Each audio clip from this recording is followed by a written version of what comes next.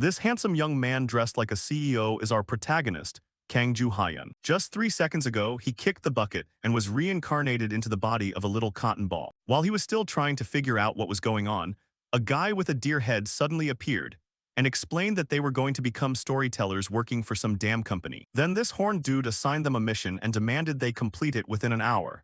If they failed, they'd be toast immediately. But hilariously enough, 59 minutes had already passed, and Kang Joo-hyun still hadn't completed the mission. But to understand all of this, we have to go back about an hour to a completely devastated scene. Someone's inner monologue began to play. My mother used to say that no matter how hard life gets, I should dream big, because if I keep chasing my dreams, one day I'll wake up as the protagonist of my own life. I foolishly believed her. Thinking about this, Kang Joo-hyun coughed up a mouthful of blood and muttered, "So this is where I'm going to die, huh?" Then he looked at the massive wound on his stomach, feeling helpless. This wound was caused by the phantom spear and couldn't be healed by any spirit potion or healing spell. Maybe a spirit potion could do it, but there's no way I own one. Wait, maybe he could. But just as Kang Joo-hyun was thinking this, footsteps began to echo in front of him. Then a group of people appeared, led by a badass, handsome young man. As soon as he saw the group, Kang Joo-hyun spoke up, "Hey, Choi Do-jun." But before he could finish, Choi Do-jun coldly interrupted, "I could have taken him down if you hadn't interfered." "Ah, you're right, I suppose," Kang Joo-hyun said with a smile. That smile left Choi Do-jun puzzled and he asked, "What's so funny?" Kang Joo-hyun smiled in response. "It's just that you said exactly what I thought you would." Having said that, he mocked himself for how hard he had struggled to reach this point, and for even joining up with this lunatic just to survive. Yet it's unbelievable that I ended up dying while trying to save him. As he spoke, Kang Joo-hyun glanced over at a man in the distance. Right now, he was happily hugging someone. After that thought, he looked at Choi Do-jun and asked, "You still have a bottle of spirit potion, right?" "That's correct," Choi Do-jun replied coldly. "And you aren't going to use it on me, are you, Choi Do-jun?" Hearing this, Choi Do-jun took the spirit potion out of his inventory and explained, "The value of a spirit potion is infinite. I'm saving it for myself. You aren't worth enough for me to use it." These words made Kang Joo-hyun laugh mockingly. "Worth it, huh? What a pathetic world this is. This world is being watched by the holy spirits. They are the supreme beings of heaven. They observe human lives as a form of entertainment, while simultaneously giving everyone trials and rewards. They find this bastard's cruel nature amusing, and they don't care about a nobody like me. Nobody ever cared about me in the first place anyway." Thinking about this, Kang Joo-hyun couldn't help but curse. "Damn world, damn spirits, and fuck you too." Kang Joo-hyun stared straight at Choi Do-jun as he spoke. The pink-haired girl next to them heard this and started nagging. "Isn't that a bit too rude?" And just as she was about to lecture him further, Choi Do-jun raised his hand to stop her. "Enough. Kang Joo-hyun, let me ask you one thing, why did you do it? You've always just provided information and watched the battles, right? So why did you intervene in the fight this time?" Hearing this, Kang Joo-hyun let out 2 laughs and said, "I was just too tired of dragging you along in this life. Perhaps this is my limit." Choi Do-jun understood a little bit after hearing that, but he still felt it wasn't worth it. "So you did all that just to save a few civilians." But just as Choi Do-jun was saying this, he stopped because everyone suddenly felt a presence and turned around. Behind them, a figure hidden in a cloak was floating in midair. As soon as they saw this person, everyone realized it was a storyteller. They are the intermediaries and bystanders who led humanity to the apocalypse and sold humans out to the holy spirits. They are the ones looking for interesting things, and to achieve that, they don't care how many people die. Just like right now, after seeing Choi Do-jun's group had survived, he didn't hesitate to shower them with praise. "Truly amazing. You have survived longer than expected. We are very much looking forward to the next trial. The end is very close now, so do your best." After saying this, the storyteller vanished immediately. Once the guy had taken off, Kang Joo-hyun turned to Choi Do-jun and said, "Go on, Choi Do-jun, hurry up and get out of here with your little cronies." These words made the pink-haired girl quite angry. "What cronies?" she shouted. "Don't pay attention to him," the blue-haired girl hurriedly advised her teammate. Turning back to Choi Do-jun, he was still staring at Kang Joo-hyun with a thoughtful and judgmental look. When Kang Joo-hyun caught that gaze, he teased, "What's up? Suddenly feeling sad because I'm about to die? Or are you planning to use that spirit potion on me or something?" And after hearing those words, Choi Do-jun turned around and left immediately with his teammates. As for Kang Joo-hyun, seeing them leave, he looked up at the sky and muttered, "Farewell." And right after that, his eyes rolled back, and he coughed up a huge mouthful of blood. Who knows how many mouthfuls of blood he'd coughed up today, and at this moment, Kang Joo-hyun started rambling. "In the end, I failed to become the protagonist, both in this world and in my own life. I wasn't the protagonist, I was nothing more than a supporting character. Someone who had no choice but to follow the protagonist's radiance." Thinking about this, he slumped onto the ground, reaching his hand up to the sky as if grasping for something. If, if I were given another chance if I could fix this regret, then I would climb higher than anyone else, high enough that I wouldn't have to be jealous of anyone ever again. At that point, I could be proud of myself. I want to live a life like that. That is the life I desire. And those were Kang Joo-hyun's last words before his vision turned pitch black. And it seems like the heavens actually heard Kang Joo-hyun's prayer, so they gave him one more chance. Suddenly, whispers began to echo in his ears, which caused Kang Joo-hyun to slowly open his eyes. What is this? Where am I? Am I still alive? No, that's impossible. I'm certain I was pierced by the phantom spear. There's no way I could still be alive, he thought. He then noticed his tiny, stubby hands and was slightly startled. Huh, what is this? Then he hurriedly looked up in front of him and widened his large, buggy eyes. But based on his line of sight, before him was nothing but a bunch of cute cotton balls, and Kang Joo-hyun himself was a member of this crowd. The strange scene made Kang Joo-hyun's brain overheat. What is this? What the hell are these things? While he was still wondering, a voice suddenly echoed. It seems you are all here now. Like a reflex, Kang Joo-hyun immediately looked toward where the sound was coming from and was slightly startled. Before him now stood a strange person wearing a polite suit, but with a skull of a deer for a head. Drawing on his own experience, Kang Joo-hyun immediately realized this was also a storyteller. But this guy didn't look like the one who had watched over humanity's apocalypse. Turning to the storyteller, after seeing the crowd of cotton balls, he explained, I will explain your current situation briefly. You will become storytellers working for the Celestial Corporation. You are here to prove your capabilities. Just that much of an explanation, super short and without any context, really made Kang Joo-hyun's brain spin. Just 3 seconds ago, he kicked the bucket and was reincarnated into the body of a cotton ball, and while he hadn't even understood what was going on, a deer-headed guy suddenly appeared and explained they were going to become storytellers working for some damn company. Everything happened so fast that Kang Joo-hyun felt like his head was still in the clouds. Then the two-horned dude waved his hand, creating a space portal right beneath their feet, which terrified the Cotton Ball brothers. And immediately after, they all fell together into the space portal, and the storyteller above didn't forget to say goodbye. Now, show us what you've got. Turning to Kang Joo-hyun, his soul was almost leaving his body. Are we in outer space? Is he planning to kill us all or something? But fortunately for him, right after that, a notification screen suddenly appeared. Genesis Blessing activated. And with the appearance of that notification screen, a flow of power suddenly enveloped all the little cotton balls to protect them. Thanks to that, everyone could breathe and was now floating in space. And then a mission notification screen appeared. Step 1 mission, you are now a storyteller. Storytellers are entities that present stories to the Holy Spirits. To do this, you need to choose the target with whom you will sign your first contract. If successful, you will be promoted to a full-time employee. If you fail, you die. Deadline 1 hour. After reading the mission, he just wanted to kick the guy who assigned it right in the face. What the hell is this? A 1-hour time limit after just dumping us into this situation without a word. And what else? I'll die if I fail. What kind of bullshit mission is this? And just as he thought that, Kang Joo-hyun noticed something in front of him and was slightly surprised. Oh, that's Earth. But Earth was destroyed a few years ago, so how? Kang Joo-hyun used 100% of his brain power to think, I am definitely dead, but suddenly I was reborn and became a storyteller. Have I returned to the past? What is going on? Never mind, I'm not sure what happened, but for now, I'll focus on this mission. If this is in the past, then this must be before Earth was destroyed, and likely the time when collectors were actively operating. Even before Earth's apocalypse, life on this planet was already far from normal. Portals appeared everywhere, and monsters poured out from them. Collectors were the ones who went hunting to kill those monsters. It seems I will have to choose one of the collectors who hasn't signed any contract yet. But something is weird, collectors have to sign a contract with a storyteller to receive funding from the Holy Spirits in order to get points to become stronger. This means any ordinary collector craves signing a contract with a storyteller. This is a mutually beneficial relationship, but isn't this mission a bit too easy? Thinking about this, he reached out his small hand and pressed the accept button on the screen. Then Kang Joo-hyun began scanning the map to choose a landing spot. Let's see, my location is Seoul, South Korea. But there was a bit of a problem because his hand was too short, so he couldn't reach the screen. It's so hard to press the screen, my hands are freaking short. Do I not even have fingers? Even gloves are designed with a thumb slot. If I ever meet the guy who designed this interface, he better watch out. And it seems as if it heard Kang Joo-hyun's heart's desire. Because immediately after, his body began to glow and underwent some kind of transformation. Returning to the deer-headed guy, he was observing all the storyteller interns and thought to himself, most of them don't even grasp their situation yet.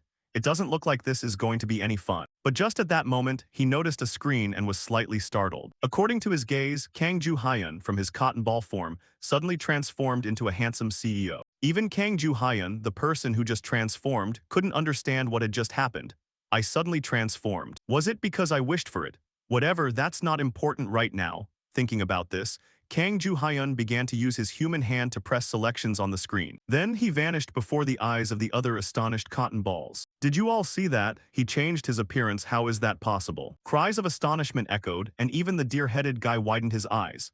He changed his appearance. Usually it takes 2 to 4 weeks for a new storyteller to change their appearance. But it only took him 3 minutes. How is this possible? It looks like this mission might not be boring anymore, the deer-headed guy thought happily. Back to Kang Ju-hyun, he was now in Seoul, South Korea. And more specifically, the place where he had appeared was the Collectors Association. Basically, in the past, this place was reduced to ashes when the apocalypse began. But that was just a fleeting thought of Kang Ju-hyun's. Now he had to focus on finding a collector for himself first. Thinking about this, Kang Ju-hyun hurriedly began to observe the map. Now on his map, different green and red dots appeared. Red dots were people who had already signed a contract, while green dots were those who hadn't. If Kang Ju-hyun correctly understood the nature of this mission, it would depend on who he signed a contract with. If he had to sign with an incompetent or talentless collector, he wouldn't be able to attract the Holy Spirit's attention, and that means 0 points. Put simply, storytellers are streamers while the protagonists are the collectors. These storyteller gods livestream the collectors' fights, and the Holy Spirits are the viewers. If they find it interesting, they will donate. I'm going to have to clear a really high hurdle, Kang Ju-hyun muttered. At the same time, a police officer appeared behind him and asked, "Hey, who are you? Are you a collector?" Kang Ju-hyun heard this and said, "I'm just looking for someone, don't bother me." The police officer heard that and thought he wasn't a collector, so he reacted, "Don't you know that only authorized people are allowed in here?" As he spoke, he reached out to grab Kang Ju-hyun's shoulder. But then, he was immediately blown away by a bolt of lightning. That was the protection mechanism of the Genesis system. This mechanism serves to help these streamer gods not get stabbed in the back by someone. Back to reality, after the police officer was knocked away, he realized something and hurriedly asked, could it be that you are a storyteller?" "That's right," Kang Ju-hyun said. The police officer stammered, "I apologize, I thought you were a human, please forgive me." Saying that, he hurriedly left.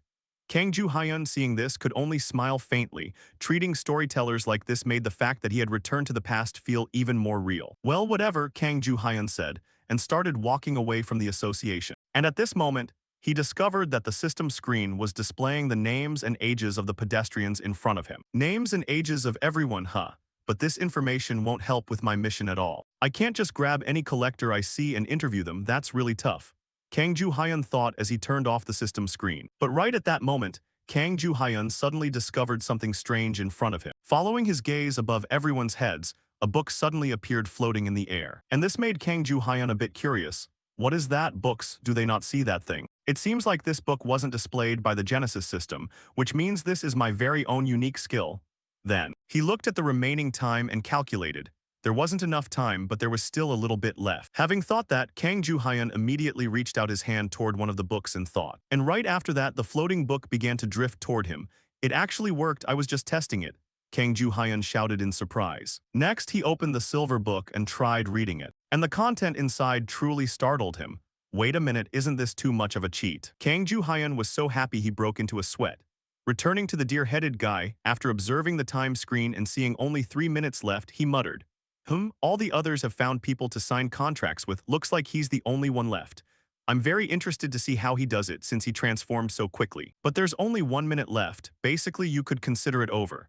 No matter how talented he is, if he can't complete the mission, he's getting logged out. Back to Kang Ju-hyun, he suddenly appeared inside a certain room and witnessed a girl eating noodles. And the girl, after seeing Kang Ju-hyun suddenly appear like that, was frightened and fell backward, then anxiously said, "What is this? Who are you? How did you get in here? If you don't leave immediately, I'm calling the police." "Are you even listening to me?" the girl shouted after seeing Kang Ju-hyun not reacting to her words. But this is easy to understand, because according to Kang Ju-hyun's vision, right now above the girl's head was a bright golden book. "Found you," he muttered. A little more information. The mixed world is the world that Kang Ju-hyun is in. Even abstract concepts can exist. This is a place where concepts and ideas become reality, for example, mythologies, hero stories, legends, horror stories, and so on.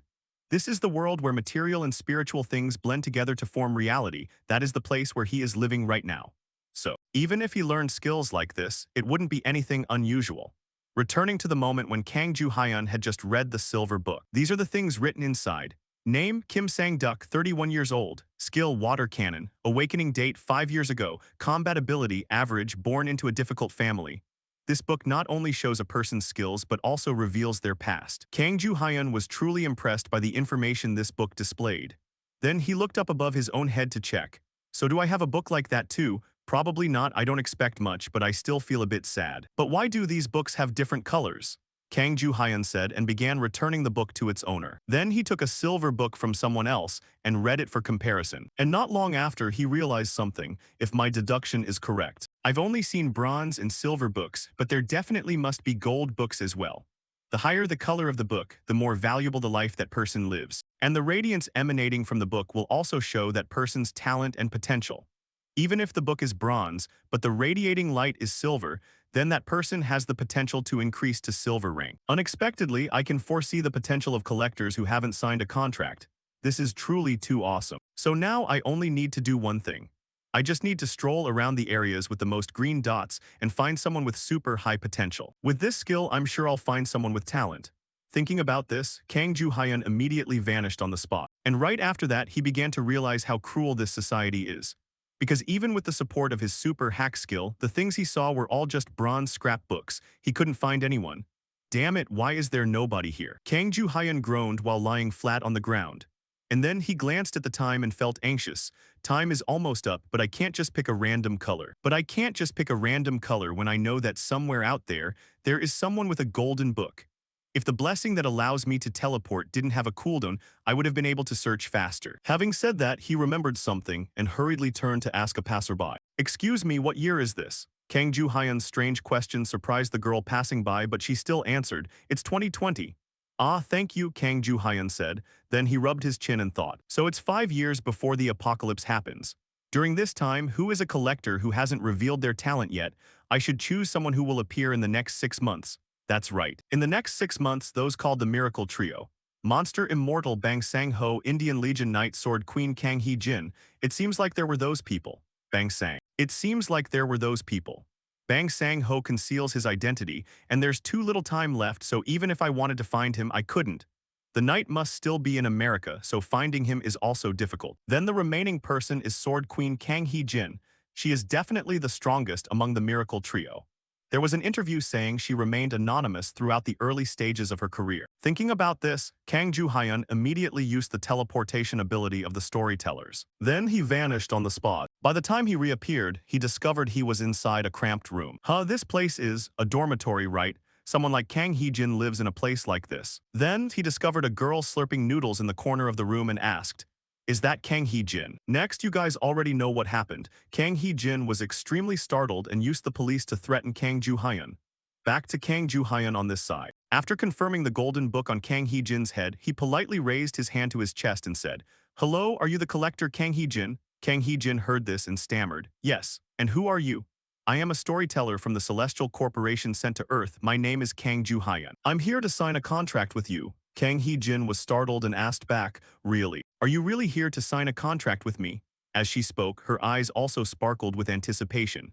This expression, combined with her tattered clothes that had already been patched in 2 places on the sides, made Kang Joo-hyun start to doubt his thoughts. Did I really find the right person? But then he decided to trust his special skill and said, that's right, I'm here to sign a contract with you, Ms. Kang Hee-jin. Turning to Kang Hee-jin, I must say she is truly an honest person. After hearing the invitation from Kang Joo-hyun, she felt a bit anxious and said, but my skills are really bad, plus I can't even fight. These words coming from the famous Sword Queen made Kang Joo-hyun slightly startled. Who told you that baseless nonsense? Kang Hee-jin heard this and said dejectedly, everyone around me says that, so I gave up on becoming a collector and thought about taking the civil service exam. Kang Joo-hyun understood everything after hearing that. I was wondering why she lives in a place like this, probably because she hasn't realized her own talent yet. Thinking this, he decided to encourage the girl with a few words. They only say that because they don't know how amazing your skills really are. Really? Kang Hee-jin asked anxiously. Totally, I'm the storyteller, the one who crafts stories for the spirits, so can't you even trust me? As he spoke, Kang Joo-hyun began staring at the girl with the intense gaze of a multi-level marketer. The future outcome didn't matter, but for now, successfully reeling in this sucker was all that mattered. Just kidding. Returning to the story right then Kang Joo-hyun also pulled a contract out of thin air and said, I'll help you unlock your full potential. All you have to do is sign right here. Even now, Kang Hee-jin still couldn't quite believe it. I'm really going to become a collector. That's right, you've got way more than enough what it takes to be a collector. Kang Joo-hyun went all out trying to reel in Kang Hee-jin. Hearing that, Kang Hee-jin started reaching behind her for a pen but suddenly cried out, "Wait, where did I put my pen?" "Right here." Kang Joo-hyun immediately tossed her a pen. There wasn't much time left. If he waited for this girl to find a pen, he'd literally be dead and gone. Hurry up, hurry up," Kang Joo-hyun muttered as he watched her start signing the contract. And right after that, Kang Hee-jin flashed a bright, cheerful smile and said, "Done." Checking his watch, Kang Joo-hyun only let out a sigh of relief when there were still 2 seconds left on the clock. With 2 seconds remaining, he let out a sigh of relief, and right at that moment, a notification screen appeared. "Congratulations, you have completed the initial task. Your reward is a promotion to a full-time employee." The appearance of this screen also brought a faint smile to Kang Joo-hyun's face. This was the first step toward his new life. Before dying, he had sworn to never live a life full of regrets again, but he never expected to be reincarnated and become a storyteller. Still, since it had already happened, he would do his absolute best to live a meaningful life. To live a meaningful life, right? Thinking about it, he turned to the Sword Queen and said, "I'm really looking forward to working with you, Ms. Kang Hee-jin." "Yes, I'm counting on you," Kang Hee-jin replied happily. Sword Queen Kang Hee-jin looked so noble that there were rumors she came from a wealthy family, but nobody expected her to be so down-to-earth. Shrugging that aside, Kang Joo-hyun then reached up to grab the book resting on her head and began reading. To grab the book on her head and start reading to see if he could find anything interesting. And right after that, his eyes almost popped right out of his head. Holy cow. His eyes almost popped right out of his head. Holy cow, what is this? She has 3 main character traits. According to Kang Joo-hyun's gaze, here is what was written inside the book. Name, Kang Hee-jin. Abilities, Goryeo Dynasty Swordsmanship Master Unawakened, Sword and Soul as 1 Unawakened, Heavenly Sword Path Unawakened. After reading the description, he turned to look at Kang Hee-jin as if looking at a monster. Yep, out of 3 traits, every single one of them was overpowered. Having acquired 3 top-tier main character abilities, she hadn't even awakened 2 of them yet. Who knows how strong she would become if she awakened all 3? Thinking about this. Who knows how strong she'd be? Thinking this, he spoke up, "Ms. Kang Hee-jin." "Yes, I'm listening, Mr. Storyteller," she said politely. That excessive level of respect made Kang Joo-hyun a bit awkward, so he said, "Just call me Kang Joo-hyun. Do you know about your own abilities, Kang Hee-jin?" Hearing that, Kang Hee-jin put on a sad face and said, "I know my ability is terrible." Hearing this, Kang Joo-hyun's head practically expanded and his face instantly filled with question marks. Noticing his confusion, Kang Hee-jin began to explain, "Well, during basic training we were, told not to talk about our abilities with others. Isn't that why we signed a contract with each other anyway?" Kang Joo-hyun sighed and said. Hearing that, Kang Hee-jin scratched her head and laughed, saying, "The name of the ability is Goryeo Dynasty Swordsmanship Master. Doesn't that name just sound like a joke?" Her words instantly made Kang Joo-hyun across from her feel a surge of pure anger. This girl. Everyone dreams of getting main character abilities like this, yet she looks down on it, thinking this. He tried his absolute best to regain his composure and asked, "You haven't told anyone else about your ability, have you?" "That's right, people usually don't ask anyway, plus it's pretty embarrassing to talk about," Kang Hee-jin said. After hearing that, Kang Joo-hyun didn't even know what to say to this airheaded girl. Pure ignorance is truly terrifying. Her silence made Kang Hee-jin beside him say anxiously, "Do you find my ability too weird and feel disappointed? You can't take back the wish, can you? If this keeps up, I'm going to get kicked out of here." "No way, I'm not disappointed at all," Kang Joo-hyun said awkwardly. "Really, really?" Kang Hee-jin asked back. "Really," Kang Joo-hyun answered firmly. But right at that moment, a notification screen suddenly popped up in front of him. Quest Welcome Ceremony. You have completed the first step toward becoming a storyteller. Having been promoted to a full-time employee, you will now take on roles suited to your position. Therefore, the company will host a welcome ceremony to celebrate your promotion. Welcome ceremony details. You cannot refuse this quest. Upon completion, you will be rewarded based on your actions. Would you like to start immediately? After reading the quest details, Kang Joo-hyun knew he had to leave right away, so he told Kang Hee-jin next to him, "Ms. Kang Hee-jin, I have to step away for a moment." "So suddenly, how long will you be gone?" Kang Hee-jin wondered. "I'm not entirely sure, but it looks like it'll take quite a bit of time." "And Ms. Kang Hee-jin, what kind of equipment are you using?" Hearing his question, Kang Hee-jin pointed to the shield in the corner of the room and said, "I use a shield." Hearing that, Kang Joo-hyun was somewhat astonished. "Huh, instead of using a weapon, she uses that, Kang Hee." Knowing that Kang Joo-hyun was confused, Kang Hee-jin explained, "That's right, even though I don't have any combat-related abilities, my physical strength is extremely high, so I figured it's best to take a shield onto the battlefield." But this still wasn't enough to satisfy Kang Joo-hyun's curiosity, so he asked, "During basic training, you must have tried using other things, right, Kang?" "Is that so?" Hearing this, Kang Hee-jin smiled and said, Oh, back then I used to spear. The trainers there recommended it to me because its reach is long and safe. Hearing that, Kang Ju-hyun could only bite his lip hard and think, this Kang Hee-jin, out of everything she could choose, why didn't she pick a sword? To prevent her from continuing to waste time on random nonsense, he said with a serious expression, listen carefully, first go trade that shield for a sword, then find somewhere spacious and practice swinging it. Huh, that's all I have to do, Kang Hee-jin said in astonishment. Yep, you'll understand what I mean soon enough. Just how amazing the Goryeo dynasty swordsmanship master ability you possess really is. Make sure to practice according to my instructions. Saying that, he clicked the acceptance button on the system screen and instantly vanished. Kang Hee-jin wanted to ask something else, but unfortunately he had already disappeared. After a long while, she finally traded her shield for a sword and went to a spacious area as Kang Ju-hyun had requested. I've switched to a sword just like he told me. But do I really just need to swing it to learn how to use it? I haven't even swung a sword once yet. Kang Ju-hyun, you idiot. You should have been more specific, thought Kang Hee-jin as she started swinging the sword wildly in all directions. But right after that, she was surprised to discover, what is this feeling? This is a strange sensation I've never felt before in my life. What on earth is this? Kang Hee-jin thought to herself and kept swinging the sword. Sometime later, Kang Ju-hyun used his teleportation ability to fly over to Kang Hee-jin. That took longer than I thought. I wonder how she's doing. Thinking this, he saw Kang Hee-jin practicing her sword swings and felt a sense of admiration. Her posture was very steady, even without anyone teaching her. But it made sense. It wasn't for nothing that she was called the Sword Queen. Right then, Kang Hee-jin noticed Kang Ju-hyun's presence and startled, saying, "Oh, Mr. Storyteller, when did you get here?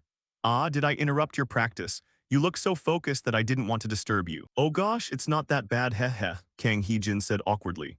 Turning back to Kang Ju-hyun right after speaking, he checked a notification that had just arrived. Quest Poetry Department full-time employee. You have completed your work and chosen your path as an employee. This is only the first step. From now on, your life as a storyteller truly begins. As a member of the Poetry Department, the road ahead of you won't be easy at all. Start gathering what you need for the future and create your own story. Objective, create a library. Upon completion, receive a personal library. Upon failure, no penalty.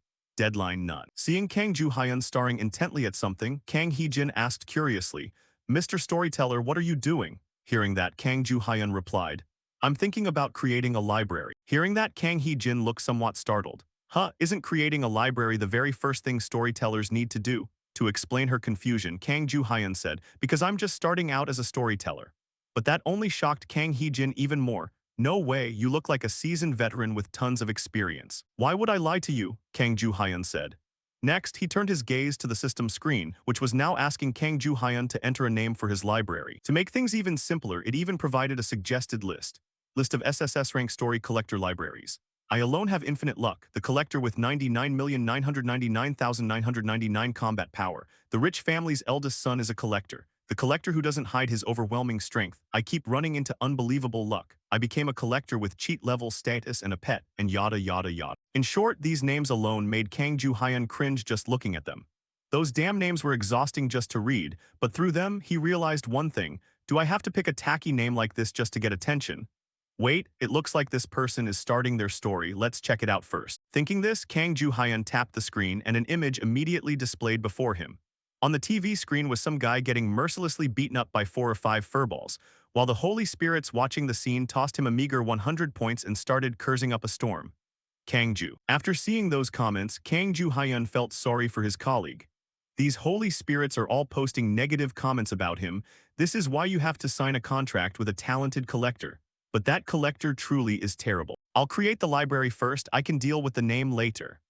Right after Kang Ju-hyun finished creating the library, the system screen popped up with a notification. Quest completion confirmed. You have obtained a personal library. You have obtained the observer's room. You can freely move to the observer's room. Seeing this, he said to Kang Hee-jin behind him, "Ms. Kang Hee-jin, are you ready to swing your sword?" While this airheaded girl was still clueless. Kang Ju-hyun hit the teleport button, and both of them vanished instantly. Next, they appeared on the rooftop of some building. As soon as she materialized there, Kang Hee-jin wondered, where is this? This place is modeled after myths, legends, and stories. Then, looking at the spatial portal before him, he continued, that is the entrance to the realm of the mind. You know that after signing a contract with a collector, we storytellers write stories, right? That means we present our stories. We storytellers contract with collectors so the holy spirits can witness our stories. Now let me ask you this. Do you know what the story we want to present consists of, Kang Hee? What does the story we want to present consist of? Hearing that, Kang Hee-jin pondered for a moment and said, Isn't it just the life of a character? Kang Hee-jin's words were quite accurate but still missing a bit, so Kang Joo-hyun began explaining more specifically. You could say that, however, the story's holy spirits are all different, so the genres of each story vary. Even so, among them, there is one genre that attracts the most attention, and that is the epic. From now on, you will become the main character of those epics, Ms. Kang Hee-jin. Hearing that, Kang Hee-jin looked a bit anxious and asked back, will I be able to do it? Hearing this, Kang Joo-hyun patted her shoulder to give her some confidence and said, of course I'll help you make it happen. First, let's step inside. Saying that, both of them stepped through the portal and vanished right after. After reappearing on the other side of the portal, Kang Joo-hyun explained the location. This is the Goblin Horde in the Manhwa Mountains. Do you know about goblins? Yes, I know a little, Kang Hee-jin said hastily. Turning to Kang Joo-hyun, he opened his library to stream live, basically started a live stream. As soon as he opened the live room, several notifications popped up. The suffering adventurer has entered the library, the drunken customer has entered the library, the instructor of Chachurara has entered the library. Kang, seeing the holy spirits arrive to watch, Kang Joo-hyun hastily said, welcome to my library, I am the owner of this library, Kang Joo-hyun. At the same time, he realized that the viewers were the ones who had left negative comments in the room earlier. They probably came out of curiosity. Facing Kang Joo-hyun's polite greeting, these holy spirits didn't care much. In short, they didn't think much of Kang Joo-hyun and wanted him to just get straight into the story to save time. Those comments made Kang Joo-hyun dizzy. It feels like they're just waiting to watch us fail. And to shut up those holy spirits who look down on others, Kang Joo-hyun turned to Kang Hee-jin behind him and said, Ms. Kang Hee-jin, I'm going to the observer's room to let the holy spirits see your story, and from now on you'll have to fight alone. His words made Kang Hee-jin jump with a start. Just me alone. It's fine, just swing your sword the way you practiced earlier, Kang Joo-hyun encouraged her with confidence. At the same time, a monster stepped out right in front of them. The ugly appearance of the monster made Kang Hee-jin even more terrified. Mr. Storyteller, these goblins. In response to her words, Kang Joo-hyun offered some words of encouragement. Ms. Kang Hee-jin, you can do it, please believe in yourself. Even if you say that, it's still too terrifying, Kang Hee-jin said weakly. The lizard-like appearance of the monster had scared her to tears. I'm so scared I'm going to die. Meanwhile, the red-skinned lizard monster in front swung its arm straight at her. Fortunately, Kang Hee-jin's reflexes were quick enough to dodge, but even so, the lizard's strike was extremely powerful, strong enough to shatter the rocks below. And next, the red-skinned lizard continuously lashed out with its attacks while she could only panic and cry for help. Somebody help me. While Kang Hee-jin backed away to dodge the attacks, she suddenly tripped over a protruding rock on the ground and fell flat on her backside. But thanks to that, she managed to dodge a horizontal slash from the monster, though falling to the ground seemed to sap all of Kang Hee-jin's fighting spirit. This is bad, at this rate I'm going to die, I have to run away. Amidst her sheer terror, for some reason, memories from long ago suddenly flashed through Kang Hee-jin's head. That was when she had first become a collector. Hey, look at her. Is that her? Someone with nothing but brute strength, even her ability is nothing special. A healer would be way more useful, she couldn't even contract with a storyteller. A healer would be more useful, if she can't even sign a contract with a storyteller, isn't she just a normal human? She'd be better off taking the civil service exam. Back then, she could only grit her teeth and endure those remarks. Can I keep going like this forever, running away? What if I run away again? I'm totally useless, so no matter what I do, I can't. I'll have no face left to face Mr. Kang Joo-hyun. Whatever happens to me doesn't matter anymore. Thinking this, Kang Hee-jin seemed to regain her resolve and gripped her sword tightly. Meanwhile, in the observation room, Kang Joo-hyun saw the scene outside and screamed. Ms. Kang Hee-jin dodged. But through his eyes, the lizard monster had already lunged right in front of Kang Hee-jin and swung to attack her. In this dangerous moment, Kang Hee-jin lowered her head slightly to compose herself. Then right after that, she stared at the red-skinned lizard with a dangerous glint in her eyes. At the same time, she raised the sword in her hand high to block the lizard's downward strike. Not only that, she used the momentum of her sword to push the lizard's arm aside and slashed straight at it. As a result, the red-skinned lizard took a direct slash right to the head. It sounds long when I explain it, but in reality, everything happened within a matter of seconds. The sudden transformation from a panicked, weak girl into a lioness, taking down a monster in a single strike, left both Kang Joo-hyun and the holy spirits watching with their jaws dropped in shock. Right then, the beast within Kang Hee-jin finally awakened. I will never be afraid again. Her eyes gleamed with absolute determination. That's right, seeing her expression, Kang Joo-hyun smiled and said, all right, Kang Hee-jin, that's the real you. At the same time, a stream of light burst from the corpse of the red-skinned lizard and surged into Kang Hee-jin's body. Following that, she herself received a notification. You have obtained 7 cities. That notification made Kang Hee-jin overjoyed. I did it. I did it, I really did it. Kang Ju-hyun congratulated her. Great job, I knew you could do it. But the battle isn't over yet. There are too many fun things in this world, so you can't stop here. Be greedy or yearn for more, can you do it? You bet, Kang Hee-jin said. Next, she charged in solo to take on 3 red-skinned lizards at once. Meanwhile, in the management room of the Celestial Company, someone watching Kang Ju-hyun's livestream wondered, what is this? In less than an hour, he already has 15 viewers. Seriously, the owner of those words was senior trader Tao Dan. At this point, he checked Kang Ju-hyun's information in confusion. Even if he got a push, this is absurd. Kang Ju-hyun, first time hearing this name, must be a rookie. But to believe he could pull in so many viewers like this, he must be using some trick. I need to check right now. Thinking this, he immediately clicked into Kang Ju-hyun's library to see what kind of trick this newcomer was using to attract so many people. Right after that, his eyes widened as he witnessed the scene on the screen. What the hell is this? Who is this collector? She's not even wearing protective gear, and her weapon is completely mediocre. I've seen plenty of collectors, but this person is stronger than anyone, and she's getting stronger by the minute. Turning to Kang Ju-hyun, after watching Kang Hee-jin slaughter the red-skinned lizards until they cried, he praised her. She adapts to her abilities so quickly, it was definitely worth taking the time to find her. Then, he turned to brag to the Holy Spirits about his rookie. How's that, Holy Spirits? This is her very first battle, pretty impressive, right? But that's not all, she can do even more. Kang Ju-hyun's words acted like a stimulant for the Holy Spirits, causing them to get fired up and continuously shower Kang Hee-jin with points. Countless notification screens congratulating Kang Hee-jin on receiving 200 points and 150 points began to pop up. Noticing something ahead, Kang Hee-jin spoke up. Hey Mr. Kang Ju-hyun, what is this? Following her gaze, a red barrier had appeared at the back of the cave. Kang Ju-hyun explained. That's the regional boundary you can't go through to fight beyond that. The collectors agreed to it to maintain stability. I see. Kang Hee-jin's voice sounded slightly disappointed. Kang Hee-jin was a bit disappointed, and sensing something, Kang Ju-hyun asked, are you disappointed? Well, yeah, a little bit because it ended too fast, Kang Hee-jin hurried to say. When did I say this was the end? We've come this far, so we have to go all the way to the end. You mean? Kang Hee-jin looked toward the boundary as she spoke. That's right, you're going to completely erase this realm of the mind. Kang Ju-hyun began to lure her. The realm of the mind could be eliminated from reality by wiping it out. But when one is erased, a new one appears elsewhere. Since nobody knows what a story is about, they hesitate to step inside, and it's quite dangerous in there. That's why people started maintaining these realms of the mind, as they are instead of erasing them. As a collector, Kang Hee-jin knew this very well, so she turned to Kang Ju-hyun to be sure.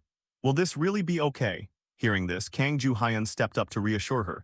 What's the issue? If anything happens, just say I forced you to do it. Besides, you didn't look like you wanted to stop here anyway. Did I show it that clearly? Kang Hee-jin flusteredly said. Next, she pumped herself up and said, all right, I'll do as you say.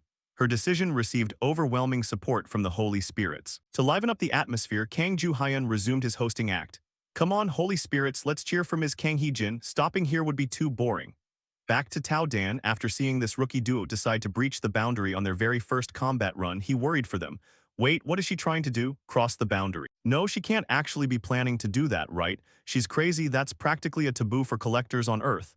Things shouldn't be turning out like this. The blue lizard deity started screaming when he saw Kang Hee-jin charging straight toward the boundary. And that dangerous action pushed the viewer count in Kang Ju-hyun's stream up to 20.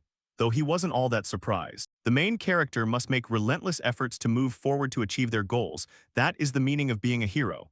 Back on Earth, stories were full of adventure, but collectors set boundaries within the realm of the mind and kept repeating the same boring farm routine just to stay safe. Because of that, the Holy Spirits lost interest leading to the apocalypse starting just to get more interesting stories. The end of this world, I have to change that. Not through external interference, but by relying on oneself. Thinking this, Kang Ju-hyun decided on the title for his story, Chronicle of the Sword Queen, A Hero's Tale, viewers 25. Not long after, right before Kang Hee-jin stepped into the deepest part of the mine, Kang Ju-hyun suddenly appeared in front of her and said, Great job, Ms. Kang Hee-jin, we've reached the deepest part of the mine. Kang Hee-jin beamed when she saw Kang Ju-hyun appear. Mr. Kang Ju-hyun. The way her expression changed so fast surprised Kang Ju-hyun.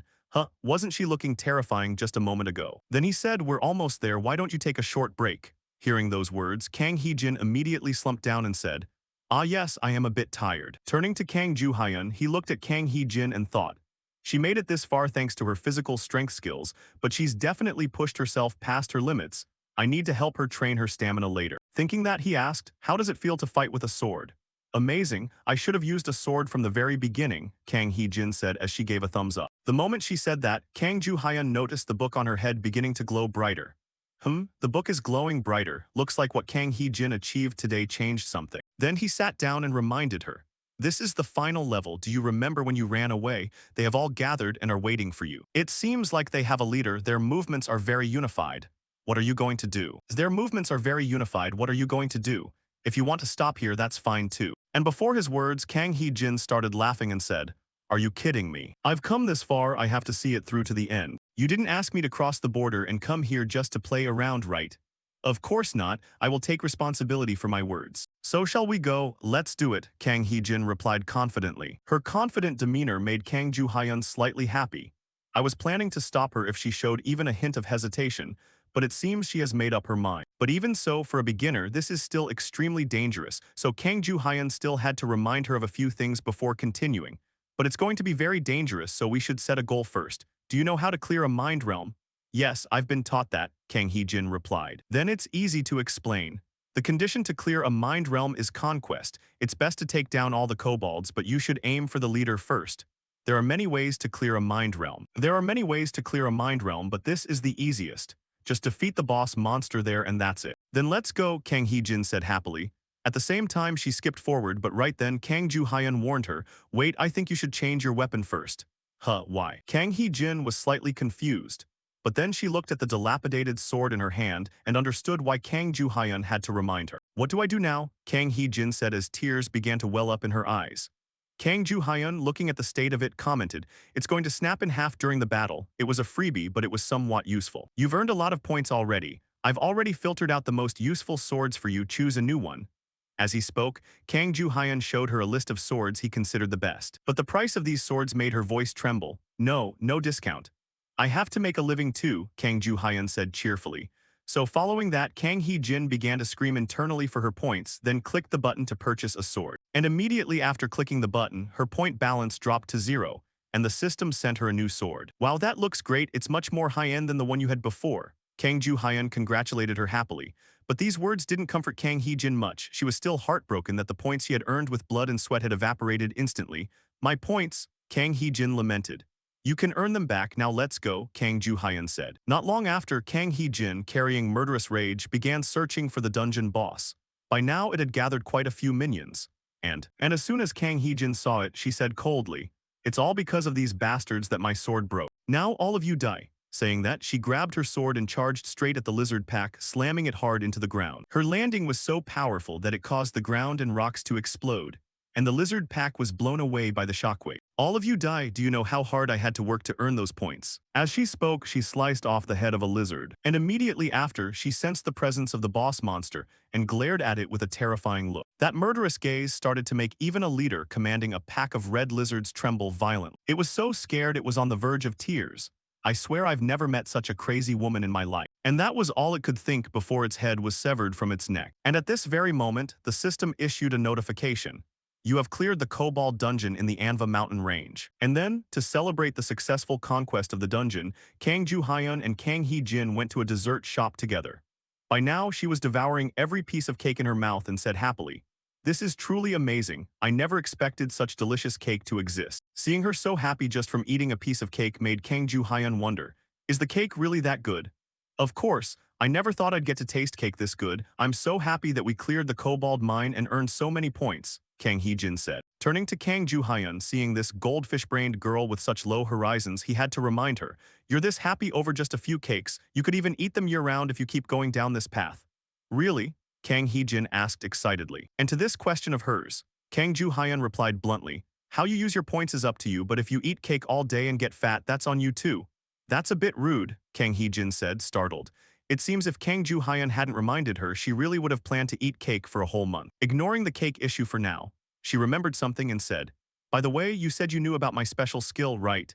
Even though I realized something during the battle, what exactly is the sword master of the Goryeo dynasty? Kang Joo-hyun, sitting opposite her, turned serious and said, do you know the story of Cho Yong?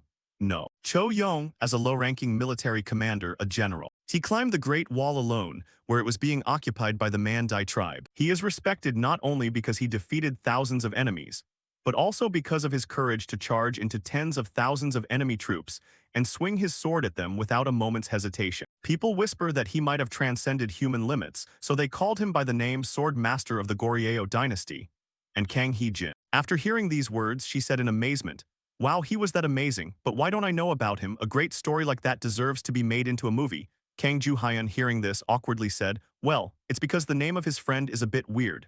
"What's that person's name?" Kang Hee-jin asked curiously. "I can't bring myself to say it." "Come on, you're making me curious, tell me," Kang Hee-jin said excitedly. "Forget it, I'm not saying it, so don't ask anymore, I'll report you for harassment," Kang Joo-hyun said while beginning to hug himself. And this made Kang Hee-jin a bit startled. "What, did I do something to you? If you're curious, look it up yourself, you carry your phone everywhere, don't you?" Kang Hee-jin heard this and took out her phone, then grumbled, "How weird could that name possibly be?" But then, not knowing what information she checked, her cheeks turned bright red. Then she threw her phone straight at Kang Joo-hyun's head from across the table and said angrily, "Pervert, I'll sue you for harassment." "Why are you blaming me?" Kang Joo-hyun yelled. After regaining his composure, he sighed and said, "Anyway, you can see why it wasn't adapted into a movie, but that doesn't tarnish his reputation. Honestly, your potential is even greater than you think." And these words of his made her face light up. "So I'm also considered a natural talent." Looking at Kang Hee-jin's goofy face, he felt worried about when this future Sword Queen would actually become the powerful Sword Queen he knew. Thinking about this, Kang Joo-hyun suddenly realized something and hurriedly said, "Right, we don't have time to sit around here, we have to proceed with the plan." As he spoke, he began pulling Kang Hee-jin away from this place. "What plan?" Kang Hee-jin asked. Kang Joo-hyun explained, "We have to build your image." And as the first step to building her image, Kang Joo-hyun had finished styling Kang Hee-jin. "Ah, hey Kang Joo-hyun, am I okay dressed like this?" Kang Hee-jin asked shyly. Kang Joo-hyun said, "It looks fine, you should be more confident. Now before we get to the main business." "What did I tell her again? Don't smile like an idiot and act very carefully before the holy spirits," Kang Hee-jin hurriedly said. And Kang Joo-hyun, after hearing this, felt reassured and said, "Good, let's go." But at this moment, he discovered the viewer count was increasing, so he speculated there were more people here than in the Chronicles of the Sword Queen. Has the news leaked? After that, there were also a few comments from holy spirits amazed by Kang Hee-jin's new appearance. This made Kang Joo-hyun startle and say, "Oh right." The holy spirits had never seen Kang Hee-jin dress like this. Looking at her, Kang Joo-hyun saw that Kang Hee-jin was wearing an outfit in the style of classic martial arts, and thanks to this outfit, the number of donated points was increasing rapidly. If you did a survey on what is most important in a character, most people would say strength. But if you ask what the second most important thing is, you would get many different answers. People would say examples like team spirit or survival skills. But if it were me, I would confidently assert that it is appearance. And thanks to her beautiful appearance, it seems Kang Hee-jin started getting a few fanatic fans when they began sending heart emojis to her. This didn't surprise Kang Joo-hyun much. She has potential, but she has never dressed up. Now that she has changed suddenly, her aura will be completely different. Thinking about this, Kang Joo-hyun sent her a few light orbs and said, "Before you enter the mind realm, you should learn this move. Those are the stories I bought earlier. Is this your first time seeing them with your own eyes?" "Ah right, I've heard of them. Then from now on you'll see them often." Kang Hee-jin's abilities are very good, but you can't handle everything, so we need to be thoroughly prepared. "I understand, thank you," Kang Hee-jin said shyly. Then, she began to control these light orbs, fusing them into her body. Kang Joo-hyun, seeing this, hurriedly asked, "How does it feel?" Kang Hee-jin began to explain, "It feels quite refreshing." "That's a good sign, usually it would take a bit of effort to receive them," Kang Joo-hyun said. And now Kang Hee-jin, sitting opposite him, had a question and asked, "But Kang Joo-hyun, where did you get the points to buy these stories?" And these words of hers made the god Kang Joo-hyun jump out of his skin. It seems this was the money he got through trickery, and Kang Hee-jin was there, so he hurriedly changed the subject. "Can we set off now? We should put on a good show for the holy spirits." And then they both started entering the portal and appeared in another strange place. As soon as she came out, she asked curiously, "Where is this?" "Haven't I told you yet, Kang?" Kang Joo-hyun said. Kang Hee-jin startled and shouted, "Oh, I remember. But where is this anyway? It's deserted, nobody is walking around here." This goldfish brain really almost made Kang Joo-hyun laugh to death, but fortunately he held it in and began to explain. "We are in the Cretan labyrinth, or more precisely, the labyrinth located in the Palace of Knossos in Crete.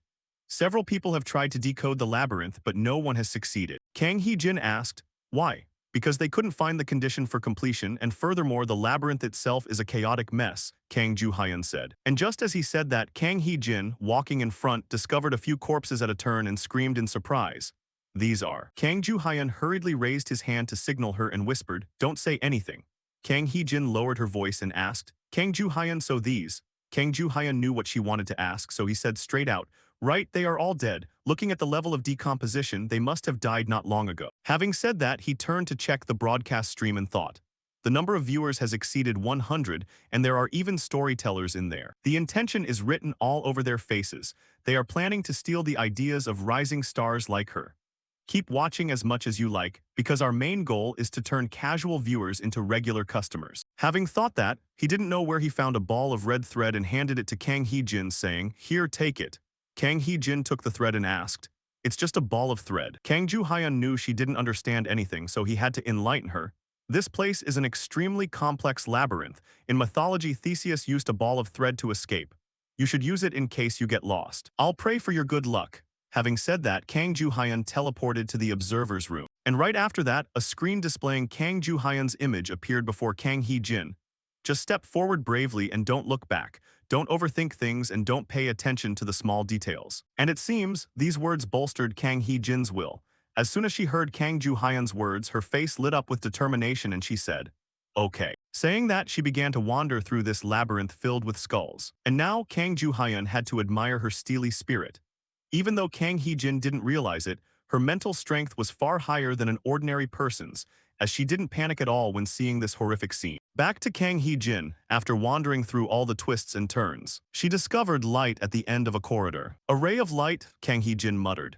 At the same time, Kang Ju-hyun next to her noticed something strange and warned, "Wait, Kang Hee-jin." And right after his words, for some reason, a massive minotaur suddenly appeared in front of Kang Hee-jin. And as soon as it saw her, it roared angrily to intimidate her. Then it threw its giant fist at this slender girl. Its powerful punch also caused a small explosion, and Kang Ju-hyun in the observer's room could only shout in worry, "Kang Hee-jin." Back to the battle, as the dust settled, the Minotaur discovered that there was no human body under its fist. And then in its astonished eyes, Kang Hee-jin used superfast speed to strike it in the chest with one sword slash. It seems this slash hit an artery and blood started spraying everywhere. And Kang Hee-jin, seeing this scene, said happily, "Tonight I'll have ox head soup."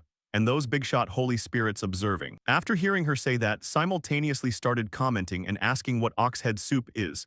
And Kang Ju-hyun could only helplessly say, "Oh come on, I told you not to say those things." Then he hurriedly shouted to guide Kang Hee-jin. "Kang Hee-jin, that minotaur is much stronger than those goblins. Its skin is thicker and harder, making it difficult for you to cause damage. So fighting it head-on is quite difficult. You should switch to hit-and-run tactics, wear it down, and finish it with a truly explosive strike." "Kang Hee-jin, are you listening to me?" Kang Ju-hyun screamed when he saw her charging head-on to fight it. Looking through Kang Ju-hyun's eyes now, the minotaur picked up a large rock under its feet and threw it straight at her. But facing this rock, Kang Hee-jin remained calm and swung her sword, and was able to slice it into many pieces. Not only that, through the screen, Kang Ju-hyun startled and realized, when the sword in Kang Hee-jin's hand began emitting faint rays of light, and her face also turned serious. Then she slowly raised the sword in her hand above her head. Beams of light began to converge inside the sword. With the experience of a regressionist, Kang Ju-hyun immediately realized what this meant. Kang Hee-jin, when did she learn sword aura? Sword energy, also known as light sword, is a skill that requires a certain level of proficiency to attain. This skill allows the wielder to channel their inner energy into the weapon. And most characters cannot learn sword energy on their own, but instead obtain it through the plot. But Kang Hee-jin learned it on her own. As expected of a sword queen, she is truly talented. Kang Ju-hyun exclaimed. Now back to the battle. After gathering the sword light, both the Minotaur and Kang Hee-jin let out a loud roar and charged straight at each other. And the result was that the Minotaur took a sword strike that cracked its head. And the powerful impact of the strike also caused the Minotaur's body to fly far away. After confirming that the Minotaur was indeed dead, Kang Hee-jin wiped the sweat from her face and wore a victorious smile. This victory helped her receive a rain of point donations from the holy spirits. Kang Ju-hyun, sitting in the observer's room, felt stunned. "I didn't even have to do anything. The number of registered holy spirits has doubled.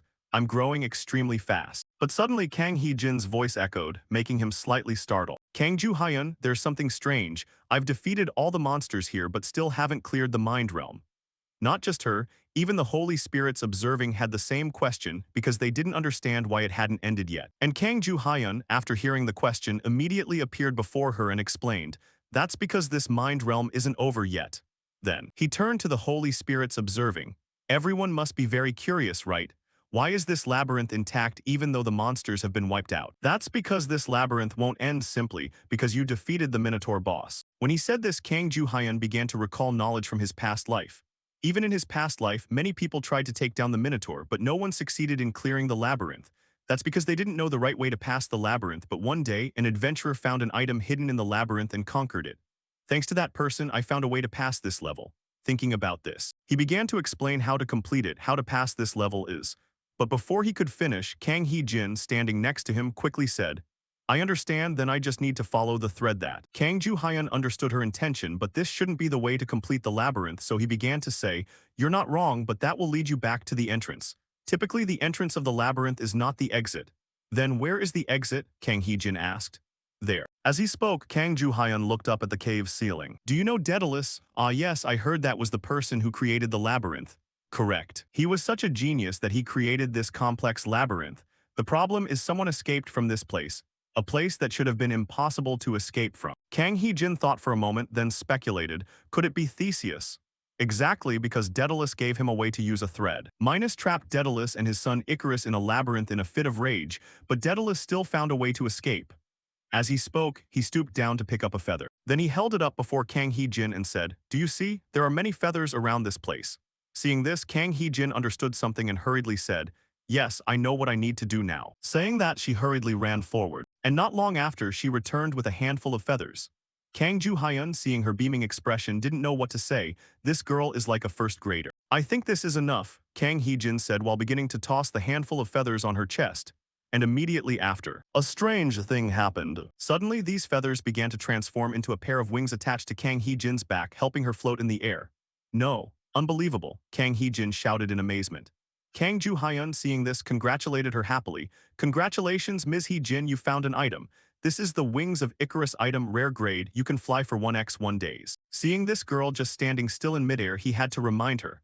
"What are you standing there for? Do you remember what I told you just now?"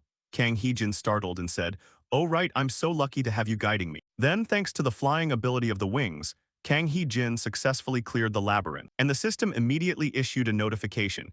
"You are passing the labyrinth in the mind realm. This is an unbelievable victory. You have conquered the mind realm with your own power."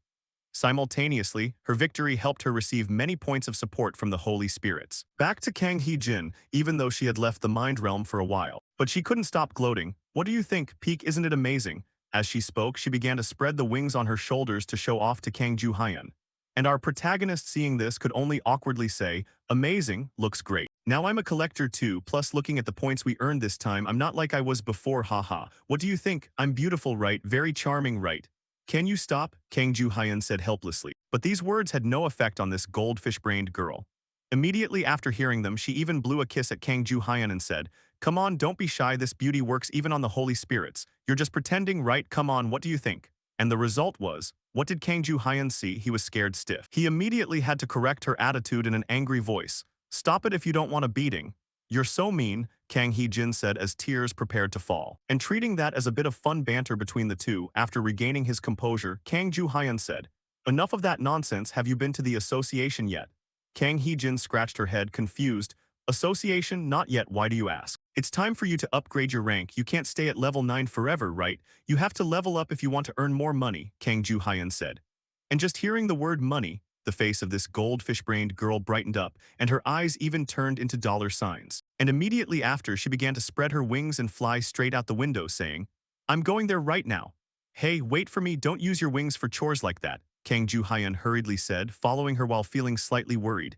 "If I let her go alone, she'll cause trouble." And not long after, the two of them went to the Collectors Association. And the people there were stunned by Kang Hee-jin's beauty and aura. "Huh, do you remember any collector like her? She really radiates a special aura. It seems she's not an ordinary collector, plus she's so beautiful."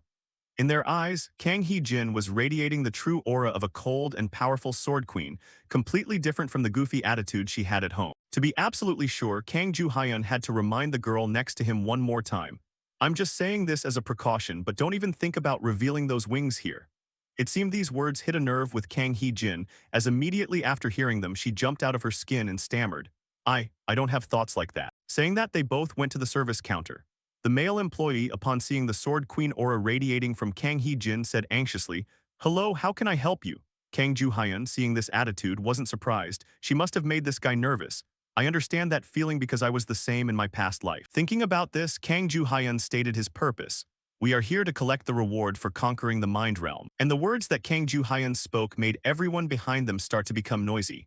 What? A reward for conquering the mind realm? I heard 2 mind realms were conquered recently. Don't tell me they are the ones who did it. Are they blinded by fame or something? I can't believe they conquered a mind realm.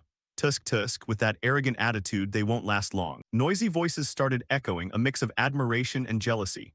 Now the employee, after hearing that, asked for more details. Is anyone accompanying the 2 of you? No, she conquered the mind realm by herself, Kang Joo-hyun said. And his words made the surrounding mob of extras even more shocked. What? No way, he's definitely lying. Even the staff member himself found it hard to believe and asked back. Then could you tell me her rank? Grade 9, Kang Joo-hyun replied coldly. I understand, I'll call the person in charge right away, please wait a moment. After that, both of them went to the bench to wait for the person in charge. Meanwhile, the crowd's whispers didn't stop at all. Did you hear that? She's grade 9, I thought she'd be at least grade 5. Is she lying about conquering the realm of the mind? Hearing these whispers, Kang Joo-hyun felt a bit worried and turned to look at Kang Hee-jin, gently checking to see if she was okay. Fortunately, she was fine. Just as he thought of this, an unpleasant voice suddenly rang out from in front of them. Look at that, con artists are acting all brazen with their lies lately. These words came from a muscular guy with a buzz cut and an immensely arrogant look on his face. Then, he leaned down, looked at Kang Hee-jin and chuckled. This girl conquered the realm of the mind. That's hilarious, who do you think you are? Just some scammer spouting nonsense here. Facing his words, Kang Hee-jin's expression remained completely icy, and she didn't bother saying a word. But at the same time, her attitude infuriated the buzzcut guy. Unbelievable, a mere grade 9 is ignoring me. Thinking this, he gritted his teeth and said, "Ha, you won't even reply. Figures, a grade 9 collector who conquered the realm of the mind, what a joke." Saying that, he stared intently at Kang Hee-jin to see if she would react. But unfortunately, that cold expression remained unchanged. This pushed the buzzcut guy to the brink of exploding. Are you ignoring me? He spoke in a tone that suggested he wanted to fight at any second. Fortunately, Kang Joo-hyun chimed in from the side.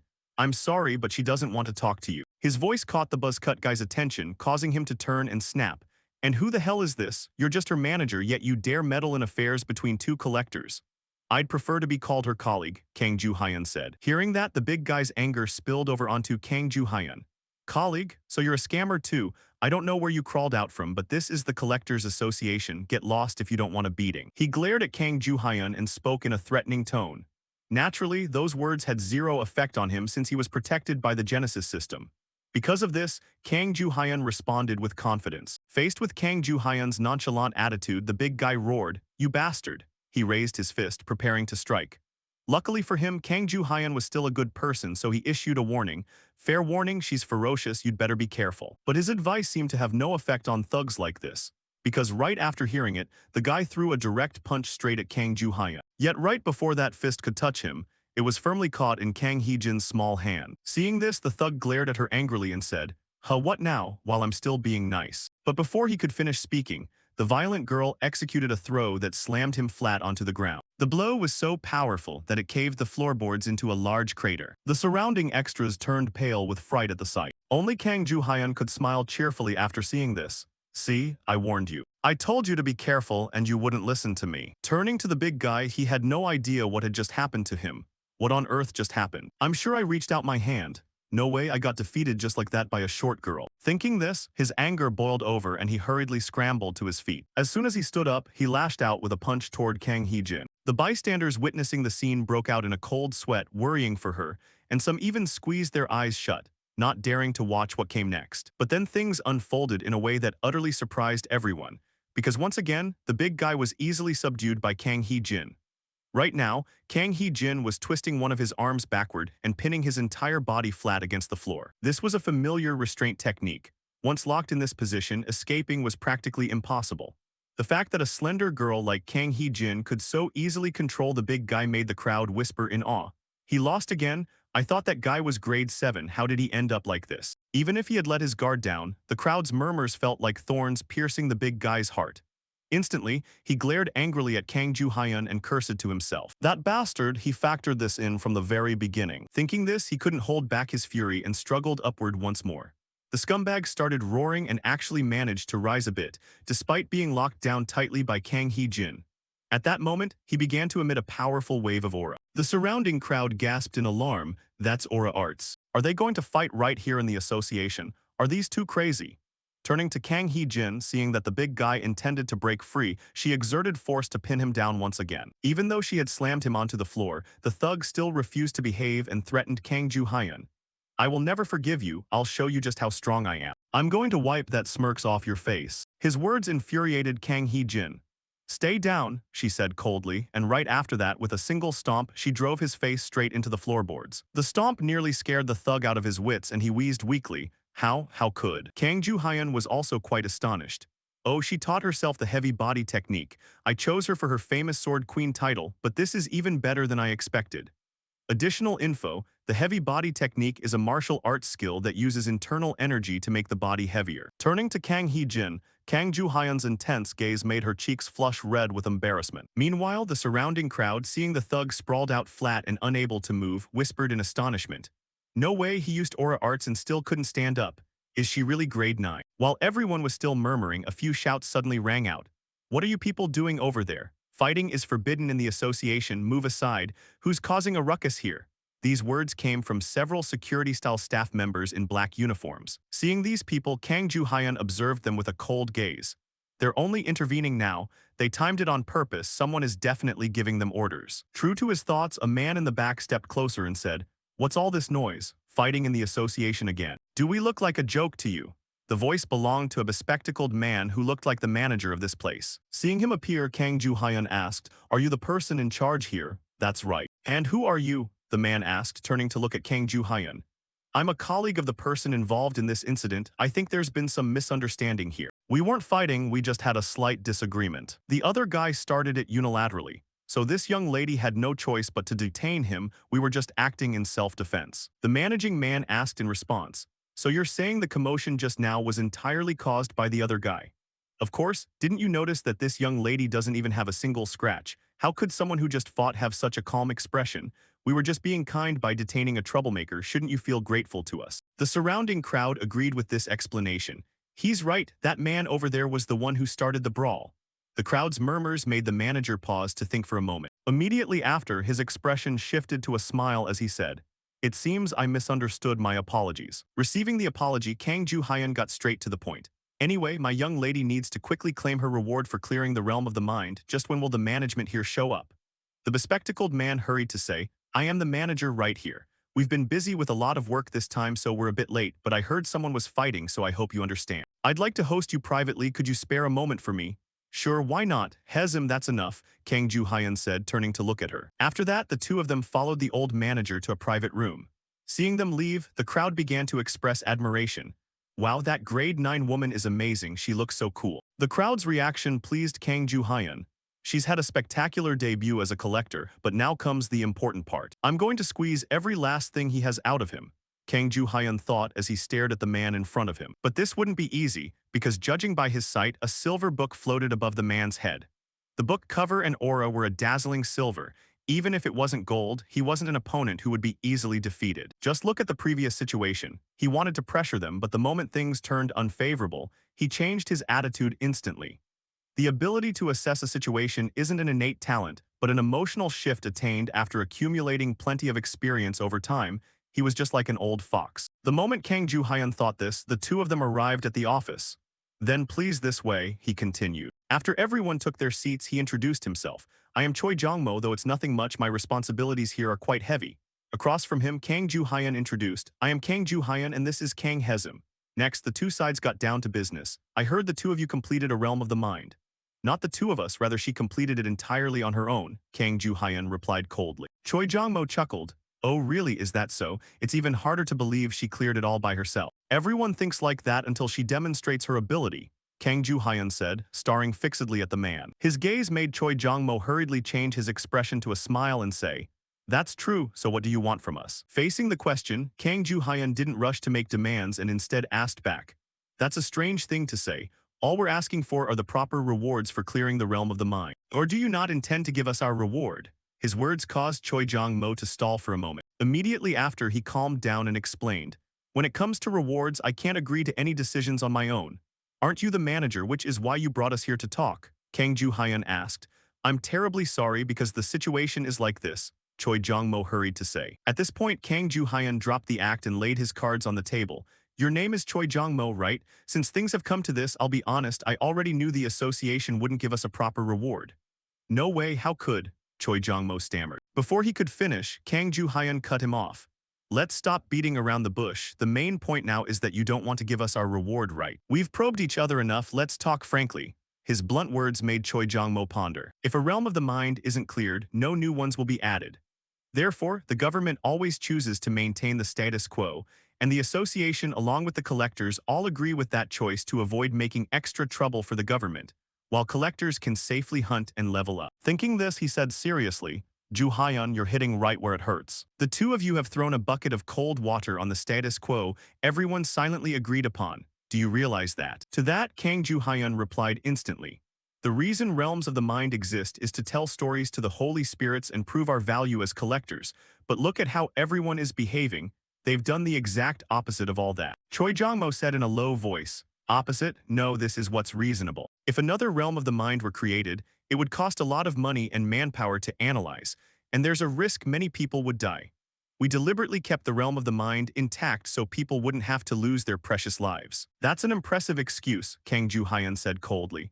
Choi Jong-mo angrily slammed the table and shouted, "We do this so things don't change. If we follow your words and someone dies, will you take responsibility?" That angry attitude didn't affect Kang Joo-hyun in the least. He calmly replied, "Why should we take responsibility? We're just fulfilling our role as collectors. It's quite strange that we don't even get our rewards and yet are forced to take responsibility. Whether they die or not is entirely up to their own abilities and fate."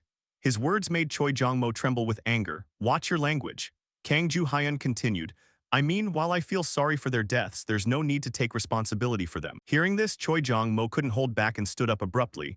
"Other people could lose their lives. You shouldn't speak so casually just because it doesn't concern you." The man's words almost made Kang Joo-hyun burst out laughing. "How ridiculous! So people don't have to die in the end. Just how many people have died because they lacked the strength to fight those entities?" Thinking this, Kang Joo-hyun retorted immediately, "Other people might lose their lives. Someone perishing while clearing a realm of the mind is indeed a tragedy.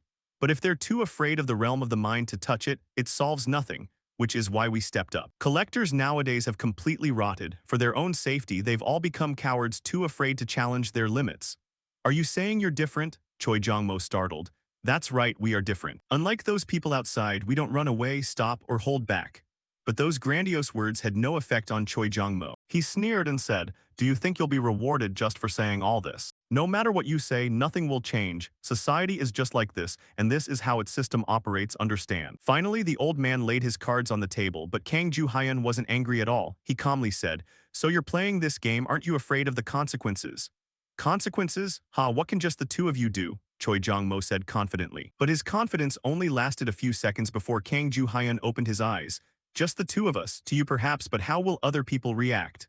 "Other people? There's no one else here," Choi Jong-mo wondered. Right after that, something suddenly appeared before his eyes, causing them to widen. Following his gaze, countless streaming comment screens from the Holy Spirits hovered above Kang Joo-hyun's head. All the comments were currently furious over the old man's words. At the same time, Kang Joo-hyun spoke up. "All right, I forgot to introduce myself.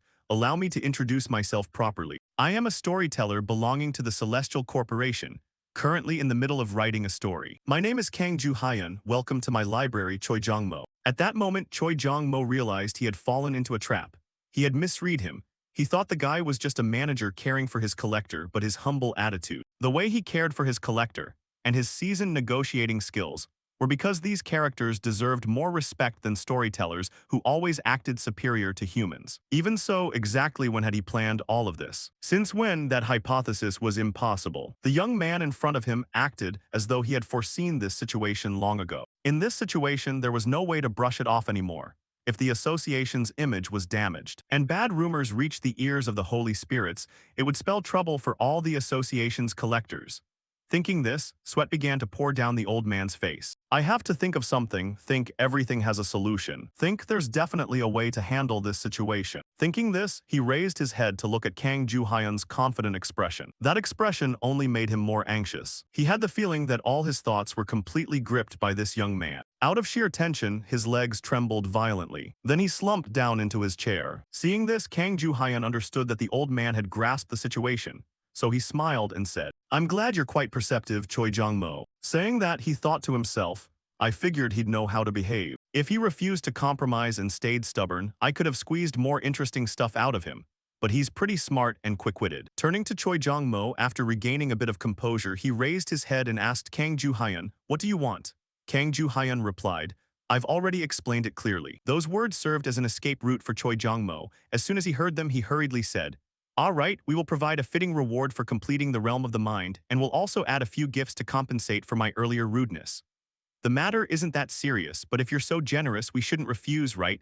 Kang Ju-hyun said with a smile. Then he turned to the watching holy spirits. "Holy spirits, what do you think? Let's let it slide this time since he spoke so sincerely." Thanks to Kang Ju-hyun's words, the matter was temporarily dropped by the holy spirits. Afterward, he cheerfully stood up and said, "I expect the money to be transferred to my account today." "Definitely," Choi Jong-mo replied hastily. Just when the old man thought Kang Ju-hyun was about to leave, he suddenly spoke up. One more thing." "What is it?" Choi Jong-mo panicked. Seeing the frightened old man, Kang Ju-hyun reassured him.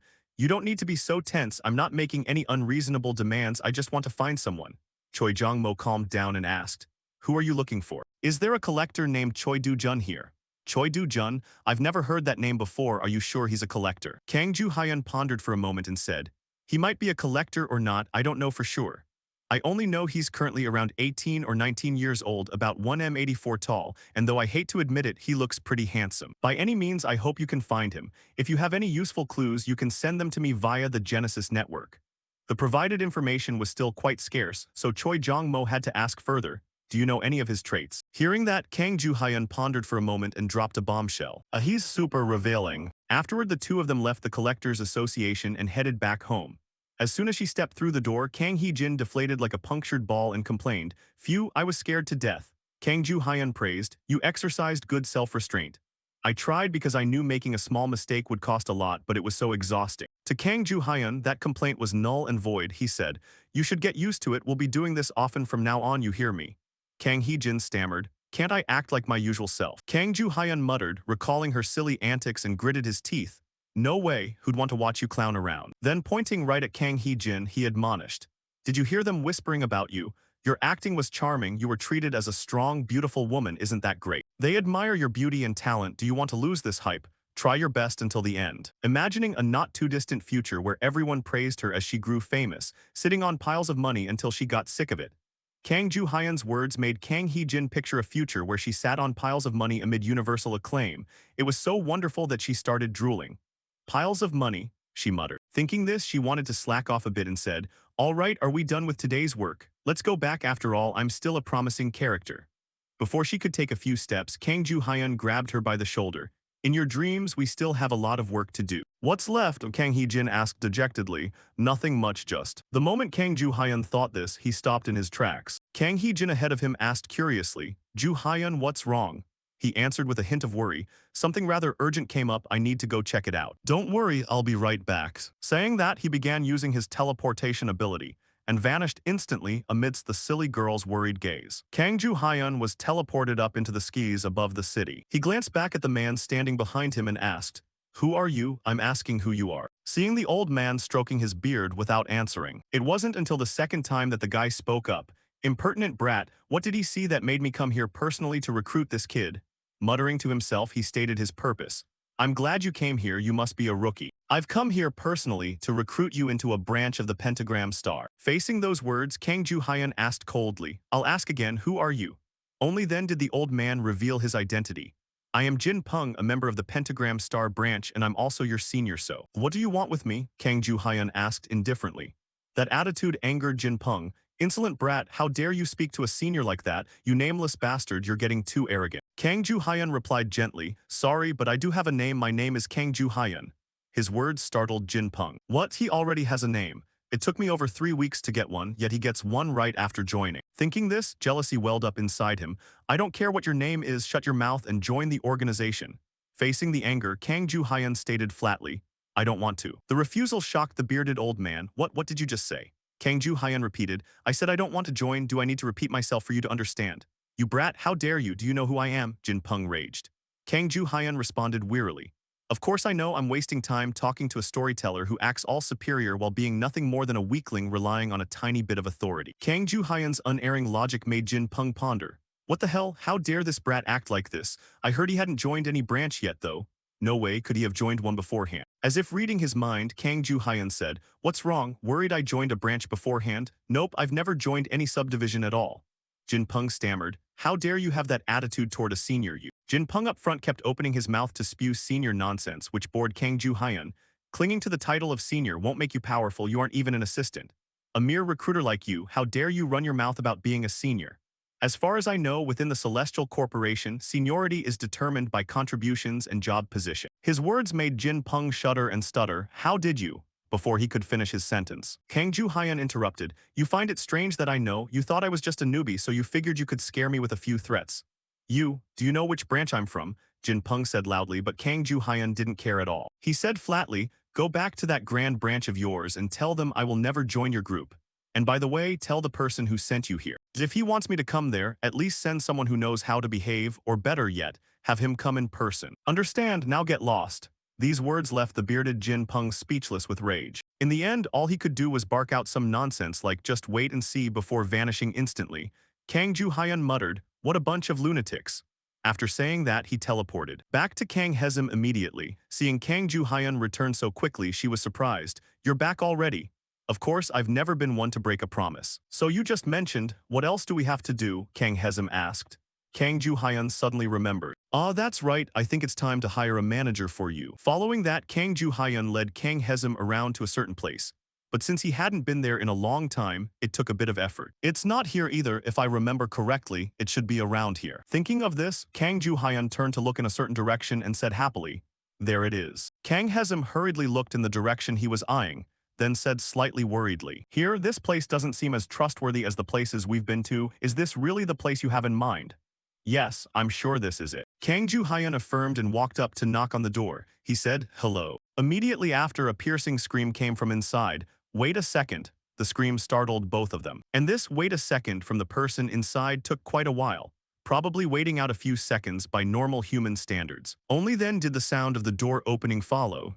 After that, a short-haired girl stepped out, looked at the two of them and asked, What are you doing here? Turning to Kang Ju-hyun, as soon as he saw her face, several memories began flooding back into his mind. It's too late. No matter what you do, you can't mend a relationship that has already ended. At first it was fine, but sooner or later problems would arise again.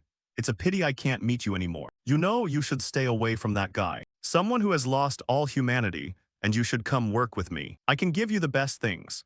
But according to these images, it seems that in the past, this girl was brutally dealt with by that Choi Do-jun right in front of Kang Ju-hyun. These painful memories suddenly rushing back made his face turn pale. But fortunately, the voice of the girl in front rang out, causing him to wake up. Hey, hi. Excuse me. Is this the Bai HWA Management Agency? Kang Ju-hyun hurriedly said while thinking to himself. It's slightly different now, but she still looks just like before. Turning to the brown-haired girl, after seeing the two of them coming to discuss business, she hurriedly invited them both into the office and introduced herself. Let me introduce myself first. I am Biksu Ryan, the director of the Bai HWA Management Agency. So are you two here to hire someone from us? She said with an expectant voice. And in response to this anticipation, Kang Ju-hyun spoke up. That's right, this girl here needs a manager. Biksu Ryan heard this and began to look at Kang Hejim, feeling drawn in by her aura. This cold, beautiful collector wants to use my services. Am I dreaming? But before she could dream for too long, Kang Ju-hyun spoke up. Ms. Hejim, you don't need to keep up the act here. Kang Hejim immediately let out a sigh of relief and turned goofy right away. Really? Phew. Save. I'm quite tired today, hee.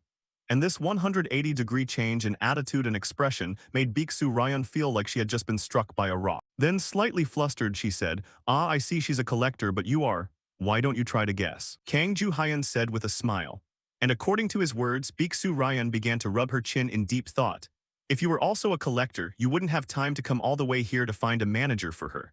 But you don't seem to belong to any guild or company. Are you a storyteller? And these words of hers truly made Kang Ju-hyun feel astonished.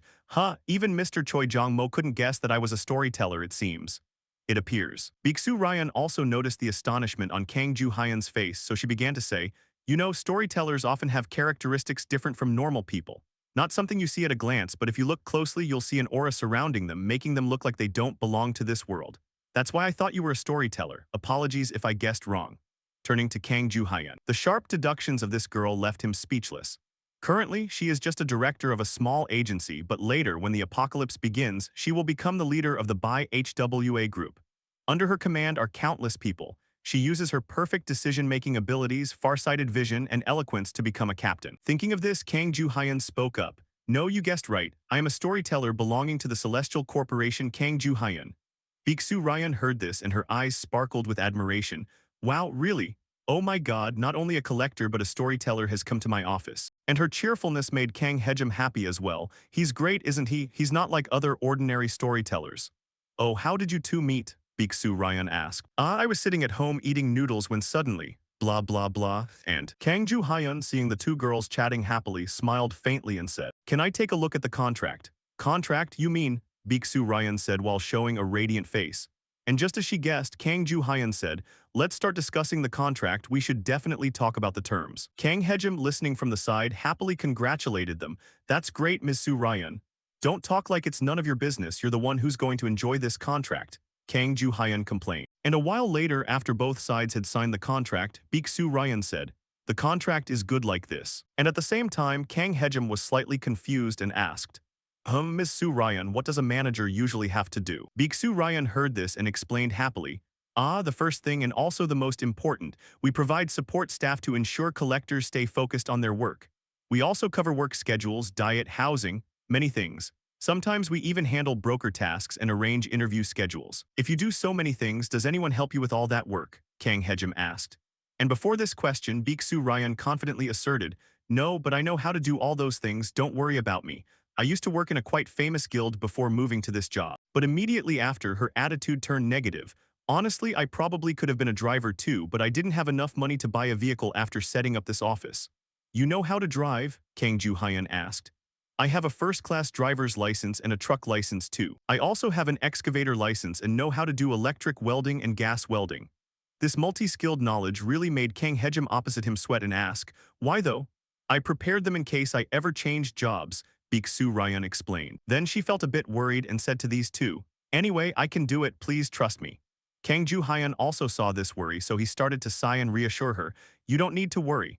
I'll be the one to choose the mind realms, recruit new people, and arrange the schedules. Furthermore, Ms. Hejim has also established her name, so we don't need your services immediately.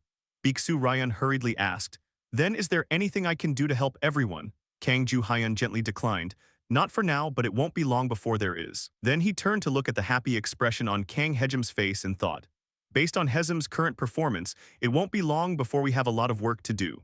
By then, Biksu Ryan will be so busy she won't have time to close her eyes. Thinking of this, Kang Ju-hyun had nothing left to do, so he and Kang Hejim prepared to leave, then said, so we will contact you when needed.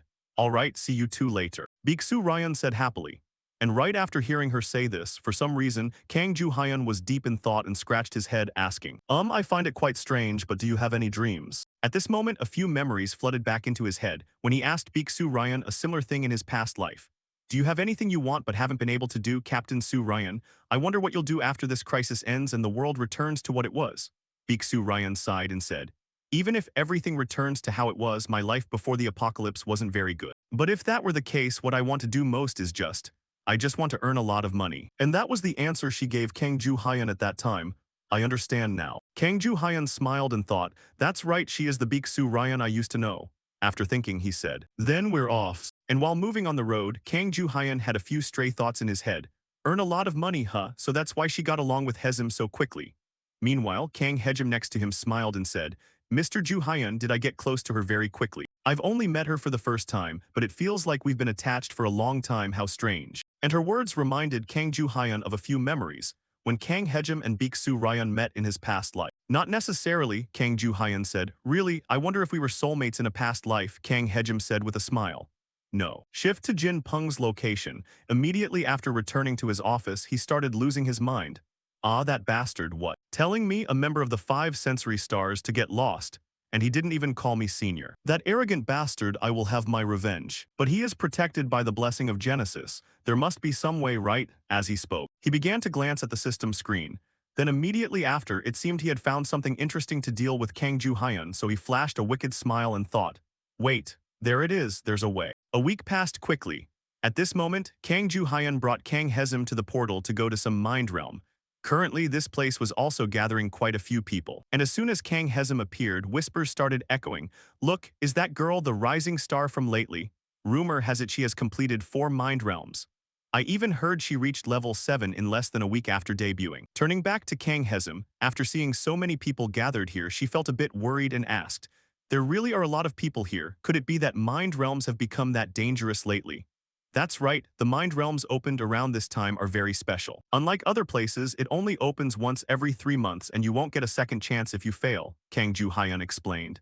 And his words only made Kang Hesum even more nervous. Why did you choose such a dangerous place today?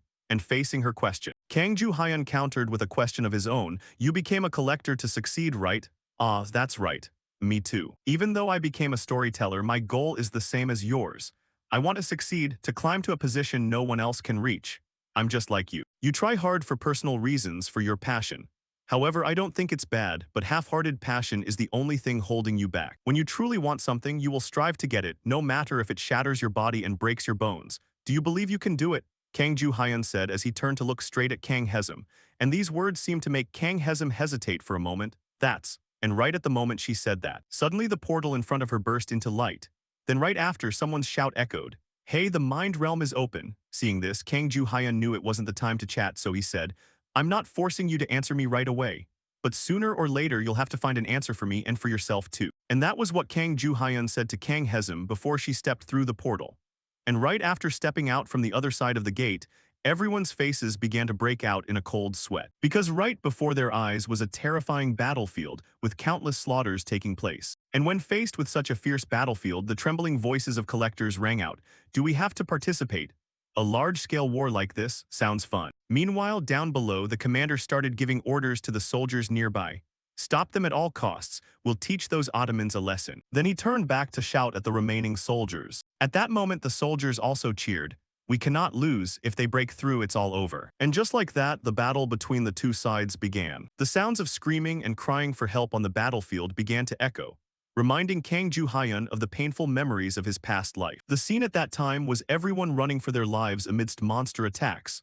Pleas and cries for help echoed everywhere, and Kang Ju-hyun could only helplessly witness it all. Thinking of this, Kang Ju-hyun clenched his teeth and muttered to himself, no, I can't let this happen again, I swear to myself. Returning to 1 week prior at the Celestial Corporation, right at the welcome ceremony for newly joined storytellers. The deer-headed man was leading this group of rookies, giving some advice along the way to these greenhorns so they wouldn't get the short end of the stick. I'll tell you one thing you should be wary of before the ceremony begins.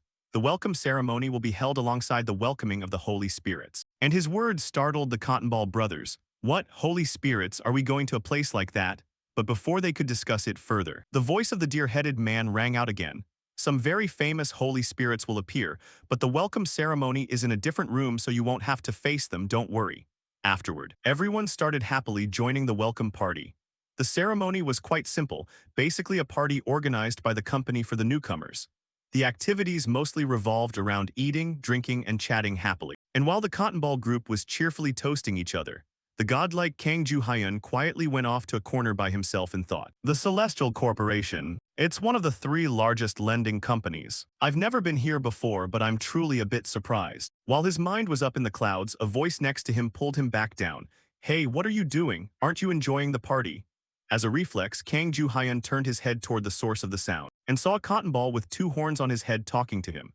His appearance made Kang Ju-hyun slightly curious. Who is this? This guy has horns. Can this person change body parts? Despite his curiosity, Kang Ju-hyun didn't voice his question. Instead, he began to answer the cotton ball's inquiry. I really don't want to, but for some reason. I really don't want to, but for some reason. His response irritated the cotton ball. Do you think you're better than us just because you can change your appearance? No, I'm not, Kang Ju-hyun immediately said. But before he could finish his sentence, the cotton ball interrupted. You'd better not underestimate us. I'll catch up to you soon. With that, he turned around and left immediately. His fighting spirit didn't anger Kang Ju-hyun. Instead, Kang Ju-hyun found it somewhat amusing. Meanwhile, some strange guests suddenly appeared inside the room. Strangest of all was someone in the crowd wearing a suit but having no head. At that moment, someone in the group asked, "Is the party over?" But perhaps due to the sudden appearance of these people, the rookie storytellers felt nervous and didn't dare say a word. Seeing this, those people reassured them, "Ah no, please continue the party. We are from a department of the Celestial Corporation, we just wanted to get acquainted." Turning back to Kang Ju-hyun, as soon as he saw these people appear, he quietly hid behind a pillar and observed. These people showed up right on time as if they came to test us after our first mission. Do they want to recruit me to their side? And just as Kang Ju-hyun thought, these were the exact thoughts running through the minds of people from other departments at that moment. We must gather the best people and invite them into our department. This place has become a battlefield where people hunt for the most exceptional individuals. Returning to Kang Ju-hyun to keep himself safe, he began to sneak away. I'll get dragged into this mess, I should get out of here first. But fate didn't want to let him off so easily, because just as he took a step away, someone recognized him and shouted, "Ah, it's him, the newbie who can transform his whole body. I didn't believe the rumor, but it's true." This voice startled Kang Ju-hyun. And sure enough, trouble found him immediately as countless members from other departments swarmed around him and offered, "Would you like to join our finance department?" "What? So fast? No, he should join my department." Faced with this rain of offers, Kang Ju-hyun could only offer an awkward smile and say, "Thank you all very much." At the same time, he was racking his brain. How do I get out of here now? Just as he thought of that, Kang Ju-hyun suddenly spotted someone with a strange aura up ahead. That person is, I need to get out of here first. Finished thinking, Kang Ju-hyun hurriedly squeezed through the crowd and rushed straight toward the man in black, saying, "Haha, if you were coming, you should have given me a heads up. Do you have business here?" Kang Ju-hyun spoke in an extremely natural tone, even though he had no idea who this deity was. Naturally, the man in black was so stunned by someone suddenly running up and talking to him like an old friend that he froze in place. Seeing this, Kang Ju-hyun awkwardly added, "Don't you recognize me?" With that, he silently prayed in his heart, "Please play along with me." As if reading Kang Ju-hyun's mind, the man in black spoke up to cooperate. "Ah, I'm sorry, I was a bit distracted." "Great, that's it." Kang Ju-hyun rejoiced inwardly and hurriedly pulled the man away. "Let's go talk over there." Seeing this scene, the employees from other departments sighed. He's already taken by a department. But who is he? Yeah, I've never seen him before, wonder which department he's from. Back to Kang Ju-hyun, as soon as he dragged the man in black to a deserted spot, he hurriedly expressed his gratitude. "Thanks for playing along so unexpectedly, I managed to escape thanks to you." But in response to Kang Ju-hyun's thanks, the man began murmuring something he couldn't quite catch. What did he say? But the vibe he gives off is a bit terrifying, isn't it? Thinking this, Kang Ju-hyun decided to bail immediately. "Well then, I'll take my leave, sorry to bother you." As he spoke, Kang Ju-hyun turned around to leave. But his steps immediately halted when the mysterious man in black spoke from behind. "How entertaining! I disguised myself so storytellers wouldn't recognize me, but how did you manage to spot me?" These words caused Kang Ju-hyun to turn back around to observe the man. The next sight was truly mind-blowing. At this moment, an overwhelmingly oppressive aura began to emanate from the man's entire body, making Kang Ju-hyun break out in a cold sweat of panic. This is bad, this person is extremely dangerous. But at least he managed to keep his composure enough to ask, "What do you want?" The man in black replied, "I'm just curious. I don't want to hurt you, at least not right now. So will you answer my question, how could you see me?" "No, I didn't see you. I only saw a book. I noticed the black mist floating around and focused on it. And then I saw you, that is my special ability." "Omitted." "A special ability?" The man in black wondered. "That's right, my eyesight is very sharp so I can see things clearer than usual. Even you at first I wasn't sure. But when I looked around, no one else seemed to see you." These words made the man in black stroke his chin and say, "This is a bit hard to believe. But it's true, I'm different from other storytellers," Kang Ju-hyun said. The man in black burst into laughter. "Ah, I see, this is also the first time I've seen a storyteller shaped like you." His laughter eased Kang Ju-hyun's tension, prompting him to say, "Anyway, I apologize for suddenly talking to you like that. HMPH, is that all? Perhaps this is fate, why don't we make a little wager?" The man in black proposed with interest. His words left Kang Ju-hyun scratching his head. "Why all of a sudden? I really want to leave right now," Kang Ju-hyun thought to himself, then asked. "A wager? A wager like what?" Across from him, the man in black explained. "The rules are simple, you just need to guess who I am. If you guess right, I'll give you a reward." Hearing this, Kang Ju-hyun remained sharp and didn't rush to accept, instead asking, "And what if I guess wrong?" "Then you will take responsibility for suddenly bothering me," the man in black said coldly. What? This statement made Kang Ju-hyun realize the situation was turning bad. Damn it, he knows I can't guess right, but it's fine, I just need to look at the book. Thinking that, Kang Ju-hyun reached out his hand to pull the book toward himself. But right after that, he started in surprise. I can't open it. Does that mean he's too powerful for me to open it? Kang Ju-hyun thought as he tried desperately to open the book, but no matter how much his arm muscles strained, the book wouldn't budge an inch. In this world, you cannot do things that exceed your level. Inherited abilities from stories won't work either. Some very famous holy spirits will appear, but the welcome ceremony is in a different room. Every word of the deer-headed man echoed in Kang Ju-hyun's ears, sparking a bold thought. Wait. A bold thought, wait, could this person be a famous holy spirit? The five major divine powers are Asgard, celestial realm, Hermopolis, Mount Olympus, and Hell, the dwelling place of the supreme ones. This power is suffocating, this book and the three-headed snake, a corrupted snake, the fire-breathing blood dragon, the one who approached the brightest light but ultimately fell into the deepest darkness. The person standing before me is... Thinking of this, Kang Ju-hyun looked straight at the man and said, "The first generation Holy Spirit of Hell, Satan." Hearing this answer, Satan laughed and clapped his hands. Spot on. Great guess, I didn't expect you to figure it out, you win. Seeing the man in a good mood, Kang Ju-hyun thought about slipping away. Can I leave now? But before he could make a move, Satan spoke again. I was just joking, but you really surprised me. Joking? Kang Ju-hyun said in astonishment. You could have punished me for sneaking into the ceremony. How could I punish you? Despite his cheerful tone, Kang Ju-hyun didn't believe it for a second. Lies, if I had guessed wrong, I'd definitely be punished. Satan always keeps his word. As for Satan, since he had lost, he hesitated and muttered, well, since I lost, I should keep my promise. What should I give you? Ah, that's right. You're trying to build your own private library, aren't you? That's right, Kang Ju-hyun quickly answered. Then let's do it. I'll become an investor for your library, what do you think? Satan offered an extremely sweet deal to Kang Ju-hyun, and this sudden offer from a deity got Kang Ju-hyun thinking deeply. Satan's sponsorship. I never expected to get backed by such a high-ranking spirit. I used to be grateful just getting noticed by an intermediate one. This might be a once-in-a-lifetime opportunity, a magnificent invitation that would never come a second time. I just need to shake hands and then... As he spoke, Kang Ju-hyun began reaching his hand out towards Satan. But right at the moment when his fingers were about to touch Satan's hand, he suddenly stopped and thought, but is this really okay? Should I accept this offer? Kang Ju-hyun hesitated to the point of breaking out in a cold sweat, and for some inexplicable reason, his brain short-circuited as he suddenly blurted out, I'm sorry, I must decline this offer. Kang Ju-hyun's rejection caught Satan slightly off guard, prompting him to ask, may I ask why you are refusing? Hearing that, Kang Ju-hyun quickly explained, your sponsorship would be a huge help to my library, but afterward I'd lose control over it. Actually, there were a few other things lingering in Kang Ju-hyun's mind that he didn't dare say out loud. In the worst-case scenario, I'd incur the hostility of the spirits from the Garden of Eden. And that was precisely why Kang Ju-hyun didn't dare shake hands with this person. Hearing Kang Ju-hyun's words, Satan understood his intent but still wondered. I understand what you want, but even so, wouldn't you still be the one benefiting? That's not enough for me, Kang Ju-hyun said. Not enough. Satan asked back. Fearing the deity might get angry, Kang Ju-hyun hastily explained.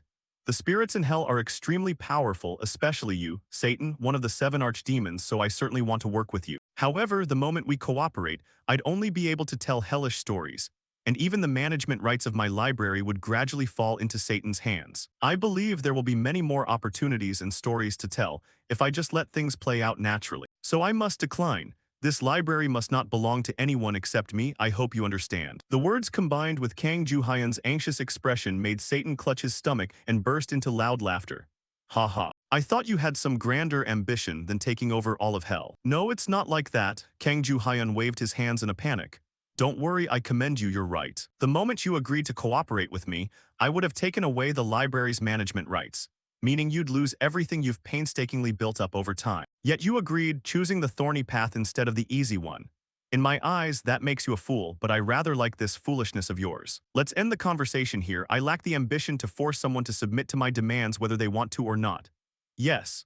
Hearing him say that, Kang Ju-hyun let out a sigh of relief, but then asked curiously, so you don't want to cooperate with me anymore, Satan? Hearing that, Satan flashed a mysterious smile and said, I'm not so sure, honestly you make me crave you, making me want to win you over by any means necessary. Kang Ju-hyun, on the opposite side, heard those words and his back was instantly drenched in sweat. At that moment, he wanted to slap his past self from 5 seconds ago a few times. Why on earth did I have to open my mouth and get myself into such a tricky spot? Satan seriously asked him once more, I'll ask you again, do you truly not want my sponsorship? Yes. I only want to receive sponsorships from spirits according to their own will, not a business deal like this, Kang Ju-hyun said hurriedly. Hearing that, Satan grinned wickedly. How ambitious. If any other storyteller had dared say that, I surely would have punished them for arrogance. However, doing something like that would damage my image. Since you've won this bargain, there will be consequences following it. I can't do it right now, but I will gift you a wonderful present. It was a pleasure meeting you today. I'll visit your library as soon as possible. With that, he vanished, instantly amidst the boy's worried face. Once the deity left, Kang Ju-hyun suddenly realized how much time has passed. Other storytellers are going to come looking for me soon, let's get moving. Next, he wandered around and ended up in a gigantic library. Where did I run to? Where did I run to? I never thought there'd be a place like this here, and it looks like no one's coming after me, phew. And since it looks like nobody's coming to find me, I'm safe. Should I read a bit to pass the time? The first book. As he spoke, Kang Ju-hyun opened a book to read. Right then, footsteps echoed behind him. Then an aged voice sounded. How strange, it's rare for a guest to come here. Hearing that, Kang Ju-hyun hurried to turn toward the source of the sound and was nearly blinded. Nearly blinded? What on earth is that, such blinding light? It was a book shining with intense brilliance. Following Kang Ju-hyun's gaze, an old man stood before him, and above the old man's head hovered a brilliantly glowing book. Furthermore, his book was surprisingly massive. Just how valuable must a story be to end up like this? Kang Ju-hyun thought to himself. The old man opposite him spoke up. Who are you? Very few people visit this place. Kang Ju-hyun replied in a hurry, I'm a newly joined storyteller. His words startled the old man slightly. What, a newcomer? Haha, my bad, you look so mature I couldn't even tell you were a rookie. I didn't think I'd get to meet the person everyone's talking about in person here. What are you doing here? Kang Ju-hyun asked.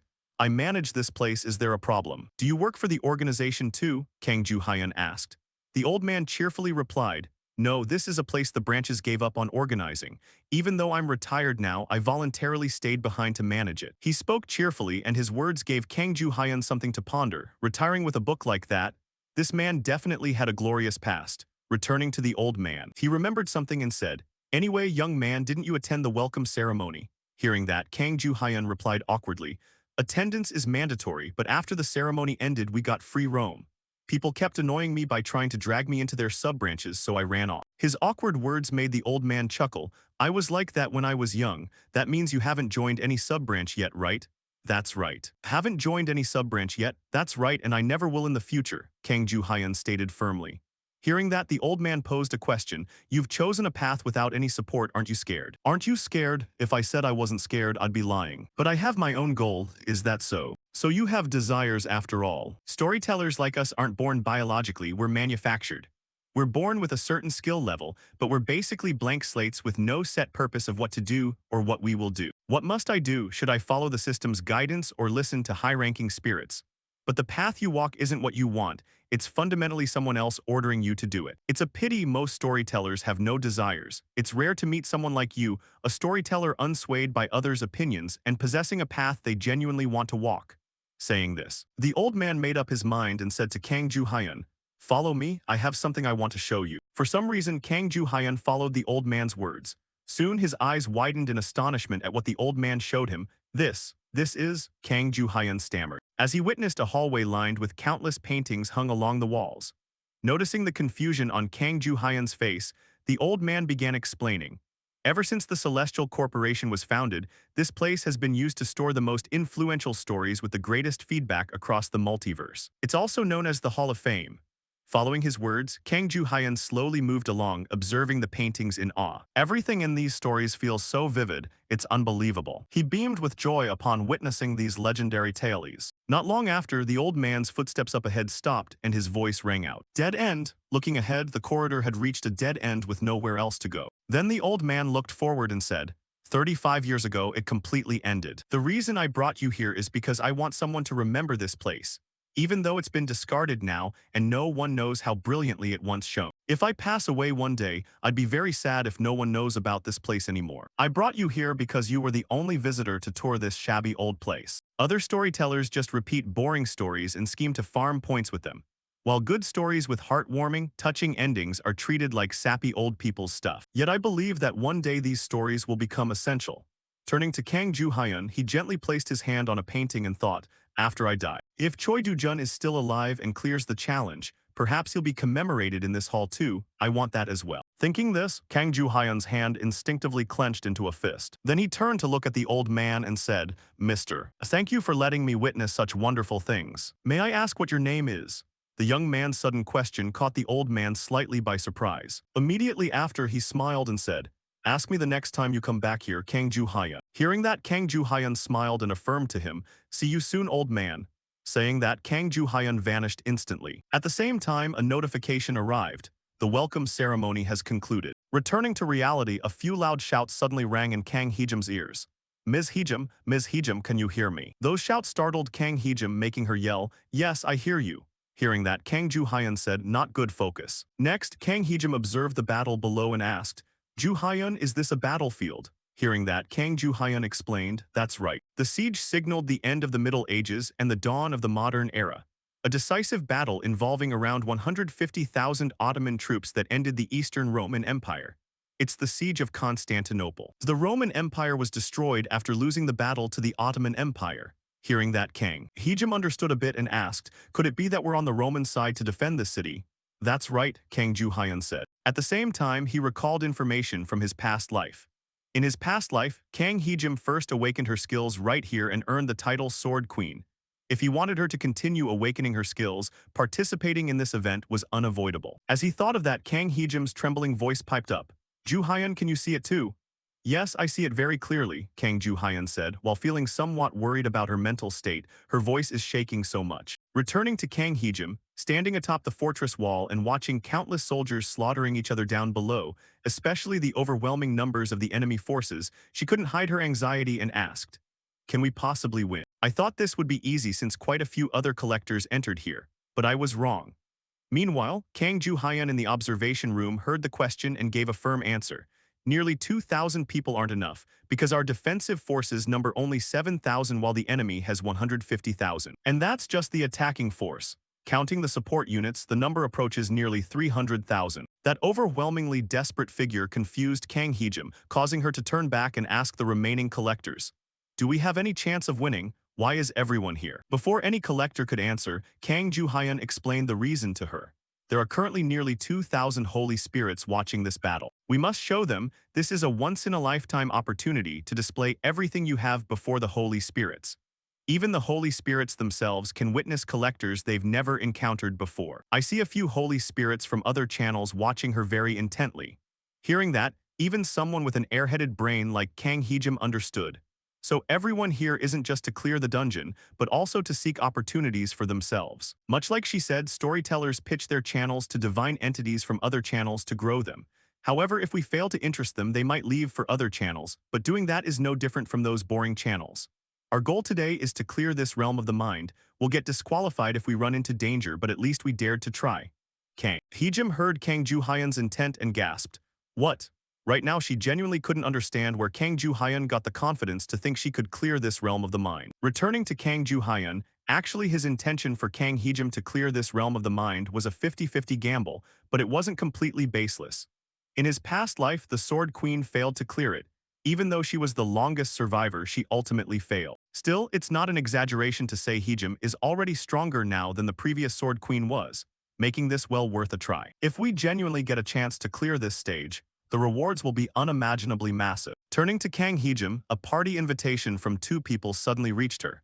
"Hey girl, are you planning to operate solo? Want to join up with us? We should cooperate and split the loot evenly, right?" Facing the affectionate couple's invitation, Kang Hee-jum merely turned away coldly and ignored them.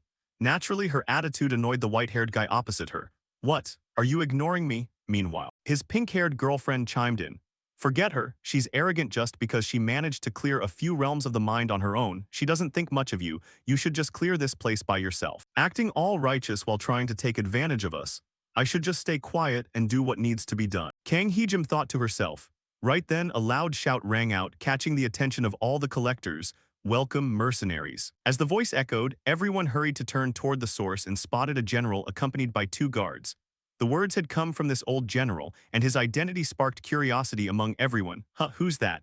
Who else could it be? It's an illusion of the person in charge of defense in this battle. Is he a king?" Questions flew among the collectors. The general seemed to hear their queries and began introducing himself. "I am Constantine Xi Palaeologos. Though I find myself in a less than ideal situation, I am still the lawful emperor of Rome.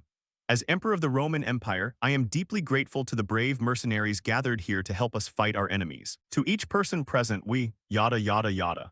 While the king was still giving his speech, Kang Heejim stared at him and thought, this person is merely an illusion created to serve this scene. Yet he looks so real, just as she thought that. Bugle horns sounded ahead of them. The Roman king reminded them, ah, it seems preparations are complete. Right after he finished speaking, a system notification was sent to all collectors. The siege of Constantinople officially begins. Defend and lead this battle to victory. You only have one single chance. Following that, both sides' troops officially clashed in battle. With overwhelming numbers, the enemy's morale was soaring. Advance for the emperor. It's time to end this war once and for all. Turning to the collectors, they weren't just standing around either, as several directly leaped down to help. Just like the couple who had invited Kang Heejim to join their party. HMPH, a bunch of weaklings is a piece of cake, the pink-haired girl said cheerfully, while her white-haired boyfriend utilized some skill to manifest 2 magic circles over his fists. Then he unleashed a barrage of shockwave punches forward. The enemy soldiers caught in the blast scattered like ducks. This only fueled the white-haired guy's bloodlust. How many more are there? Bring them all on, he said cheerfully. But that cheerfulness didn't last long because a short while later his tone turned anxious. Why aren't any notifications popping up? Did we come to the wrong place? The pink-haired girlfriend behind him snapped. Stop wasting words. If you have time to talk, use that energy to cast your spells. The two of them were talking like that probably because after a bout of fighting, the situation hadn't improved at all. Meanwhile, Kang Ju-hyun in the observation room watching the battle's progress realized something was wrong. Not good, he muttered. As time passed, this couple fought fiercely. Most opponents who wandered into their range were beaten to a pulp. However, after fighting for a long time, though uninjured, they were growing exhausted. Sweat beaded down the white-haired guy's face, and his breathing grew ragged. To their utter despair, the enemy troops ahead still outnumbered them like ants. It seemed the number of foes they'd taken down was merely a drop in the ocean compared to the enemy's entire force. When will this end? Look at that, it's like an endless sea of people. The couple complained dejectedly. Not just them, chaos began breaking out among the other collectors. Damn it, I used too much strength from the start. Oh dear holy spirits. No way, I haven't given up yet, I can still push through. The middle-parted guy shouted, but sweat covered his face and he looked far from okay. Meanwhile, Kang Ju-hyun in the observation room furrowed his brow as he reviewed the battle's progression. They've all made mistakes from the very beginning. On the contrary, she is still performing admirably, Kang Ju-hyun murmured as he turned to observe his precious rookie. Seeing that Kang Heejim was still fighting quite well, he stopped worrying and instead wondered how other channels were doing. Thinking that, he manipulated the system screen. Immediately after, a notification popped up. You are transferring to the broadcast center. Next, Kang Ju-hyun vanished on the spot and reappeared in a strange location resembling a workspace. In front of him, several other storytellers were interacting with their collectors. Most were complaints. I told you not to use too much strength right from the start. Ah damn it, how frustrating, why did I ever sign a contract with him? Switching scene to a storyteller with a tiger head, whose mood clearly wasn't great either as he shouted. Crazy? He talked as if he was super confident at the start. Let's wait and see how it ends. The moment he said that, someone's comments suggested, go check out the Sword Queen's channel. This caught the tiger-headed guy's attention, causing him to turn and look toward Kang Ju-hyun. Turning to Kang Ju-hyun, he was currently watching Kang Heejim's battle on his screen. Thanks to her transcendent skills and appearance, his channel's viewer count had skyrocketed to 512. Kang Ju-hyun couldn't have asked for more, she's doing a stellar job. Kang Ju-hyun thought to himself, turning back to the tiger guy. After seeing holy spirits leaving his channel, he roared at the collector he had contracted with. You idiot, fight already. Don't you see the holy spirits leaving? The collector yelled back, damn it, you think I don't see it. But what can I do now? If I'd known, I wouldn't have blown all my strength at the start of the battle. Back to Kang Ju-hyun, he realized the enemy waves were shifting. Everyone was growing exhausted. Even Ms. Kang Heejim had visibly slowed down. She looks fine for now, but she'll burn out soon. If she ever gets pushed into a corner, what will she do? Kang Ju-hyun wondered as he continued observing. Right at that moment, a massive explosion echoed behind Kang Heejim, followed by a shrill scream. The wall has collapsed. The news of the collapsed wall made Kang Heejim gasp. How can that be? Relying on his god's eye view to survey the entire battlefield, Kang Ju-hyun explained instantly. Those are urban cannons. Historically, the Ottoman forces brought those incredibly powerful cannons to destroy Roman walls. Those are the exact ones they're using. Returning to the battlefield, the sudden collapse of the wall caused soldiers to scream in panic. Block them, don't let them through. We need reinforcements, quickly block this route. The collectors also grew frantic, saying to one another, hey, what do we do now? At this rate, we're going to die. Those demoralized voices reached the Roman king's ears, prompting him to turn back and plead. Mercenaries, please lend us your strength. We might be able to defend against the enemy if we have your support.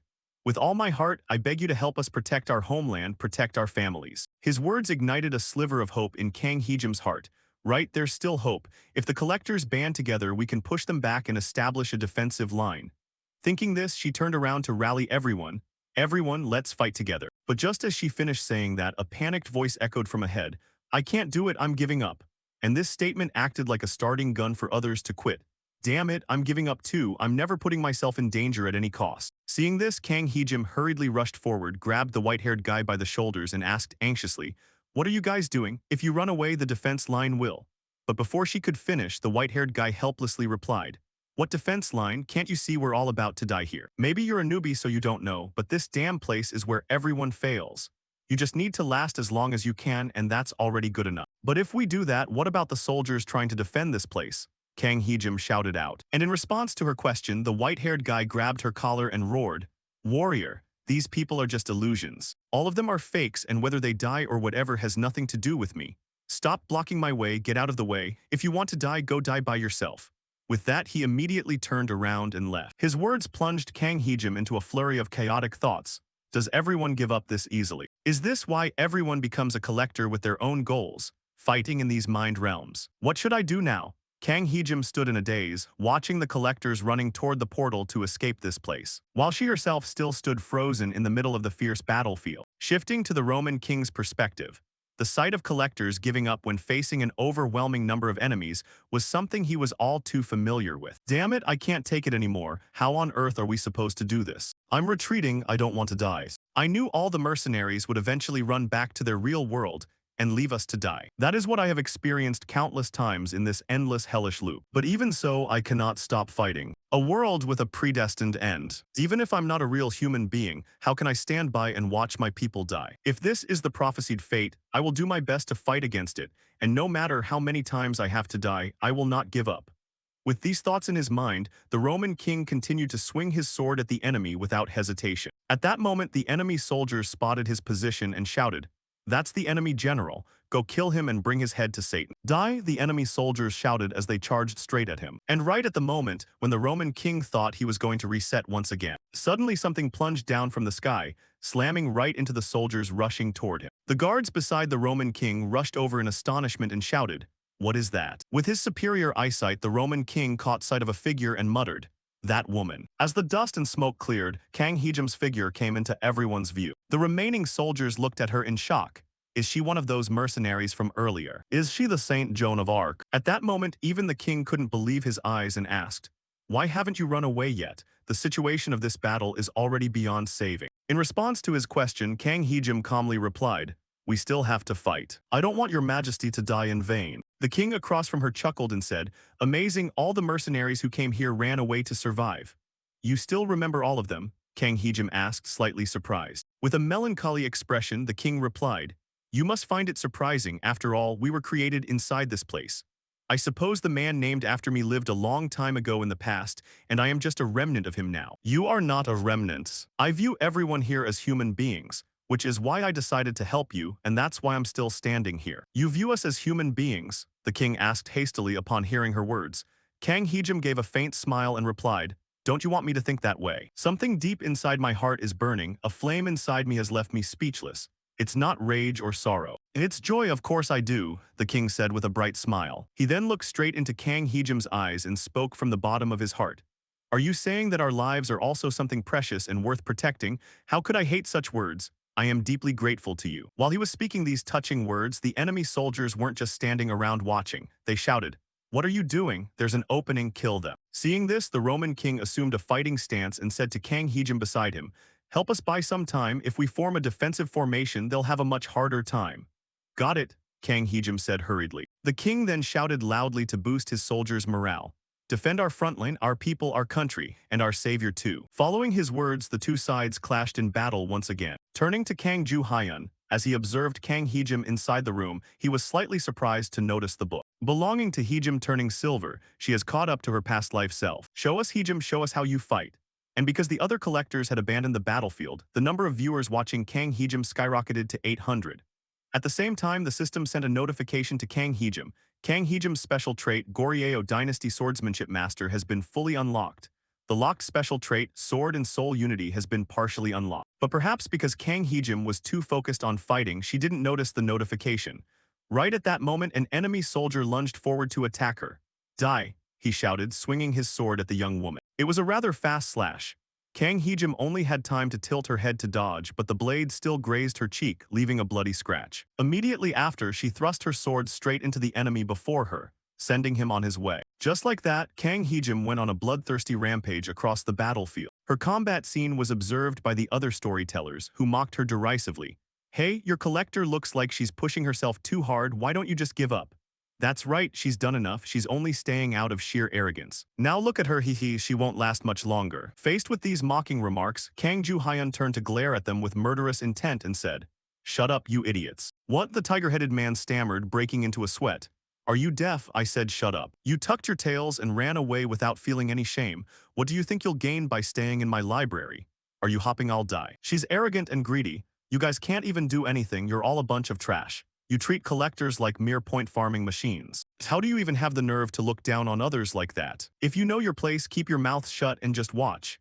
His lecturing words silenced both the robot and the tiger-headed man. He then turned back anxiously to look at the screen. At that moment, the tide of battle had clearly turned. The final defensive line was collapsing. The last defense line can't hold out. Fall back. No, if they fall, it's all over. This is crazy. What should we do? Anxious shouts echoed through the allied ranks. And amidst their panic, Kang Heejim's slender figure stood up bravely at the front.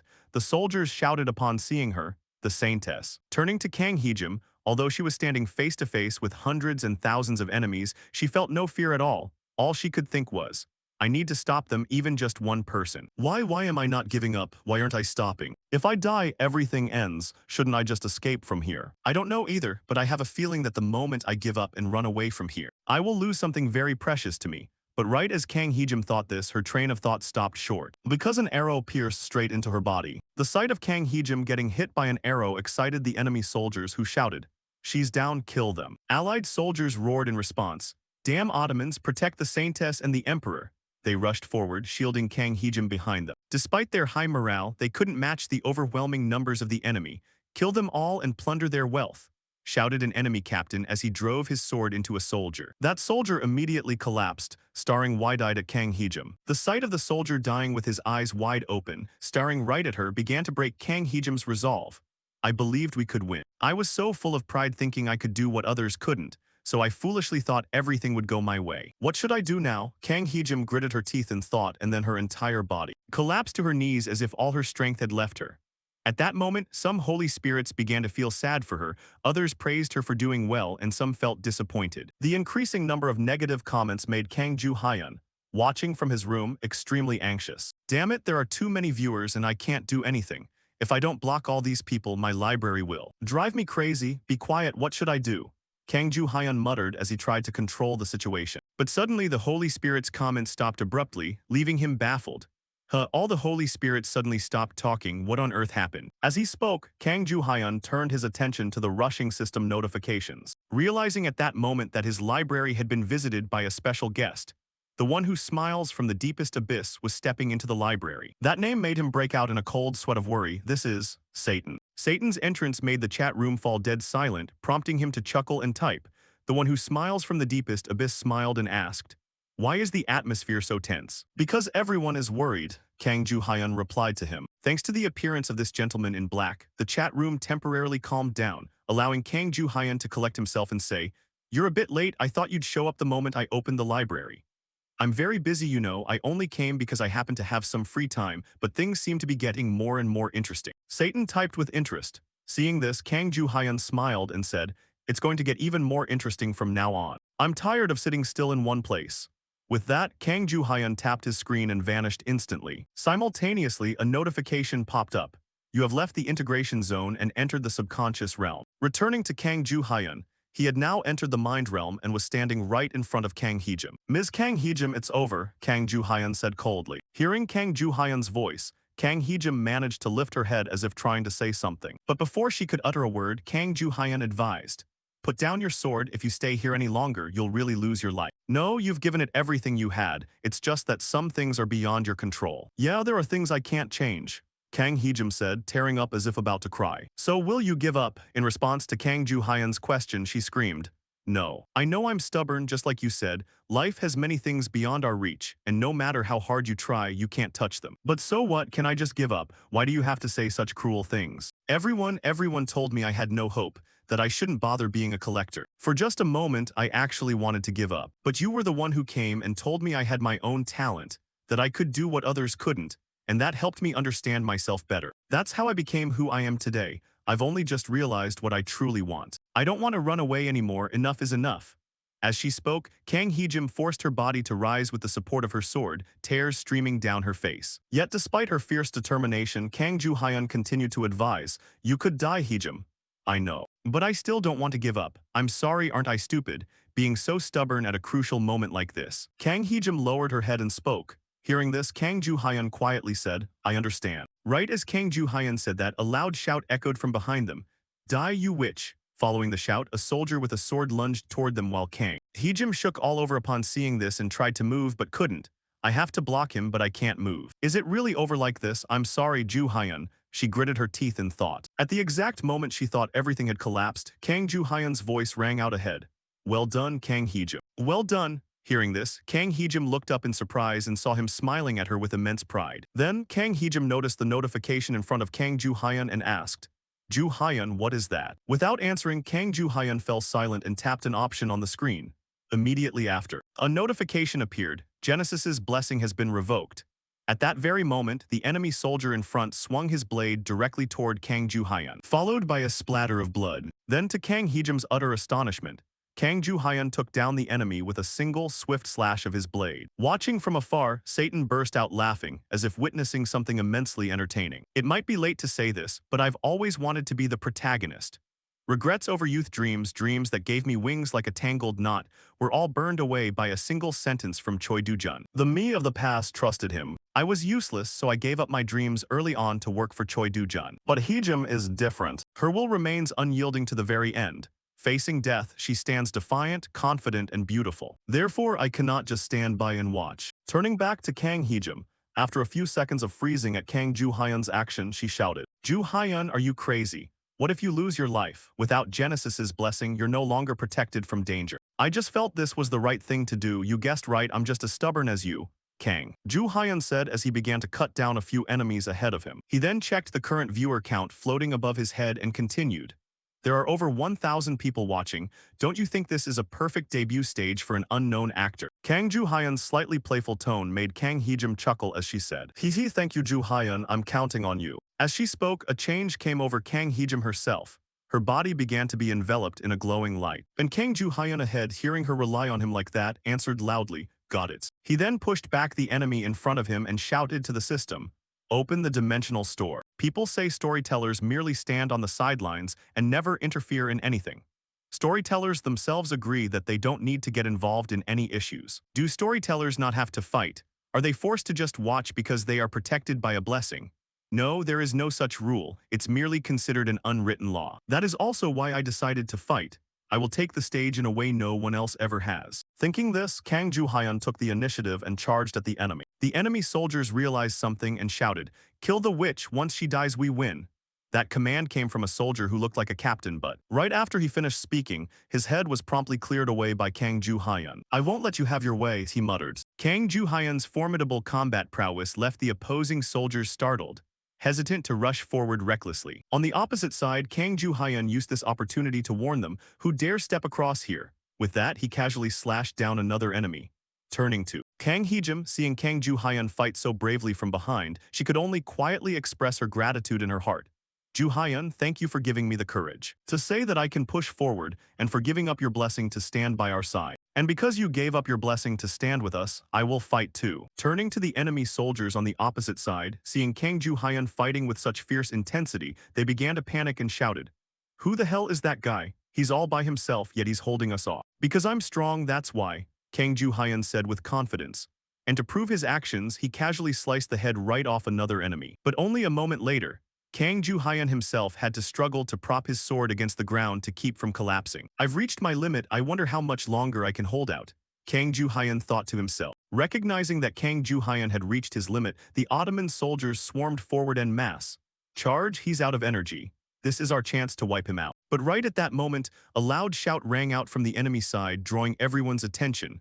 Wait, look at that, what on earth is that? That sound also caught Kang Ju-hyun's attention, causing him to turn and observe. Right after that, his eyes widened in shock, following his gaze. Kang Hee-jim was currently in a completely unique state, the sword in her hand shrouded in a faint, ethereal aura of sword energy. At the same time, the system issued a notification. Kang Hee-jim has fully awakened sword and soul as one. Kang Hee-jim has fully awakened the heavenly sword path. Turning to the Ottoman soldiers, they realized the situation had turned grim and hurriedly shouted to one another. What is that? Fall back now.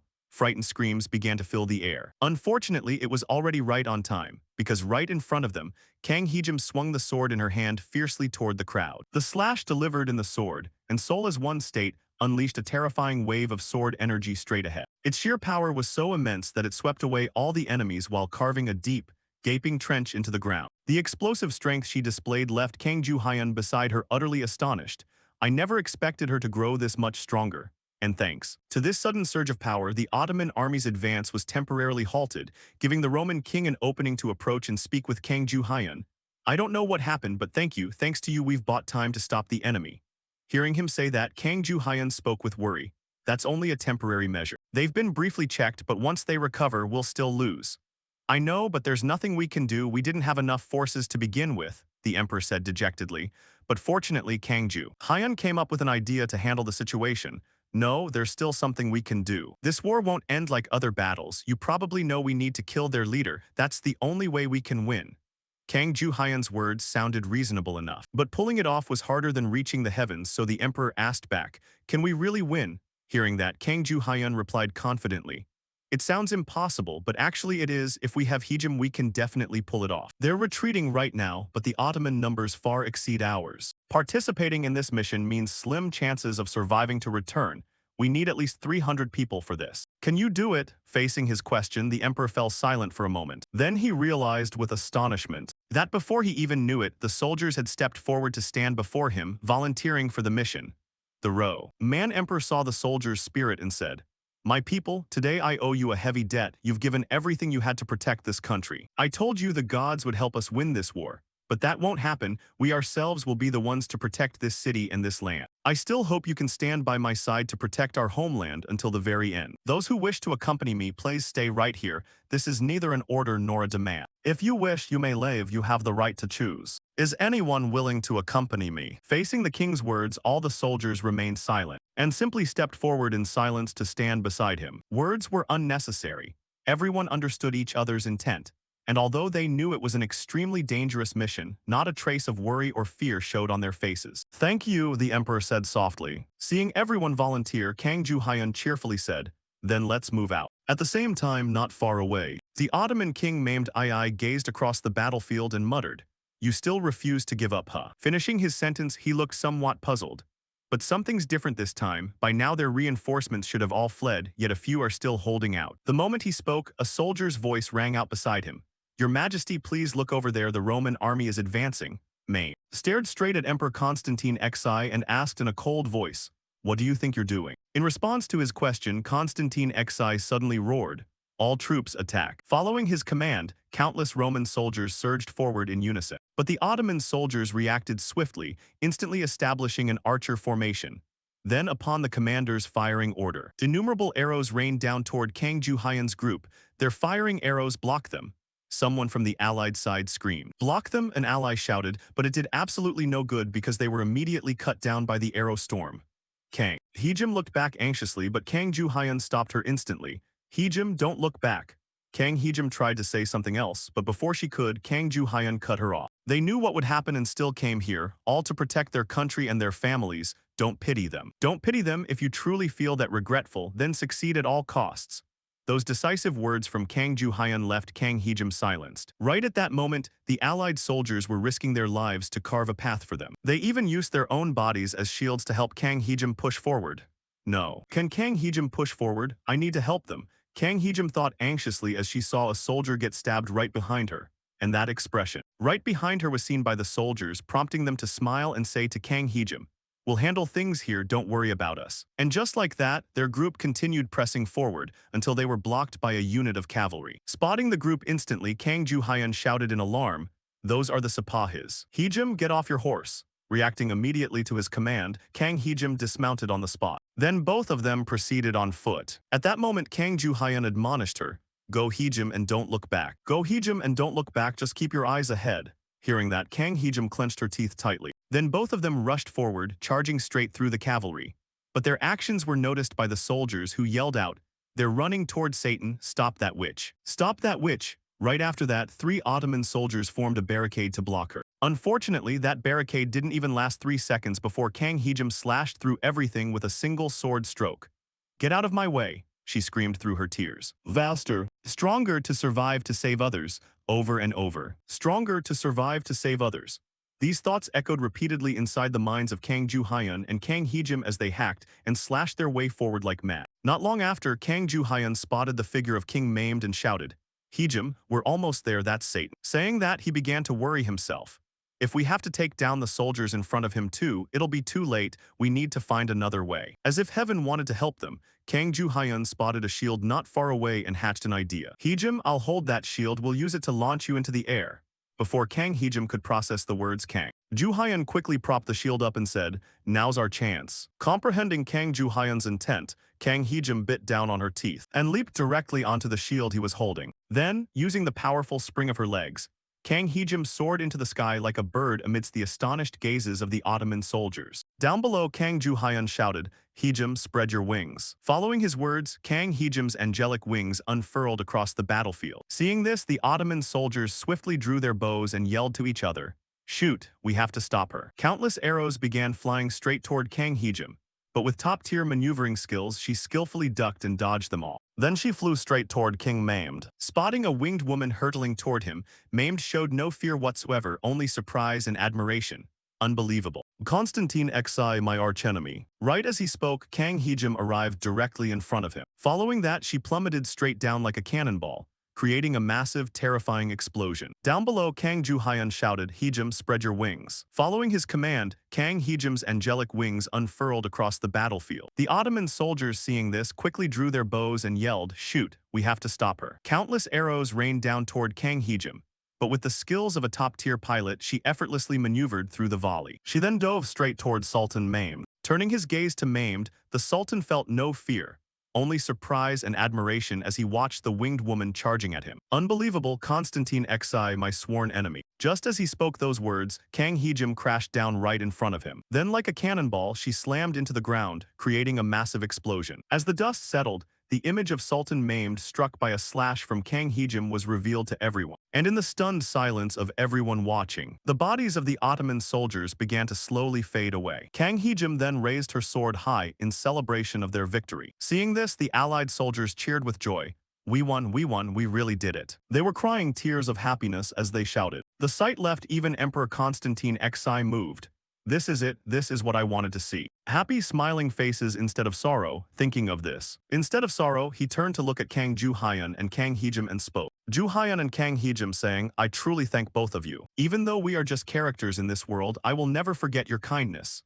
As he spoke, he began to bow in gratitude. Kang Ju-hyun gently replied, "You are not mere creations but real human beings. Your smiles, your tears, they are all real. You are living people, so do not belittle yourselves. To achieve what you have is the pride of many. A simple thank you is more than enough." "Is that so, ha ha?" Constantine Xi laughed through his tears. He regained his composure and said, "I wish to reward both of you, but I wonder if mere vanity like gold is enough to express my gratitude, so I shall knight you both." Kang Ju-hyun reacted in astonishment. "Wait, why that?" Kang Heejim hurriedly asked, seeing the attitude of Kang Ju-hyun. Addressing the question of this airheaded girl, he explained, "In the ancient Roman Empire, the title of knight carries great weight, and in this chaotic world, it's held in even higher regard. When becoming a knight, one is granted the power of storytelling. This is a precious gift that cannot be bought even with points." As he finished speaking, the emperor before them began the knighting ceremony. "O noble and powerful souls, in the name of Constantine Xi, I bestow upon you both this noble title." Immediately after the emperor's words, a beam of light enveloped them both. Then, the system displayed a confirmation notification. "You have received the title Noble Knight. Physical and combat capabilities significantly increased. Physical and combat capabilities significantly increased. At this moment, Emperor Constantine Xi said his farewells. I hope you find glory on the path ahead. As he spoke, his body slowly faded away. The Roman soldiers also bid them a joyful farewell. Saintess, thank you, we will never forget you. Thank you so much. Shortly after the farewells, everyone's bodies dissolved into a stream of light. We finally did it. Yes, we actually did it. I really thought we were going to fail, Kang Heejim said, tearing up. To celebrate the victory, the system issued a notification. Unexpected achievement. A higher being is mentioning your name. No one from the lower realm has ever achieved this. You have received 10,000 points. The entire mixed world is cheering your names. Kang Heejim teared up with joy. Haha, there's no turning back now, is there? Yeah, but we're still going together, right? I don't know what the future holds, but no matter what happens, we'll stick together. Hearing this, Kang Heejim smiled. That's all I need. Then the system issued several more notifications. Congratulations on clearing the mental realm. This is an achievement no one has ever reached before. You have received 10,000 points. You have lifted the world's curse. You have received an additional 10,000 points. The Holy Spirits are praising you. You have received 5,000 points. Your names will be recorded by the entire other world. At this moment, the book in front of Kang Ju-hyun emitted a brilliant light. Useless. That's what people say. Even if I try to stand up, I'm too weak and in the end I have to give up. But I won't be like that anymore. This is my first story and the foundation for this world, the tale of the unbreakable storyteller and the Sword Queen. A few days later, just as Kang Ju-hyun had predicted, Baek Suryeon was buried in work. Yes, this is Baek Suryeon from the Baechwa Management Bureau. I'm listening. How can I help you? You want an interview? Our schedule is fully booked, so it's hard to arrange something right now. Yes, so when it's possible. Blah blah blah. Watching her so busy, Kang Ju-hyun felt a bit of pity for her. She's really busy, but she's doing an excellent job. Turning to Baek Suryeon, right after she finished bidding farewell to the previous client, she turned to ask Kang Ju-hyun, say, Ju-hyun, did you really throw away the blessing? Before he could answer, the airheaded Kang Heejim answered for him. Of course, that's why I can touch him like this. As she spoke, she started wiggling on Kang Ju-hyun's lap. This made him extremely uncomfortable. If you keep wiggling, don't blame me. It seemed his warning was ineffective. Kang Heejim's carefree attitude was a world apart from when they were on the battlefield. Turning to Baek Suryeon, after confirming that Kang Ju-hyun had truly abandoned the system's protection, she asked worriedly, isn't that dangerous? Kang Ju-hyun sighed and replied, well, when I fight without it, I can't hide in other rooms or teleport, so there are many disadvantages. Even so, I'm fighting alongside Heejim. Surely you consider me a collector. That's right, lately Ju-hyun and I are very close, Kang Heejim said happily. The price for this happiness was a heavy hammer blow from Kang Ju-hyun. I told you to stop wiggling. This blow left a massive bump on Kang Heejim's head. Kang Ju-hyun didn't care much, then looked at Baek Suryeon and asked, Suryeon, you look tired, are you okay? Baek Suryeon replied, yeah, but when will I get more calls like this? I'm just happy. I still can't believe you two cleared that infamous mental realm. Actually, I didn't think we'd succeed either. But don't accept them too quickly, I don't have the time to interview everyone. Kang Ju-hyun said. Across from him, Baek Suryeon sighed, I know I'm still rejecting offers from guilds, but I can't ignore the reporters. I even received a few advertising offers. Kang Heejim, who was rubbing her head, widened her eyes. What? Advertising? Not knowing if she had an idea, Kang Ju-hyun immediately shot it down. Reject them unless they're big brands, agreeing to them isn't really useful. As he spoke, several notification screens suddenly appeared before him, bothering him slightly. Most were notifications from Holy Spirits offering sponsorships after the match. So many Holy Spirits want to sponsor me, I should have turned this off. Kang Ju-hyun thought to himself. Having so many Holy Spirits watching is a hassle, I need to set some ground rules soon. But nothing major has happened yet, the Holy Spirits are still very quiet. Kang Heejim asked curiously. To answer her question, Kang Ju-hyun pulled an item from his inventory and said, it's because of this. What is that? Kang Heejim said, staring at the object that looked like a piece of fruit in Kang Ju-hyun's hand. Just then, it seemed Baek Suryeon realized what it was as she shouted, ah, could this be the fruit of life? That's right, you know it. I know a little bit because to support collectors, we have to understand mythology very well, Baek Suryeon said. The origin of this fruit of life was a gift from Satan after he won. But the fact that Satan gave him something so precious left Kang Ju-hyun with many thoughts. Giving me this while so many Holy Spirits are watching, I wonder what he's thinking. This storyteller is mine, don't you dare look at him. Does he want everyone to think that? Turning to Kang Heejim with her airheaded brain, she didn't understand the value of the fruit and asked, really? Is it that big of a deal? The absurdity of this statement made Baek Suryeon shout in surprise. You don't know about the fruit of life? It's one of the 2 fruits in the Bible. That's right. Even though it's small, 10 million gold might not be enough to buy it. Kang Ju-hyun added, At the same time, he thought to himself, if I carelessly eat it while I'm still low level, my body wouldn't be able to handle the abundant vitality and would explode, giving me something I can't eat yet. What an old fox. And just as Ju Hyun thought this, a notification screen suddenly appeared, making him wonder, what's this? A message.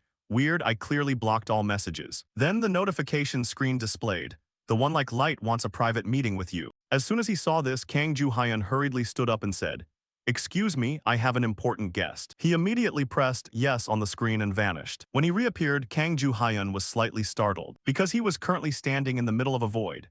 So this is the space for meeting holy spirits. I've never been here in my previous life. At the same time, a voice echoed behind him, "Welcome." After hearing this, Ju Hyun hurriedly turned around and his eyes widened in shock. He didn't know who he was about to meet. Cutting to Jinpeng, news of Ju Hyun successfully clearing that difficult mental realm had reached him, leaving him in disbelief. Damn it, what is going on? How did he conquer Constantinople? Something even I couldn't do, returned the blessing and teamed up with a collector, yet he's still alive. Thinking of this, he started to tremble, calculating. If I can't deal with him, the Bureau will deal with me, I have to stop him. But just as he thought this, he suddenly realized something and muttered, wait, he already gave up the blessing, now I can attack him directly. Even though he didn't know if he could beat that fake collector, it had come to this, he had to change. He began manipulating the system's interface. The notification board displayed. She completed the mission. Can we kill the Sword Queen too? She has many high-level skills, someone assassinate him, he doesn't have the blessing. Seeing these lines, Jinpeng began to laugh deviously. Ju Hyun, I'll make you pay for refusing the blessing without fear. Back to Ju Hyun, he was currently looking at the owner of the voice from earlier. Thank you for accepting my sudden invitation. The man with 2 sets of wings was the Archangel Saint Michael. Hearing him speak so politely, Ju Hyun hurriedly responded. It's nothing, I just didn't expect to receive an invitation from heaven. Sit down, Michael said, sitting at a table that appeared before him. Ju Hyun couldn't understand where the table came from. His calm attitude surprised the Archangel, who said, aren't you surprised? How could I deny that? Being met personally by someone as noble as you, who wouldn't be surprised? You say that, but you seem quite calm, Michael said. He then stated the purpose of the invitation. I called you here to confirm the rumors spreading these last few days. Do you remember? Ju Hyun understood everything. So it was about that. Are you talking about Satan? If it was about Satan, it wasn't hard to understand, as Saint Michael had been Satan's sworn enemy since the beginning of time. Thinking of this, he explained, that's a misunderstanding, I have no dealings with hell. Then I'm relieved, Michael said calmly. Ju Hyun then voiced his own curiosity. It's strange, I didn't think heaven would pay attention to my channel. Michael replied, only fools believe in rumors. After a bit of investigation, we found you have no relationship with hell. However, I know you've been in contact with that devil. The god's words made Ju Hyun a bit anxious. Is he trying to know about my relationship with Satan? Thinking of this, he clearly explained everything. I met Satan at the welcome ceremony, we just spoke a few words and went our separate ways. And he gave you the fruit of life just for a few words? Michael asked. I'm not trying to be arrogant, but he seems interested in me. It was hard enough to refuse his offer to be a sponsor for my channel. This made Michael even more curious. Why did you do that? Aren't sponsors absolutely necessary for storytellers like you? Ju Hyun reluctantly said, that's true, but to each their own. For me, I find my personal goals more important than getting a sponsor. So he liked me even more and said he would definitely take over my channel. I understand, as I thought direct confrontation is the best choice. Knowing you aren't siding with hell makes me happy. I will seize this rare opportunity. Do you want to accept sponsorship from heaven? Michael offered. This offer made Ju Hyun weigh his options. I was wondering when he would ask this. I knew it would happen since they sent Saint Michael heaven. They are one of the strongest forces in the multiverse. Their reputation is quite good, and their influence on other worlds is significant. This is definitely a good offer. Thinking of this, Ju Hyun spoke. I must decline your kindness. Michael wasn't angry and asked, may I ask why? It's the same reason I told Satan. I have my own goals and don't intend to accept sponsorship from anyone. I don't want my channel to align with any individual or force. Ju Hyun said firmly. This confident assertion intrigued Michael, who said, from what you say, I understand your stories don't just carry good messages but also vices. Ju Hyun finished. It's not that simple, I just want the stories I tell to be diverse and unaffected by any individual, and they will certainly be one of a kind. You might find me arrogant, but if you remain skeptical, please continue to follow our channel. Don't you wonder about the goal and end of our channel, the one who refused offers from both heaven and hell. Speaking these words, Ju Hyun thought to himself, even though Saint Michael is a divine entity without desires, it doesn't mean he doesn't enjoy stories. He might not show it, but inside he's very curious. Just as he thought Michael was truly intrigued. You say you want both hell and heaven at the same time. Kang Ju-hyun confidently nodded. Seeing his answer, Michael stood up. I understand, I will respect your wishes. Your story has piqued my curiosity, I will watch it myself. I will watch it myself, to express my appreciation for the time you took to meet me. It would look bad on heaven if I just left after bringing you here and wasting your time. This is a personal gift from me, take it. He handed Kang Ju-hyun an egg. Kang Ju-hyun broke into a cold sweat seeing this. Cutting to the Bechkwa office, Kang Heejim and Bech Suryeon were admiring the egg granted by the god. You got this egg from a client. It's huge, I wonder what species it belongs to. Kang Ju-hyun hearing them felt curious. To say it's likely a dragon egg. Obviously, if a dragon poked its head out, it would treat me as its master and cling to me all day. Of course, this was just Kang Ju-hyun's wishful thinking. I say that, but it's probably not a dragon. To heaven, dragons are symbols of filthy demons. And just as he thought this, a crack suddenly appeared on the egg's surface. Kang Heejim cheered, hey look, it's about to hatch. In everyone's stunned gaze, a creature that looked like an owl appeared inside the egg. Kang Ju-hyun lost all interest after seeing it, just an owl. Although it didn't impress Kang Ju-hyun, it had a massive damage effect on the women. The clearest example was Kang Heejim and Bech Suryeon, whose eyes sparkled. It's an owl, oh my god, it's so cute. Can I raise it? Oh, it doesn't like me. Kang Heejim burst into tears as she saw the baby owl hide behind Kang Ju-hyun's head upon hearing her voice. It was just born, so naturally it's afraid of you. Kang Ju-hyun said, I guess it already sees you as its mother. Bech Suryeon said with a smile. Turning to Kang Ju-hyun, after seeing the egg hatch into an owl, he guessed Michael's intention. Satan's mascot is a snake, and owls are predators that eat snakes. He's definitely warning me not to act up. The special thing was that the owl itself also had a tiny book, but since it was just born, the book didn't emit any light.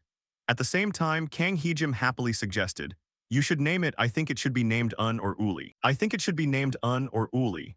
Before her excitement, Kang Ju-hyun gave an incredulous look. Are you kidding me? Who names something Un? I thought it was a cute name. Kang Heejim stammered.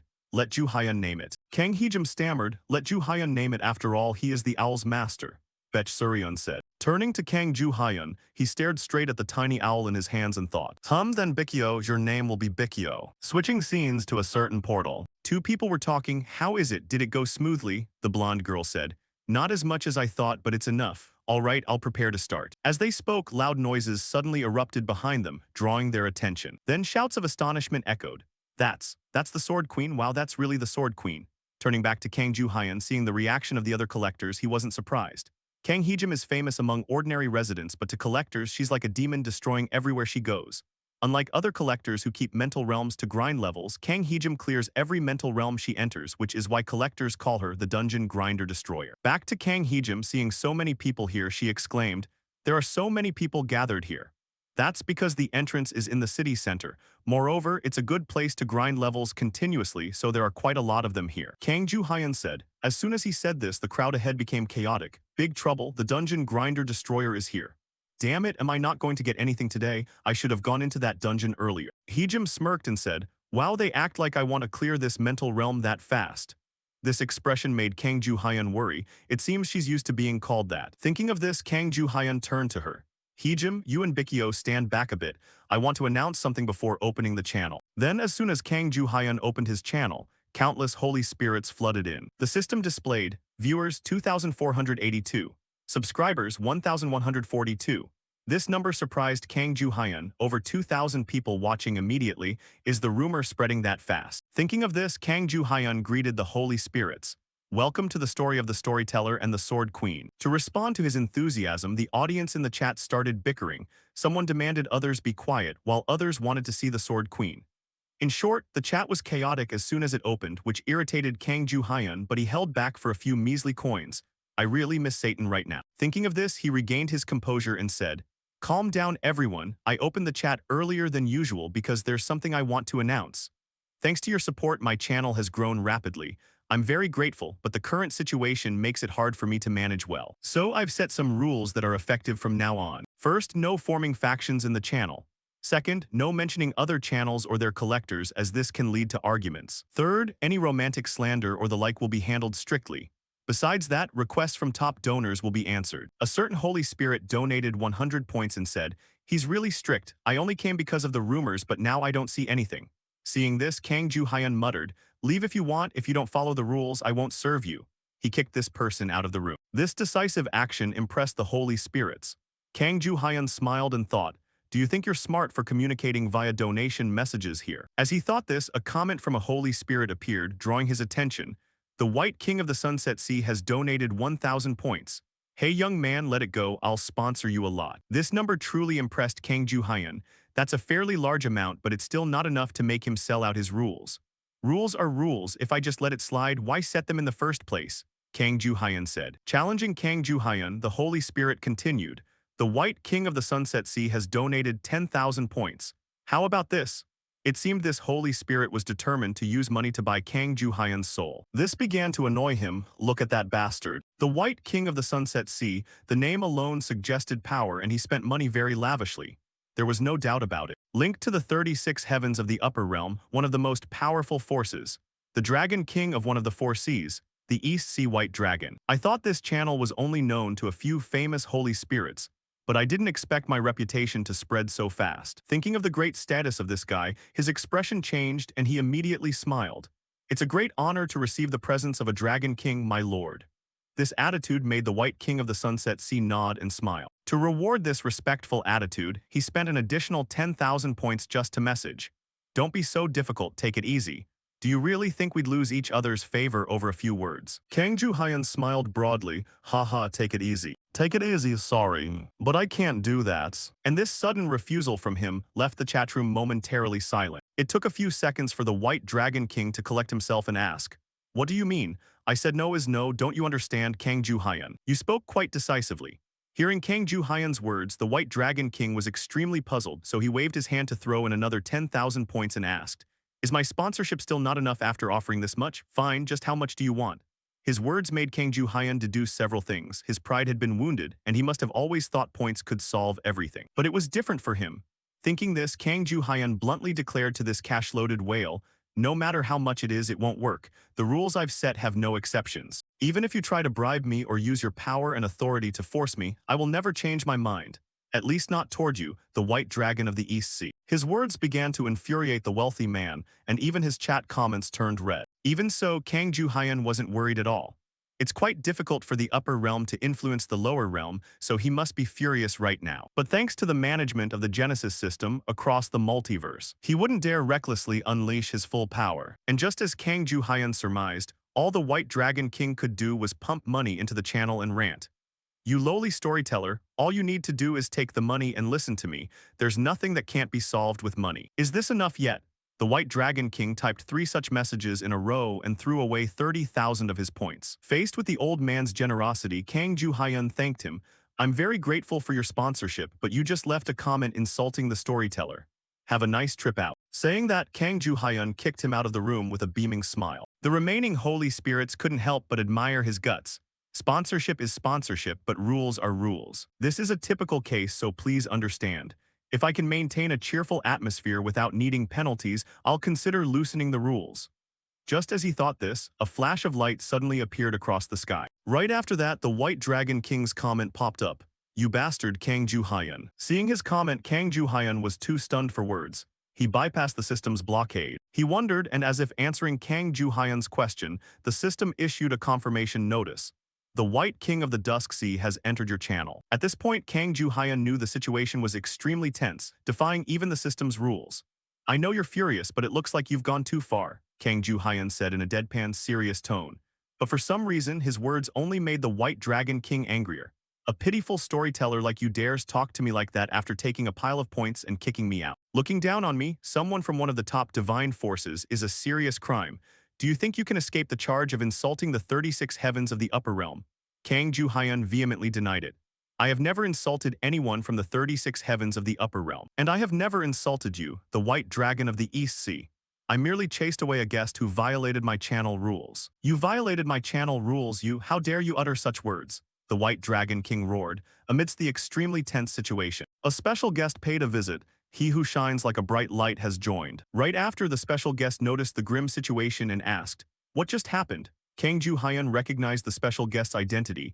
"Is that Lord Michael?" At the same time, Michael noticed the anomaly in the access system and muttered, "Wait, how can this?" Next, a notification screen appeared. "The Genesis system has been activated. System anomaly detected.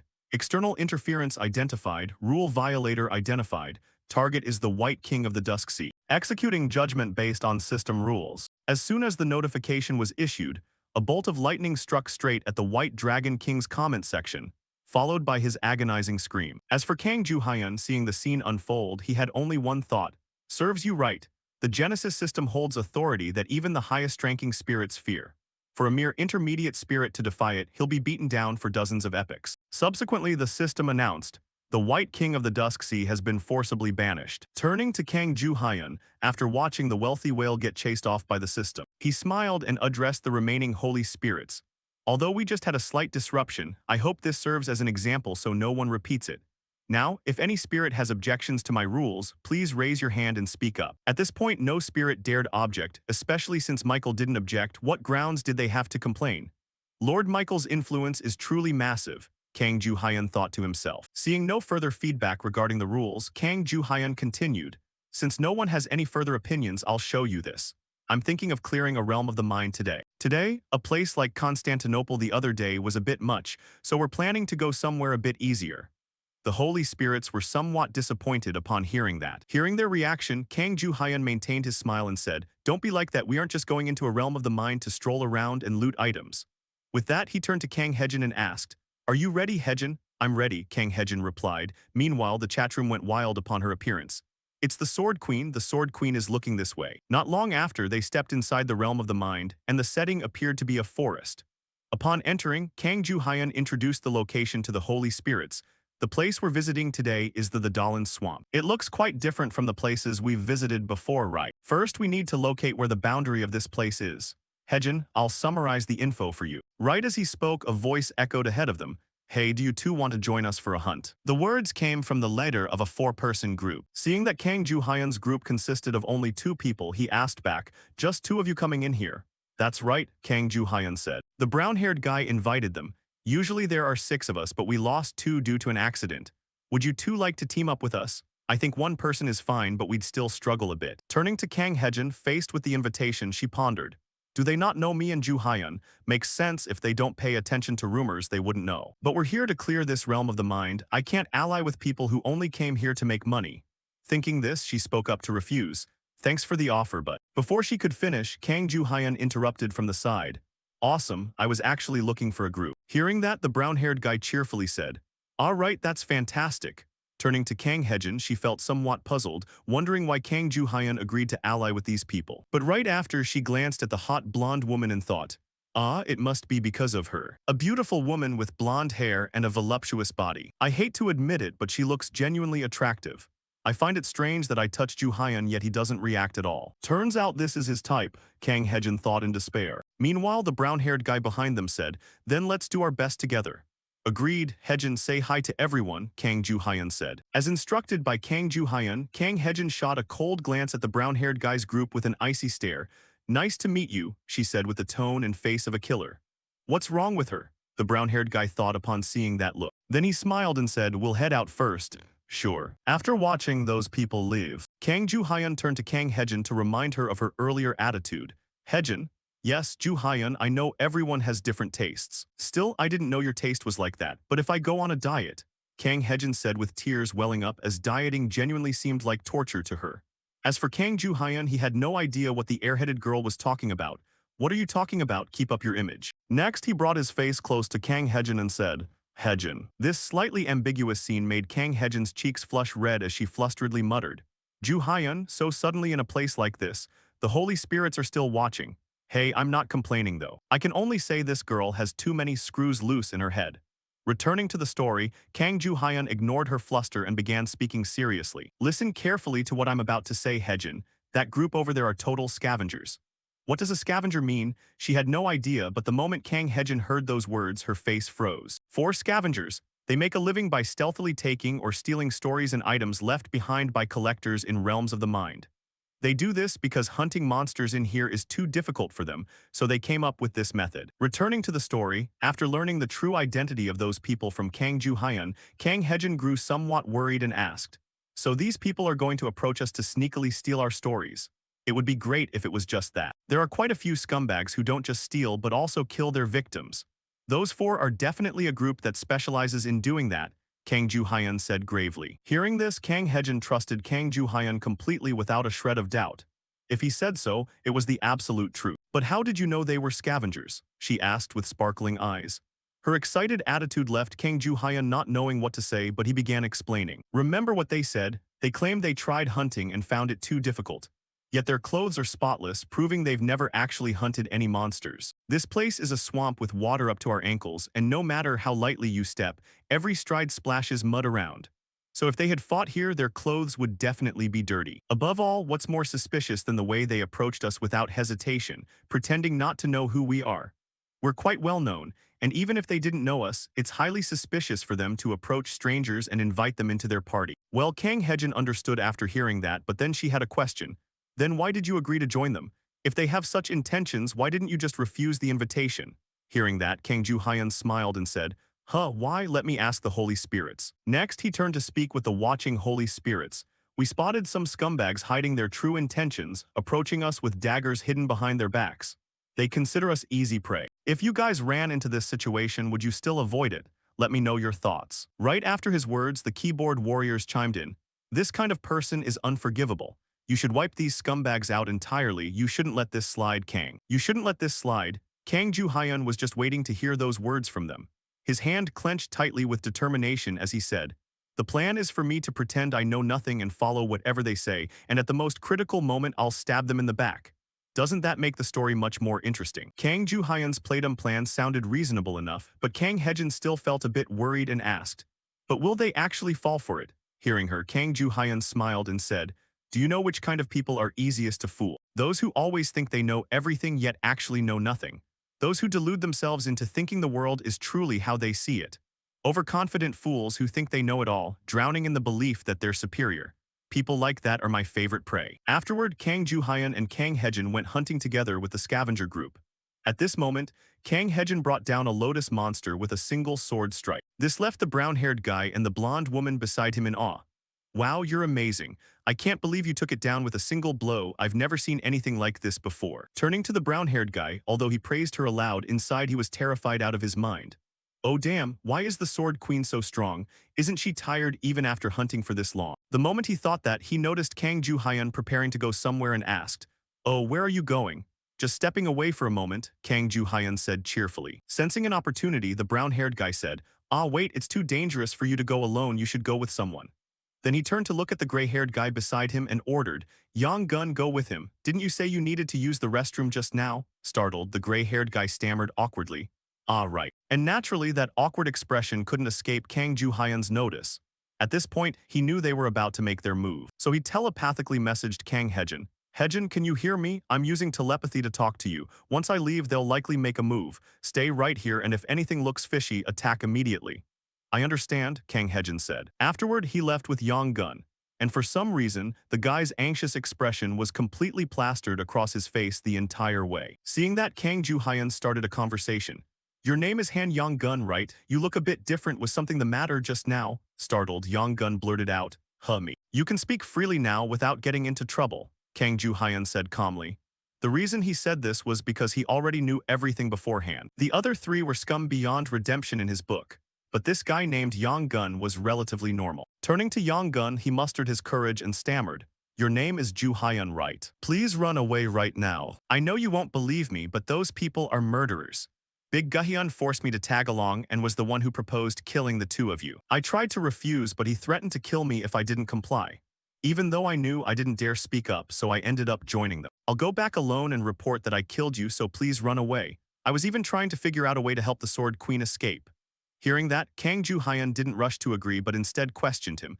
If you get caught red-handed, wouldn't both you and Hejin be in danger? More importantly, why do they want to kill me? I'm not entirely sure, but a storyteller from a prominent branch hired them to do it. He said he'd sign a contract with them if they succeeded, Yang-gun stammered. A storyteller from a branch? Kang Ju-hyun smiled upon hearing something familiar. At this moment, Yang-gun continued urging Kang Ju-hyun, so please run away, leave the rest to me. Thanks to those words, Yang-gun fortunately avoided being added to Kang Ju-hyun's dead meat list. I was planning to take Yang-gun out like the others, but thinking about it, there's no need for that. Thinking this, he told the gray-haired guy, I think I'm forced to do this, stay right here. What do you mean? Yang-gun asked in shock. Do you think I'm stupid, who'd trust someone who suddenly approaches them in the middle of nowhere? Kang Ju-hyun said. That caught the gray-haired guy even more off guard. So you knew everything from the start. You could say that, but you don't need to be scared. At least I can confirm you aren't a bad person. What about the Sword Queen? Yang-gun yelled out in panic. At that very moment, a miserable scream echoed in their ears. Hearing the shriek, Kang Ju-hyun smiled and said, I guess they're almost done over there. His words led Yang-gun to deduce something, prompting him to mutter, almost done, don't tell me. Just as the young man surmised, after the two of them returned to the spot, they discovered that Big Gahyun and the other two had been beaten flat onto the ground by the Sword Queen. Seeing them beaten to a pulp, Kang Ju-hyun couldn't even be bothered tying them up. Next, he glanced at Kang Hejin and thought, she's actually really strong, she always holds back and hides her power, making me actually think she was weak. That was just a stray thought passing through Kang Ju-hyun's mind, stopping his thoughts about Kang Hejin. He turned and shouted at the three scavengers, how much longer are you planning to lie there? Time to get up. Following his words, the ringleader Big Gahyun slowly regained consciousness. Then spotting the young man Yang-gun standing beside Kang Ju-hyun, he flew into a rage and roared. Han Yang-gun, is that you? Did you betray us? You treacherous bastard, damn you, I'll kill you, I'll kill you. His threats made poor Yang-gun tremble like a leaf. Unfortunately for him, Kang Ju-hyun was right there. To return the favor for those threats, Kang Ju-hyun raised his foot and stomped straight down on the guy's arm, the sound of snapping bones ringing out instantly. Big Gahyun shrieked like a stuck pig. Seeing him like that, Kang Ju-hyun excitedly said, Big Gahyun, you still don't realize your current situation, do you? Let me fill you in, Big Gahyun. A grade 7 collector, scavenger by trade, responsible for over 10 murders, not to mention conspiring with gangs to assault, extort, and traffic humans. And this time, I'm guessing you were assigned to kill some nobody and the recently famous Sword Queen, right? Correct. So who hired you to do these things? Kang Ju-hyun asked with an icy-cold tone and expression. Yang-gun, completely lacking situational awareness, still ran his mouth despite having his life in Kang Ju-hyun's hands. If I don't tell you, what can you do to me? Are you going to kill me? Do you have the guts to carry the label of a murderer? Hearing that, Kang Ju-hyun sighed in disappointment. Turns out you haven't repented at all. Aren't you afraid of the law? Aren't you afraid of the law? The law? Are you going to take me to court? In this country, the worst punishment for me is prison time. That won't faze me. Throw me in jail, but you should know that once I get out, you'll be the first person I kill. The fool uttered such mindless words without knowing that with every word he spoke, Kang Ju-hyun's expression grew increasingly frigid. Meanwhile, the holy spirits cheered for Kang Ju-hyun. Just kill Big Gahyun already. Even Saint Michael chimed in, evil must face its rightful punishment. Those cheers got him thinking. Turning to Big Gahyun, seeing Kang Ju-hyun deep in thought, the guy grew even bolder and shrieked. What? Why are you quiet now? Say something. You'd better think twice before deciding to mess with me. Kang Ju-hyun replied coldly, not necessarily. Saying that, he gripped the sword in his hand tightly and sent one of the group members off to the afterlife, leaving Big Gahyun looking utterly dumbfounded by Kang Ju-hyun's sudden action. Staring at his teammate's lifeless body, both of them turned pale with terror, their earlier aggressive aura completely vanishing, replaced by sheer, absolute panic.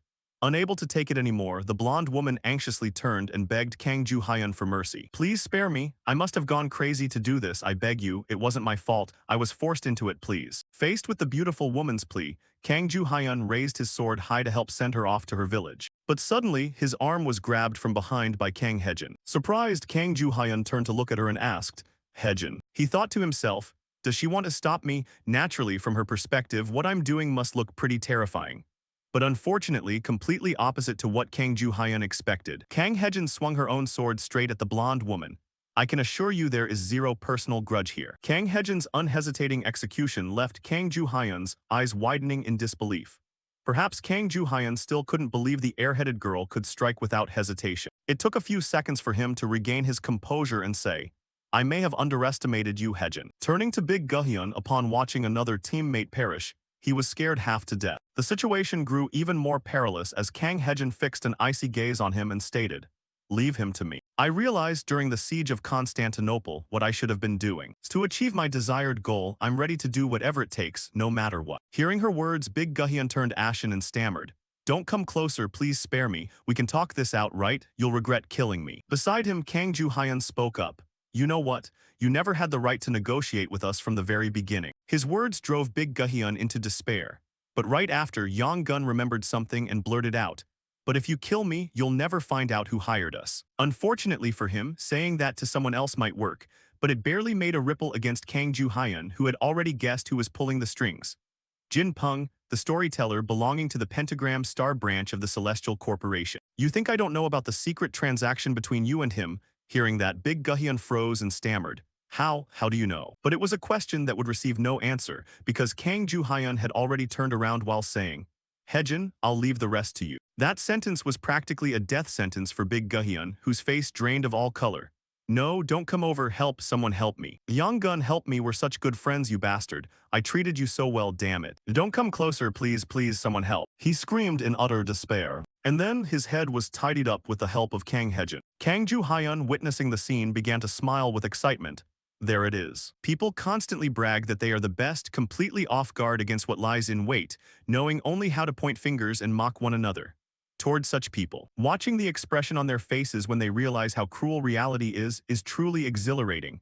What a twisted sense of justice. Haha, I know. Even so, this is an unavoidable aspect of my nature, an indelible stain from having endured that terrible world. It sounds a bit strange, but there's nothing I can do about it since it's just who I am, Kang Ju-hyun thought, blushing. Then he remembered Jin Peng and muttered, Jin Peng of the Pentacle, I hope you can provide me with some entertainment too. Turning to Yonggun, upon seeing Big Guhyun and the others die just like that, he was terrified to the point of nearly losing his mind. His legs began to tremble, and unable to support himself any longer, he slumped to the ground. At that very moment, he noticed the head of Big Guhyun rolling around right beside him. This horrific sight turned his face pale as he shrieked, Ah, what have I done? Just when I finally mustered the courage for the first time in my life to save someone, I never expected that I'd been played by those two from the very beginning.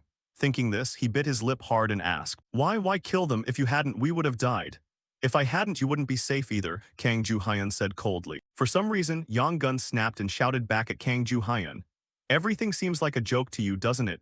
In the end, the storytellers choose you and the Holy Spirit sponsor you because you're just too powerful, right? What do you know about anything? The feeling of having nothing in your hands, yet we are forced to keep surviving. Why only me? Why only me? Yonggun began to lament his miserable fate. Kang Ju-hyun, after listening, began to preach to him, Everyone has a unique role in life, we just refuse to accept it and strive for more. We have all struggled, persevered, and even risked our lives for it. To you, we might seem like the chosen ones, but we are just like you. Then why am I like this? Yonggun asked tremblingly. To this question, Kang Ju-hyun replied bluntly, Because we accepted reality. I refuse to be satisfied with what I'm given. If I don't have it, I'll create it or take it from someone else if necessary. Hearing this, Yonggun began to howl. Do you think I wanted to give up? What am I supposed to do when all my efforts are in vain? What am I supposed to do when everything I do ends up being a failure and a joke? The desperate words of the young man made Kang Ju-hyun pause for a moment, then he offered some advice. The human world is small, they mistake what they hear and feel for the entire world. If someone thinks you're a failure, you think the whole world thinks the same. And that's all you focus on, you know. The world out there doesn't care about you. No one blames you, they don't know who you are and they don't care. If you want to change, start by changing your worldview and show those who don't know you who you really are. It might be difficult, but it's not as pathetic as those who give up from the start. Having said this, Kang Ju-hyun was done with him, so he turned to Kang Hejin behind him. Let's go, Hejin. Let's go, Hejin. Kang Hejin followed Kang Ju-hyun as he walked away and asked worriedly, Is it really okay to just leave him like that? Yeah, he'll be fine, Kang Ju-hyun said. Next, they began to conquer this mental realm. At this moment, Kang Hejin was battling a giant carnivorous plant monster known as boss-level illusion entity Lebra. Naturally, this trash plant couldn't compete with Kang Hejin. After dodging a whip attack from the tree monster, she quickly accelerated and leaped straight onto the head of the monster, followed by a tree-felling strike that split the monster in two. Immediately after, the system confirmed, You have cleared the Dahlan Marsh. You have received 3,000 points. You have received the skill Extended Kai Sensing combined with basic Extended Kai Sensing. Extended Kai Sensing has become Comprehensive Kai Sensing. You have received the Anecdote of the Gardener, received Marsh Tree Root X90, received Lebra Resin. The mental world was disappearing. And as the notifications appeared, Kang Hejin's body began to be covered by streams of strange ancient scripts, which were helping her body recover. Clearing a mental world makes all its traces vanish. How great, I love this outfit, Kang Hejin said happily. Kang Ju-hyun explained, excluding injuries and rewards, all traces belonging to the mental world vanish when it's cleared. Understood. Merged with 338.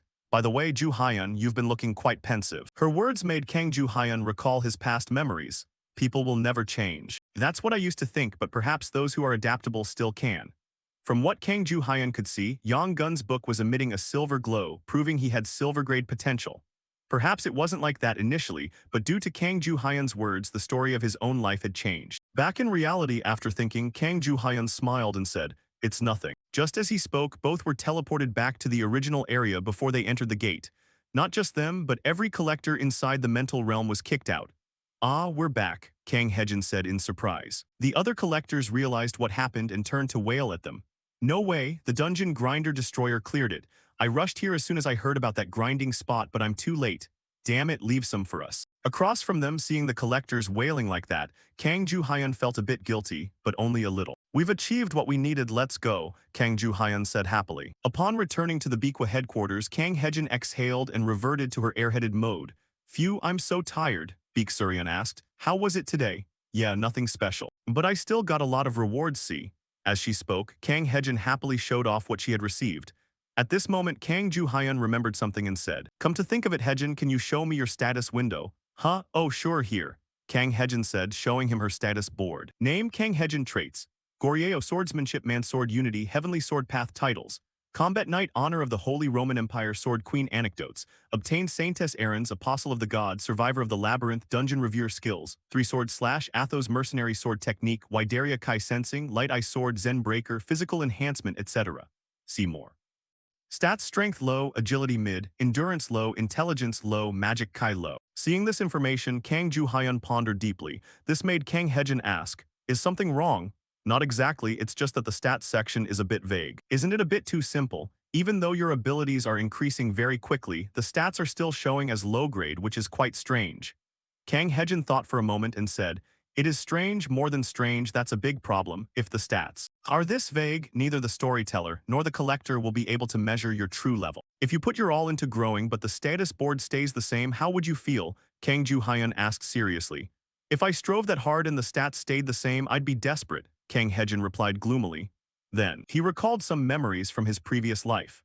After the apocalypse in his previous life, there was a major review of the status window, where stats were listed in great detail and accuracy. It seems that demotivating collectors with these vague figures is intentional. Someone is interfering. Until now, I thought disasters were the result of the collector's apathy, but what if there is a cause behind their laziness? What if someone is controlling this entire process from behind the scenes? It's still too early to conclude, but if my suspicions are correct, are those hiding in the shadows planning to destroy this world? Bring it all on, because only then can I truly enjoy cleaning you all up." Kang Ju-hyun thought while wearing an incredibly dangerous expression. A few days later at the Biqua office, "I'm home." Baek Suryeon's voice echoed. Kang Hejin asked, "Suryeon, where have you been? I just had a meeting with a magazine publisher at. I have a feeling you'll be getting an interview soon." Baek Suryeon said happily, but this made Kang Hejin panic. "What? An interview?" "Yes, you'll be appearing before the public more and more." Kang Ju-hyun added, "That's right, collectors are celebrities too, it's just a few TV shows and commercials. If the goal is to promote Hejin's name, an interview is the best choice." Faced with this, Kang Hejin cried, "Ju-hyun, I can't do that, I'm only good at fighting.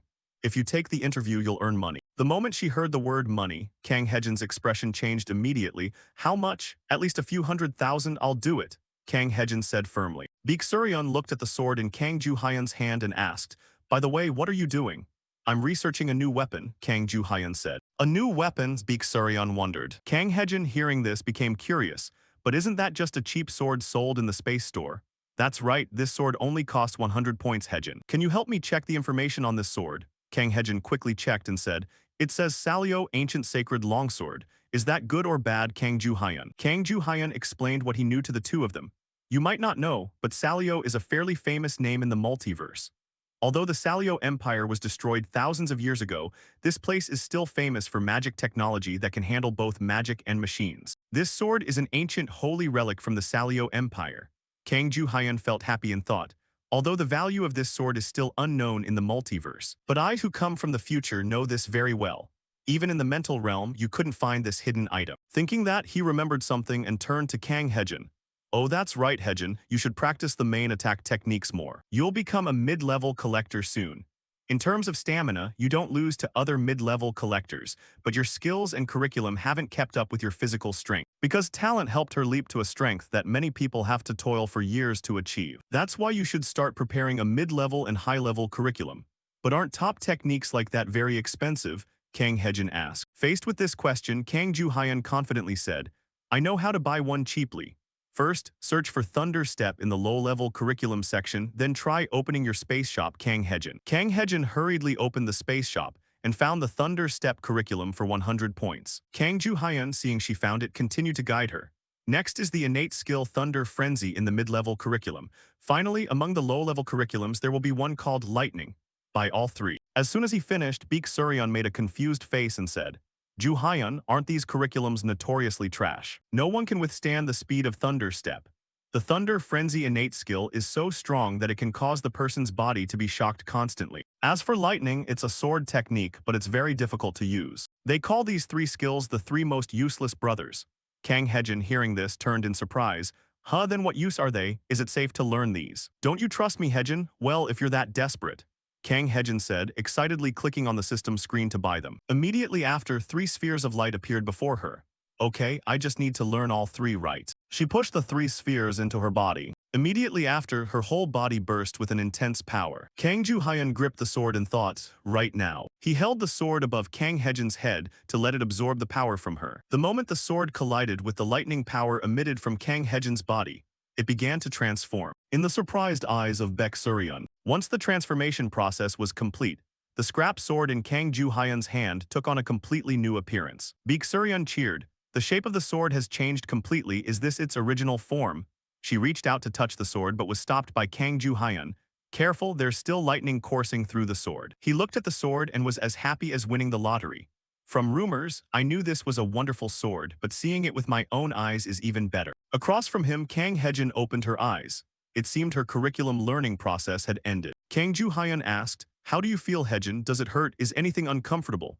No, I don't feel anything at all, Kang Hejin said after a quick check. Then try opening the status board, surely there's a new skill. Kang Hejin hurriedly opened her status board and said, oh, you're right. The 3 skills I absorbed have disappeared, replaced by a new technique called Heavenly Thunder Sword. That's a skill that will help you become more powerful. This item will help you control the Heavenly Thunder. In terms of curriculum level, it's even better than high level, let alone mid-level. Kang Hejin turned to Kang Ju-hyun with sparkling eyes. Ju-hyun, thank you so much. She flew toward him, but he dodged immediately. She ended up falling flat on her face.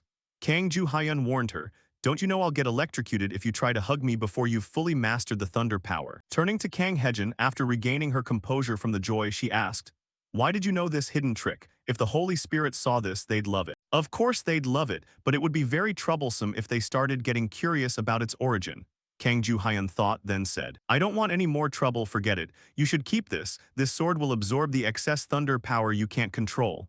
He tossed the sword to Kang Hejin. The moment she touched the sword, sparks flickered. This sight was witnessed by Baek Suryeon. Immediately she pulled Kang Ju-hyun aside and said, Ju-hyun, come here and talk to me. Are you planning to use Hejin as a battery for that sword? Kang Ju-hyun replied, isn't it a good thing? It helps Hejin too. As he said this, he noticed Baek Suryeon's whole body trembling and thought, is she worried about Hejin? But unfortunately for Kang Ju-hyun, Baek Suryeon was worried about something else.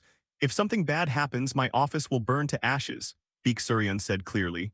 Oh, so that's what you were worried about, Kang Ju-hyun said in surprise. Turning to Baek Suryeon, she regained her composure. Kang Ju-hyun, from now on, if you plan to do something like this again, at least let me know, blah blah blah. Kang Ju-hyun felt dizzy listening to her nagging.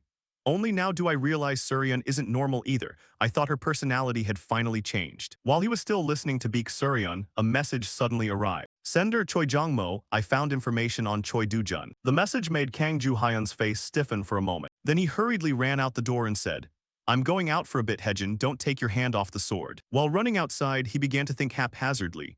Why, since I've had a fresh start, do I not need to get involved with him anymore? Why am I so concerned about him? Should I be angry if I meet him again? Or maybe I won't feel anything. Whatever, I still want to try meeting him once. Not long after, Kang Ju-hyun ran to the Collectors Association. The staff member asked, welcome, how can I help you? I want to schedule a meeting with the association manager, Choi Jong-mo. Kang Ju-hyun said, but before he could say more, Choi Jong-mo's voice came from the side. Ju-hyun. Follow me, his voice was a bit tense. After entering the office, Choi Jong-mo began. First, I want to ask about the relationship between you and Choi Do-jun, Kang Ju-hyun said. Kang Ju-hyun replied, we don't know each other, I just heard rumors about him. Is that so? Anyway, as per your request, I searched for him. Thanks to you providing basic information like age, gender, and distinctive features, it wasn't too hard to find. Is this the Choi Do-jun you were looking for? Choi Jong-mo handed Kang Ju-hyun a photo. Seeing the person in the photo, Kang Ju-hyun could confirm with certainty that it was Choi Do-jun. Yes, that's him. Do-jun, yes, it's him, 100% sure. Where is this person? Faced with this, Choi Jong-mo explained calmly. 15 years ago, when Earth was added to the multiverse on the day of mind-linking, he went missing. This sudden information made Kang Ju-hyun's face freeze. What Choi Do-jun is missing? He blurted out involuntarily. Choi Jong-mo confirmed again. That's right, he was among those who vanished on the day of the 99 coup. We call those who vanished water-evaporating souls when Earth, which used to be a material world, merged with the multiverse. The world suffered a massive collision, and all barriers between illusion and the truth of the world collapsed. Marking the moment the content of stories became reality, we called that day the day of ideological unification. During that period, many people vanished from reality and were presumed missing. The reason why those water-evaporating souls vanished is still a mystery, but one thing is for certain. Those who vanished left Earth to go to another dimension. Sometimes a few water-evaporating souls return to reality, but most of the time they are just corpses. Meanwhile, those who returned alive were turned into monsters. In the future, there will be some water-evaporating souls, also known as returners from other worlds, who will return unharmed, but it's not time for that yet. To think Choi Do-jun was a water-evaporating soul. So after vanishing on the day of ideological unification, he returned with Earth's apocalypse. The strength and judgment he displayed during the apocalypse were formed because he was used to the rules of another world, he thought to himself. Meanwhile, manager Choi Jong-mo remembered something and reminded him. Oh, one more important detail, he has a mother. After Choi Do-jun went missing, she diligently searched for her son for 15 years. She said she wants to meet you. Do you want to meet her? Meet me? Kang Ju-hyun asked in surprise. But then he understood the issue. Ah, that's understandable because she heard that someone knows about her son. His mother, thinking this, the main character felt he had no more work here, so he stood up and said, I will meet her myself later. If needed, can I ask for your help again? Thank you for your efforts today. If it's the storyteller Ju-hyun, you can ask whenever you want, he nodded. Meanwhile, Ju-hyun, after leaving the building, began thinking about his own situation. Perhaps my parents are still alive in this world right now. But I'm terrified. If I exist here, what happened to my past self? If I was reincarnated as a storyteller, perhaps another Kang Ju-hyun of this world still exists. If so, can I call them my parents? Would they feel uncomfortable seeing a storyteller wearing the appearance of their child? No, what if they think I'm an imposter? The more he thought, the more anxious Ju-hyun felt until a loud shout pulled him back to reality. Ju-hyun. Oh, it's you, Hejin, what are you doing here? He spoke as he looked at the female swordsman in front of him. Facing his question, she replied with a hint of shyness. Well, I followed you because you looked restless when we left, and I wanted to see if you were okay. Is that so? Sorry for making you worry, but I'm fine. It wasn't as big of a deal as I thought, he said, waving his hand. Seeing that, Hejin brightened up. Oh, really? You really do look better now. Then let's head back to the office too. The office, Ju-hyun muttered as if pondering something, which made Hejin slightly puzzled. What's wrong? Is there still something you need to do?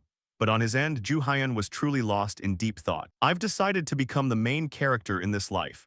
And my parents are the ones who had the biggest influence on this decision. So even if my parents don't accept me as a family member, I don't need to be scared or run away. Finishing his thought, the main character seemed to gain extra motivation and suggested, That's right, there's a place I want to visit. Would you like to come with me? Can I come along? Of course.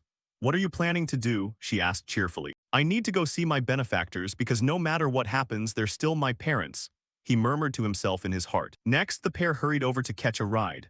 Along the way, Hejin couldn't help praising him. You're really interesting. Even though you're a storyteller, you don't hang out with other storytellers, and you even have a past nobody knows about. You're wrong, Ju-hyun shook his head and said. But the female swordsman remained steadfast in her thoughts. Hey, no way, I believe one day you'll tell me about it. So who are these benefactors we're going to meet? Must they be amazing for you to call them benefactors? That's right, they truly are amazing, Ju-hyun nodded and said. Whenever he mentioned family, his expression immediately grew cheerful, leaving her endlessly curious. Who on earth are they for Ju-hyun to praise them so much? Ju-hyun's past that I don't know about, I want to hear it. Returning to Ju-hyun, seeing how curious this girl was about his family, he himself grew a bit curious. I wonder if Hejin has any family. That's right. And if I read her book. Thinking this, he reached his hand toward the book floating above Hejin's head. But then, as if remembering something, he stopped and asked her directly. Never mind, Hejin, do you have any family? Pardon. Are you asking because you're interested in me? She said excitedly, making Ju-hyun instantly regret asking. Here we go again. If you don't want to answer, it's totally fine. No, it's not like that. I'm just happy. I don't have any family left. She said calmly, but those words caused the main character's face to go completely blank. Huh, what? Beside him, Hejin explained further. Well, I used to, but I don't even remember what my dad looked like anymore. I think he ran away right after mom gave birth to me. He ran away, and probably because of that reason, mom beat me up so much. She kept telling me I wasn't her child. And then one day when I was little, she chose to leave this world behind. After that, nothing much happened. Since I had no parents, I went to an orphanage and got bullied for my timid personality. That's how it is, I have no family. But it's fine, everything is different now, all thanks to you, she said with a tone as if it wasn't a big deal at all. However, hearing that, Ju Hyun couldn't help shouting out, Hejin. What is it? She asked in surprise, making Ju Hyun calm down slightly. Oh no, nothing, you must have been through a lot of hardships. It's nothing, if it weren't for you, I'd probably still be living like a failure. Thanks to you, I've realized what I want to do, Hejin affirmed with a bright smile. But in Ju Hyun's eyes, he saw something entirely different. She looked like she was standing on the verge of a complete mental collapse. The Sword Queen I knew isn't like this, but I never really knew the true nature of the past Sword Queen, so there's no need to feel disappointed or compare the two. Although her mental state was currently unstable and could collapse at any moment depending on his actions from now on, Hejin had the potential to change. Thinking this, Ju Hyun knew this was the moment he should comfort this girl. Hejin, it's okay. At the very least, I will never abandon you or leave you behind, he said calmly. The Sword Queen smiled back, me neither.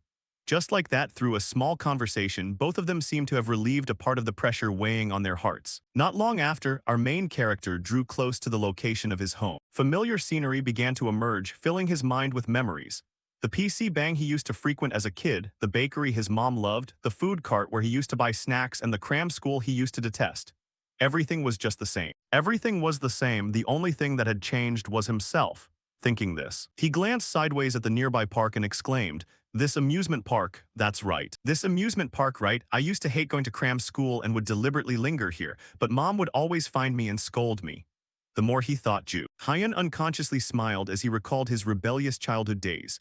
But right at that moment, a sudden shout startled him. Hey Kang Jura, are you cutting cram school again? Oh gosh, I promise I'll go tomorrow. A girl complained irritably as she rushed past Ju Hyun. But that demeanor of hers genuinely startled the main character. Because at a quick glance, the two of them looked remarkably like siblings in a family. Not just Ju Hyun, even Jura seemed to sense something when she looked at the main character. As she gazed at the main character, though rather unfortunately before they could dwell on it, the earlier voice echoed again. Kang Jura. As I told you, people who give up easily won't amount to anything. I know, stop nagging me, other people are watching, she said in a hurry. Our Ju Hyun was stunned for a moment upon seeing the owner of that voice. The woman opposite him hurriedly bowed her head. I'm sorry we're disturbing you too. Mom, he muttered in a voice so soft nobody could hear. But right after he stopped himself, what on earth am I expecting? Kang Ju Hyun didn't actually exist here anymore.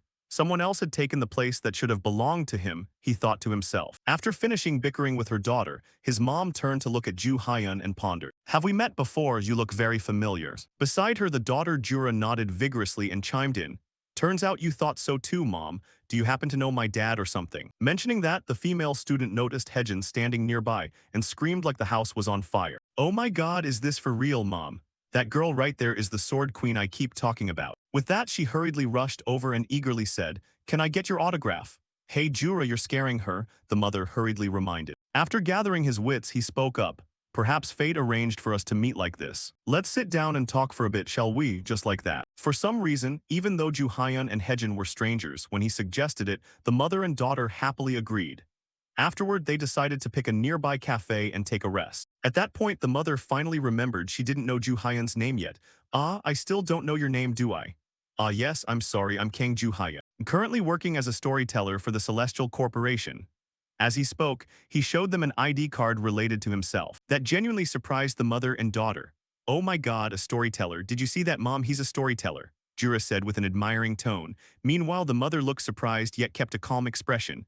A storyteller? Aren't you an ordinary person? You look a lot like my husband, almost made me think you're a relative of his. She can still feel a bit of familiarity from me. I want to tell her the truth, but I can't, Ju Hyun thought to himself. Turning to Jura, the young girl bolted upright and asked, So, are you a storyteller? Yep, that's right. Then can you help me become a collector? Jura asked with high expectations, forcing the mother to hurriedly admonish.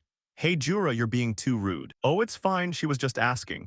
Ju Hyun stepped in to defuse the situation, making the kid even more smug. See Mom, he said it's fine. Before she could celebrate for long, he crushed her joy. To answer your question just now, it's impossible.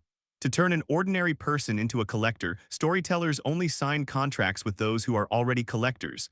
They don't train people to become one. What a relief, I was worried you'd actually agree. The auntie let out a sigh of relief, leaving her daughter nearby on the verge of tears. What do you mean, what a relief? If you want to rely on others to achieve your goals, you're wrong. If you can't attain it, then you should let go instead of blindly, stubbornly chasing it, she scolded. Jura bit her lip tightly to keep from crying out loud. She immediately bolted outside. Hey Jura, the mother yelled. However, the kid had no intention of stopping. Finally, with no other choice, she awkwardly turned to the two Juhyan and said, "My daughter is acting so badly, I'm sorry." "Not at all, kids around that age all want to become collectors," Juhyan replied sheepishly. Jura's mother shared the worries lingering in her heart. The child has only seen the good side of being a famous collector without thinking about the hardships involved. And even though I'm her mother, I have to say, she has zero talent. The auntie shared bluntly, making Juhyan recall his own childhood memories. Back then, she had said almost the exact same words. Juhyan, you have no talent to become a collector. Thinking this, he bit his lip slightly and said to Hejin behind him, Hejin, could you step outside for a bit? Jura will be at the park where we met earlier, go check on her. Sure, Hejin agreed, sensing that Juhyan wanted to have a private conversation, so she walked away. Once the female sword queen left the cafe, Juhyan shared his thoughts. You shouldn't crush someone's dream just because they lack talent. I used to think that way too, everyone has dreams. But based on my years of life experience, you can't achieve dreams with just passion alone. But she's still your daughter, isn't she? Juhyan reminded. However, Jura's mother had her reasons.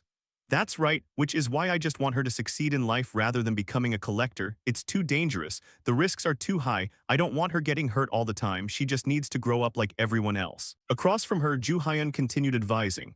You're not wrong, but you shouldn't act like that. It's your child's dream. No matter how difficult that path is, you shouldn't block it. You're telling me to just let her do as she pleases, she asked back. No, I think you should let the kid know the full truth of how grueling a collector's job is. And if she still doesn't waver, then let her follow her heart. Why are you? Jura's mother spoke up upon hearing Juhyan's advice. However, before she could finish her sentence, Juhyan interrupted. Because that proves your child isn't just acting on a fleeting impulse, but has a genuine, fierce passion. Have you ever truly cared about her feelings? A single word or an encouraging action can completely change a person's future. I believe if the two of you sit down and talk with true sincerity, everything will be resolved. So I hope you'll trust your child one more time, disregarding the harsh, painful reality, just letting her pursue her dream. If you let her pursue her dream, one day she'll become the main character in your life. Facing Juhyan's continuous words, the auntie's expression grew stunned. I've always told her that exact thing. How can you talk just like me? Without waiting for her question, Juhyan continued explaining. No matter how many bumpy trials or hardships a successful path holds, people will not stop or be blocked until they reach their goal. So I hope you'll trust the child. Turning to the auntie, hearing this, she genuinely understood. You're right, I went a bit overboard, almost choking out the kid's talent like that. Anyway, it's fascinating, meeting you for the first time, yet you talk just like the child I raised with my own hands. She smiled, making Juhyan feel a bit awkward. At the same time, the door of the cafe opened once more. Following that, the female sword queen walked in leading Jura. Seeing them, Juhyan offered, let me speak first. Ah, sure, she replied. With the parents' permission, Juhyan began enlightening the female student. Jura, can I talk to you for a moment? Why do you want to become a collector? Don't laugh at me, okay? Of course not, he promised. The kid shared her reason. They have lots of money, fame, and always shine bright. I want to be like them too. Isn't that ridiculous? Beside her, Juhyan smiled and said, no, not ridiculous at all. I used to have the exact same dream. Huh, really? The kid asked in surprise. Nobody taxes dreams. What matters is your action. Let me ask you, do you dare risk your life to be a collector? Risk my life? Jura gasped in shock. Meanwhile, Juhyan began recounting the hardships of the profession. The sword queen you admire so much has walked to the brink of life and death countless times to achieve the success she has today. Not just the sword queen, but any collector is like that. Are you ready to do the same? The female student stammered, unable to speak. The main character knew this was a tough decision, so he added, I'm not forcing you to answer right away, but you will have to give me an answer sometime. Hearing that, Jura raised her head and asked back, so do you think I can do it? If I'm truly serious about becoming a collector, do you think it's possible? Yes, you'll definitely do it. Juhyan affirmed with a smile. If someone tells you they believe in you just once, everything changes completely, he thought to himself, handing the female student before him a dose of reassurance. As a storyteller, I guarantee you can do it. I hope you'll make your decision soon. Right after Juhyan finished speaking, his expression turned stunned. Immediately after, he broke into a cheerful smile. Because right before his eyes, the book hovering above Jura's head began emitting a silver light, proving the kid had the potential to reach that level. So it worked, he rejoiced inwardly. Just like that, after finishing the enlightenment session for Jura, it was time for them to part ways. Thank you so much today, the auntie smiled and said. Meanwhile, her daughter started tearing up. Hick, I wanted to spend more time playing with you. Both of them are super busy, so we can't, Mom, she reminded her. As for them, Ju Hyun offered Jura some encouragement. It was really nice meeting you. I hope everything turns out just the way you wish. Hee hee, even if you didn't say it, it definitely will. The kid laughed confidently. Then I'll take my leave. Goodbye, Jura waved back, returning to the pair while waiting for the bus. Hejin turned to Ju Hyun and asked, you look really happy. Do I? Whatever, what did you say to Jura? Haha, that's a secret, she said, covering her mouth playfully. But right at that moment, Jura's mother's voice suddenly rang out. Ju Hyun, yes, what is it? He hurriedly answered while telling Hejin, wait here for a second. Take your time. Next, Ju Hyun walked closer and asked, what's wrong? You seem to have genuinely forgotten this before leaving. You've worked hard. She spoke as she wrapped her arms tightly around Ju Hyun, making his eyes begin to well up with tears. I need to tell her I'm not her son. I need to draw a clear line. And say we're just strangers, Ju Hyun told himself, but then, he tremblingly hugged the woman back and spoke. Yes, it really has been hard. Mom will always be cheering for you. Thank you, Ju Hyun replied, and as he watched his mother walk away, he prayed for her. Thank you. I hope you live out peaceful days in this life. My parents passed away in the early days of the apocalypse. But it's different now. They won't pass away and the apocalypse won't happen. I won't let that happen, he promised himself. Shifting scene to Jin Peng's office, where he was acting like he'd been bitten by a rabid dog. Damn it, what on earth is going on? I thought those guys had run away, but they all ended up dead, yet Ju Hyun is still kicking. There's only this last resort left. But if I use that method, he stammered. Perhaps because this guy was too much of a coward, he didn't dare try the method he had just thought of. No, I can't do that, the villain muttered as he swiped the screen in front of him away. But at the same time, his words reached someone's ears. Just got back to the office. Can't do what? The sudden voice startled him, causing him to spin around. Upon seeing the owner of the voice, his attitude shifted instantly. Ah, Agai, what wind blew you here? But judging by Ju Hyun's perspective, the person named Agai was a tiny fairy. I was just wondering if my Jin Peng was doing a good job with his assigned task, but it seems he isn't. Isn't he? But it seems he isn't. Ah, that, he stammered incoherently. However, Agai in front of him maintained a cheerful demeanor. Agai feels very disappointed. I trusted you, Jin Peng. No, I've never failed to complete a task, he hurriedly explained. Unfortunately, this guy didn't know that the girl before him had already figured everything out. Agai feels very sad that Jin Peng tried to murder his precious colleague. That's absurd, how could I do such a thing? He hurriedly denied it. The moment he finished speaking, Agai's attitude changed instantly. So Jin Peng, are you saying I'm lying? With that, her entire body began emitting a terrifying pressure, forcing this Jin Peng to flatten against the floor. So much so that the floorboards even cracked. How can this be? He spoke anxiously. The tiny fairy began explaining to him in detail about being hijacked by another storyteller within one's own channel. When you signed a contract with my management department, I obtained control over this entire channel. To regain authority over your own channel, you need to become a senior contributor, meaning until then you won't be able to control your channel. You could even die inside your own channel, the safest place in the world for you. She threatened but then snapped her fingers to pull back her pressure and give him a chance. But don't worry, Agai is a kind supervisor, so I'll give you one more chance to deal with Kang Ju Hyun. And this time I'll offer you a special service, support with points, she said with a smile. Meanwhile, the sleazy Jin Peng below was breathing heavily like a cow and asked back. With points, you want me to do that? Exactly. A storytelling battle, a wager between storytellers who have direct control over their channels. What better opportunity could there be? Agai said in an excited tone. However, faced with this proposal, Jin Peng was scared out of his wits. But isn't that a battle of collectors acting as proxies? The one Ju Hyun contracted, the Sword Queen, is too prominent. I won't be able to. But before he could finish, Agai, having prepared everything, offered. It's okay, the Pentacle Star is thinking of sponsoring a fairly skilled collector for you. A collector our department has secretly trained but hasn't publicly announced yet. Although they are a newcomer, they are talented enough to handle a mid-level collector easily. And when that collector defeats the Sword Queen, that rising star, I'm sure the Holy Spirits will be extremely delighted. She began painting a rosy picture for him. The foolish Jin Peng, hearing this, became as pumped as if he had been injected with adrenaline. That's it. If I can defeat the Sword Queen and take control of Kang Ju Hyun's channel, I can get rid of him.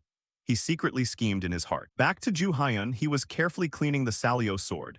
Thanks to Hejim carrying it around, it was now fully charged with electricity, but the sword's true nature had yet to be fully revealed. Now I just need to engrave this mana circuit, he muttered, picking up a horn and tracing each line onto the sword. As soon as he finished the final stroke, the sword suddenly emitted a brilliant light. At the same time, a system notification appeared. The ancient Salio relic longsword will evolve into a sword crafted with the magic of the Salio Empire. You have received 100,000 points as a reward for successfully engraving the mana circuit onto the sword. You have now obtained the anecdote of the engraver. Is this the true form of the ancient Salio relic longsword? He muttered, then hurriedly checked the sword's stats: increased critical hit chance, increased damage, shapeshifting ability, and cooldown reduction. This is unbelievable, he said in surprise, but that wasn't all. Because several status lines remained locked due to his low level. The special window is still locked, but that must be because my level is too low to fully unlock the sword's functions. It will open gradually over time. He speculated, but right after, Ju Hyun noticed a strange description. Provides the user with a massive amount of power or becomes a double-edged sword that could prove dangerous to them. The sword holds a hidden massive ego. That's how the system described it. What is this, a massive ego? He asked in confusion. But before the protagonist could think any further, the sword in his hand began to tremble violently. Then it floated into midair, emitting a joyful sound. Finally free. Wait, this is a talking sword with an ego. And a book? The general like Ju Hyun's eyes widened as he saw a spirit emerge from inside the sword. Turning to the spirit after getting out, she sighed in relief. Phew, I don't even remember how long I've been asleep. Are you the one who woke me up? Are you my master? Yes, I am Kang Ju Hyun, a storyteller for the Celestial Corporation. Ju Hyun explained calmly, but as soon as the little girl heard this, her face turned pale. What, this storyteller, a storyteller holding a sword? Are you planning to sell me? She said in an extremely worried voice, forcing Ju Hyun to hurriedly reassure her. Don't worry, I'm using it for myself. Huh, a storyteller? Using a sword? You really are an interesting person, the little girl exclaimed. The protagonist leaned in and asked, what is your name? I don't know. I've slept for so long that I don't remember anything. Why don't you give me a new name? Actually, if you were able to wake me up, it means you have the talent of an engraver, so you should be able to come up with a good name. Ju Hyun looked at the sword and racked his brain. This pure white blade reminds me of Bikryun. It looks like a pure white lotus. Thinking of this, a name suddenly popped into his head. Then your name shall be Bikryun. Note, this name translates to white lotus. Turning to the little girl, it seemed she liked the name, so she nodded in agreement. Bikryun, that works. All right, Kang Ju Hyun, from now on you are my master. As she spoke, her entire body emitted an aura along with a gentle breeze. Then a system notification appeared. You have become the master of Bikryun, longsword of the ancient Salio relic. You have obtained the story, the heir of the Forgotten One. Completed the awakening of the ancient relic's ego. The anecdote, the engraver, will be changed to the title engraver. I can feel her anecdote flowing into me and my anecdote flowing into Bikryun, Ju Hyun's thought. But suddenly Bikryun noticed something and screamed, making the general like Ju Hyun's eyes widen in shock. Wait, Kang Ju Hyun, what do you mean by you regressed? You died and were reborn, yes. Turning to Ju Hyun, hearing her say that, he felt a bit flustered. Oh no, so she saw my past through our master-servant contract. So it would be useless to hide it. Thinking this, knowing he couldn't hide it anymore, he began to spill everything, to tell you the truth, blah blah. Just like that, after some explanation, Bikryun finally understood the situation. I understand. I thought you were just a weird storyteller, but to think you have a story like that, so you found me through knowledge gained from the future, right? That's right. But the person who used me back then didn't seem to know I was a sentient sword, he nodded. The little girl gave her verdict. Maybe he could only wake me up a little bit. And you have the engraver trait, which is why you were able to awaken me completely. Either way, my master is a storyteller and I prefer it that way. It's going to be so much fun. I've always been curious about what storytellers do, she said happily. The general like Ju Hyun promised. From now on, you'll see plenty of things, so many that it might even get annoying. Let's do our best together. Definitely, she affirmed. At the same time, both shook hands as if sealing a deal. Time passed quickly. Cutting to a certain forest, Ju Hyun and Hejim were there. Hejim, are you ready? Ready. All right, then I'll press open, Ju Hyun said, quickly selecting open on the system. Immediately after, countless viewers flooded into his channel. Hello channel owner, it's been a while since you opened the channel. It's the Sword Queen, some sycophant shouted.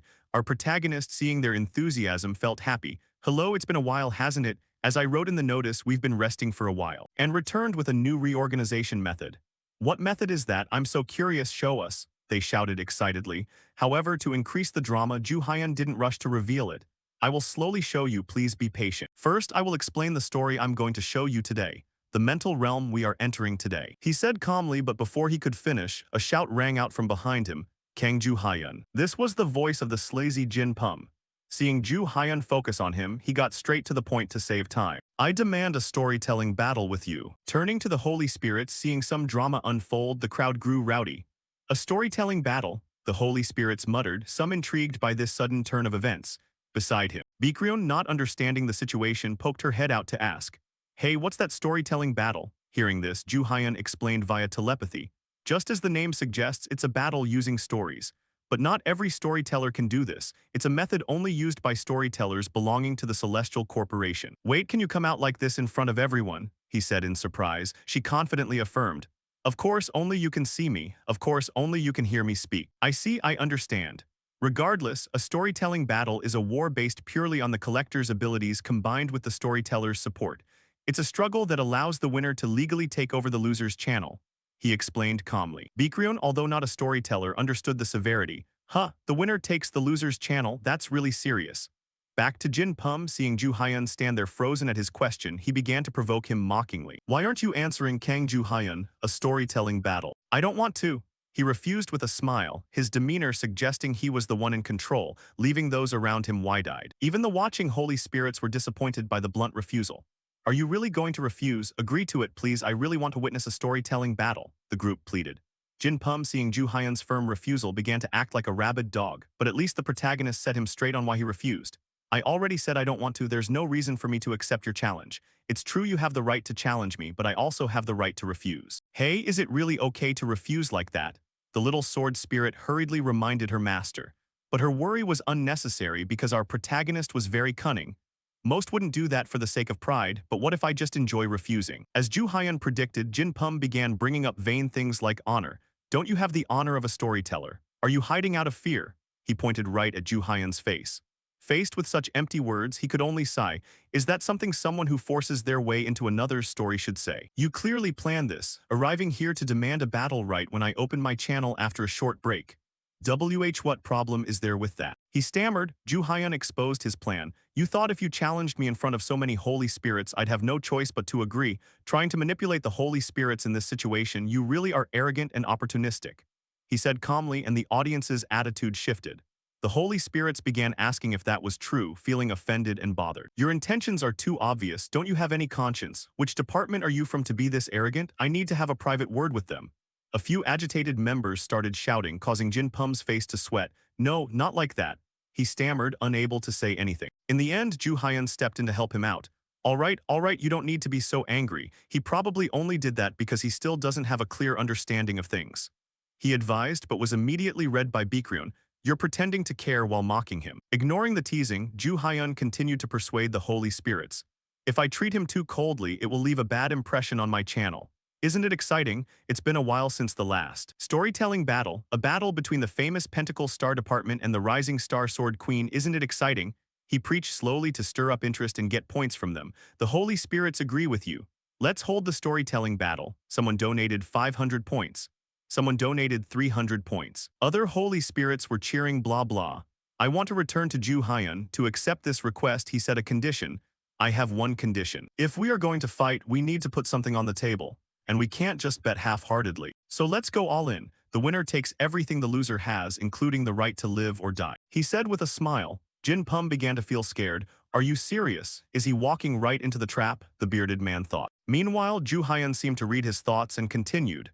That's not a bad proposal for you, is it? Fine, you're the one who proposed it, so don't even think about backing out. He hurriedly said, as if afraid Ju Hyun would change his mind. Just like that, their battle was set. Officially organizing a storytelling battle. Combat method is a deathmatch. This notification was sent to many people within the company. When Agai saw this notification, she began to laugh excitedly. Haha, this is getting interesting. I was curious because he's a rising star, but it seems he's better than I thought. As expected, he's quite capable, but looking at the way he refused to ease the surrounding tension shows he understands crowd psychology. It would be bad for our department if we let him run wild. But that's fine. He has become a greedy prey by accepting this battle. Now I'll slowly lure him into the trap and take him down. She said with a laugh as if victory was already hers. Meanwhile, because of this battle, Ju Hyun and Hejim's trip was temporarily paused. Ju Hyun, will we be okay? She asked worriedly. Ju Hyun confidently affirmed, I've made such a decisive statement, so I'm sure it'll be okay. We can show off Baekryun's power. This will be a good opportunity. But it's still, she stammered, looking unconfident. Are you worried? Just be honest. Some holy spirits were very curious about my decision, that I agreed to such hasty conditions, he said calmly. But before Hejin could say anything, Bikrion chimed in, that's right, we don't know what they'll do.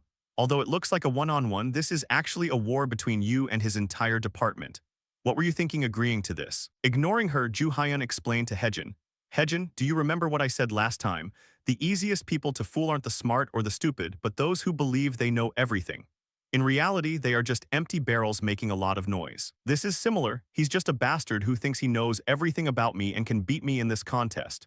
Not just him, but the person manipulating his actions and the entire department that person manages. The Sword Queen understood the problem, so you acted like you were provoked.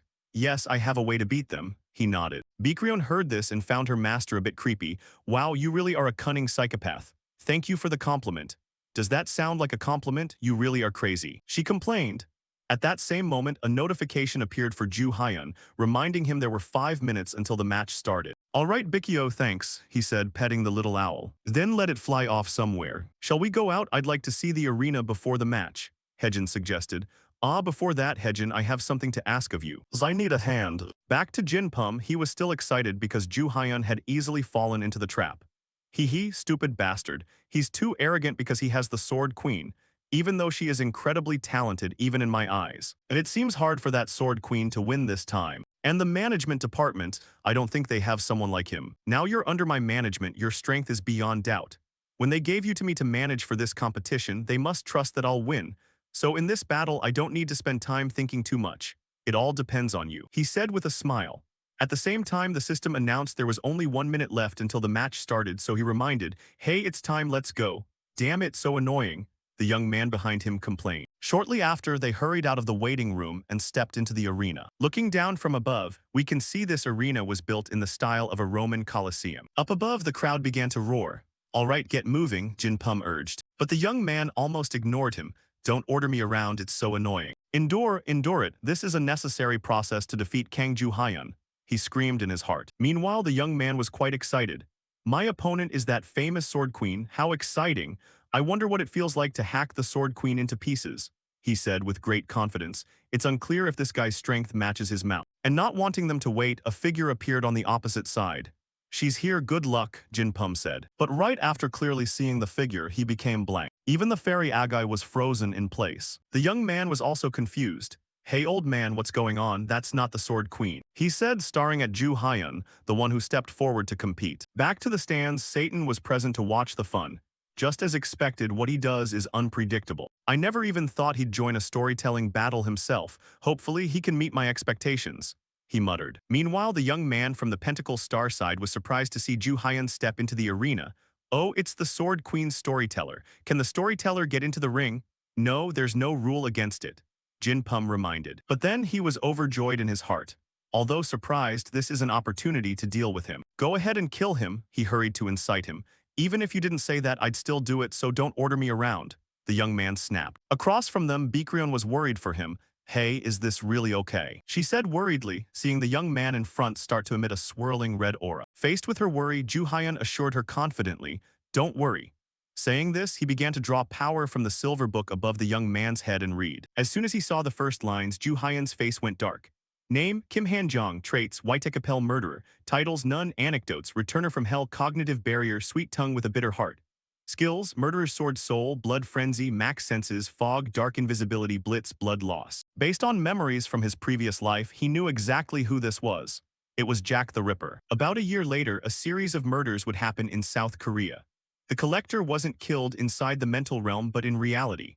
And since all murdered collectors were mid-level, it was a massive shock. Although it seemed the case had reached a dead end because the culprit's identity couldn't be found, he ended up revealing his own identity. And then he lost his life while trying to escape from the pursuit of the Collectors Association. The important thing is that before being killed, he took the lives of thousands of innocent people. To think the Pentacle Star would secretly nurture someone like him. Back in the day, the Pentacle Star actively participated in storytelling and tracked everything related to collectors. But through this, I'm certain they are linked to the apocalypse later on, he judged. Cutting to Hejin, she was currently watching Ju Hyun through a screen and was terrified. I should have been the one up there. If something happens to Ju Hyun, Thinking of this, she recalled Ju Hyun saying he would compete himself. Why can't I participate? Then you wouldn't have to go, she shouted. Ju Hyun explained calmly. This is my battle, you shouldn't get dragged into this. I'm your collector, and collectors have to fight for storytellers. I obviously have to participate. If I were just an ordinary storyteller, I wouldn't have to fight. I understand what you're worried about and thank you for being concerned. But in the end, you don't trust me. You're reacting this way because you think I'll lose, right? He asked calmly. Even though the Sword Queen said nothing, her expression proved that she truly didn't trust Ju Hyun's strength. That's right, the reason I'm so worried is because I don't trust Ju Hyun. He trusts me, but I can't place my faith in him. Hejin thought bitterly. The protagonist saw this and patted her head, ensuring, don't worry about me, I'm not as weak as you think. I'll show you that your worrying is meaningless. I'll prove those mocking me wrong. Back to reality, even though Ju Hyun had asserted it so confidently, she couldn't hide the anxiety on her face. Honestly, I'm still very worried, but I trust him, she thought as she clenched her fists. Meanwhile, the battle between the two officially started. After the announcement rang out, the arena around them suddenly changed as countless buildings sprouted from the ground. When Ju Hyun regained his composure, he discovered he was in the center of a 20th century city. This is the London Whitekapel map. Baekryun noticed the young man in front had vanished without a trace, so she hurriedly yelled, Hey Ju Hyun, look ahead, he vanished, he was just here. Beside him, Ju Hyun listened and observed, then muttered, is he using invisibility? As he guessed, Kim Han-jong had used his stealth skill, quickly climbing onto a nearby rooftop to observe him. The foolish guy didn't even know Ju Hyun's true strength, so he was still treating him like prey. How should I kill him? First, I'll slowly. But before he could finish, Ju Hyun looked up and stared right at him, which startled Kim Han-jong. No way, it must be a coincidence, I'm invisible. Saying this, he became nervous and immediately left his position to look for a safer spot. All right, if I'm invisible here, he won't be able to see me, he told himself, but once again, Ju Hyun turned his gaze directly toward Kim Han-jong, causing him to worry, what, can he really see through my invisibility? At this moment, Agai also saw the confused look on Kim Han-jong's face. What are you doing? I thought you were confident in your stealth skills, she asked in surprise. The foolish guy, unaware of his position, shouted, Shut up. If you don't say anything, I'll know how to deal with him. Even if he can see me, if attacked in his blind spot from behind, he won't be able to block my attack.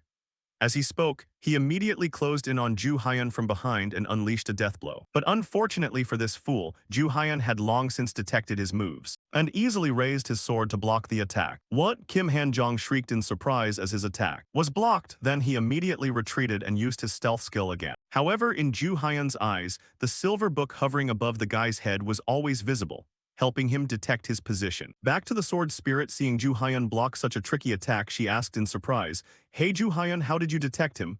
I have my own ways, he answered calmly. Oh, whatever, now he knows you can see through his invisibility, what are you going to do? If he doesn't walk right into me, I'll just have to find him myself, he replied, then immediately dashed toward the direction where the book was hovering. The moment he was within attack range, the main character did not hesitate and directly swung the sword in his hand straight at him. Once attacked, Kim Han-jong's form was forced to reveal itself. How is that possible? The guy said in surprise.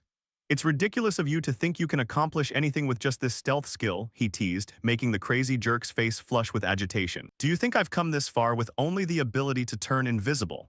Kim Han-jong roared angrily. Right after that, his body suddenly vanished like a puff of smoke right before Ju Hyun's eyes, catching him completely off guard. Then waiting until the assassin's figure appeared once more, he was already right behind Ju Hyun. Ju Hyun, Hejim screamed in anxiety as she witnessed the scene. Meanwhile, the assassin Kim Han-jong let out a joyful cry, die, and immediately slashed straight at him. Yet once again, our main character merely leaned slightly to the side and easily dodged the attack. He didn't even forget to gift the guy a confident smile. Done yet, now it's my turn. Ju Hyun spoke as he tightened his grip on his sword and prepared to launch an attack. Speaking of Baekyo, the baby owl released by the main character earlier, it flew up to the spirit's viewing gallery to eavesdrop. All the information it overheard would be relayed back to the main character. Did you see that? Kang Ju Hyun just dodged that attack. No way, he must have used some skill to pull that off. Must be right, naturally he isn't someone who's supposed to fight anyway. I bet he's just here to grab attention. I think that hooded guy is way stronger. I've placed a 500-point bet on Kang Ju Hyun's failure. Each sound filtered directly into Ju Hyun's ears, all thanks to the vision and hearing sharing skill with Baekyo. I saw this skill in Baekyo's book last time and was super curious about it. This is awesome. It must have been part of the Divine Owl's plan too. So that's what those people think of me, huh? Time to open their eyes. Thinking this, Ju Hyun charged forward directly with his sword, leaving Kim Han-jong hesitating. He's coming, where's he going to slash, left or right? The more he thought, the more flustered the guy became. Right after that, Ju Hyun executed a spear thrust that grazed right past his face, startling the guy immensely. A spear. Didn't he just use a sword? When did he change weapons? Seeing that his attack hadn't achieved the desired effect, Ju Hyun began unleashing a continuous barrage of strikes. The spearhead in his hands resembled a rapid-fire gun poking relentlessly at Kim Han-jong, forcing the guy to struggle defensively. What kind of spear technique is this? I thought he was a swordsman, but it feels like he's even stronger with a spear. I know you're not a storyteller, so I'm getting serious now, the guy screamed internally. Meanwhile, the main character leaped straight toward him, preparing to deliver a heavy spear smash. There's no way he can block me from that distance. The guy calculated inwardly, then screamed crazily, "Idol, I'll impale you before you can even touch me," Kim Han-jong bellowed. Who knows where he got the confidence, holding a short sword like that yet trying to match reach with someone wielding a spear. Needless to say, the result was predictable. The spearhead in Ju Hyun's hand instantly pierced straight into the guy's shoulder, causing the scumbag's expression to distort instantly. How? I stayed well out of range of that spear.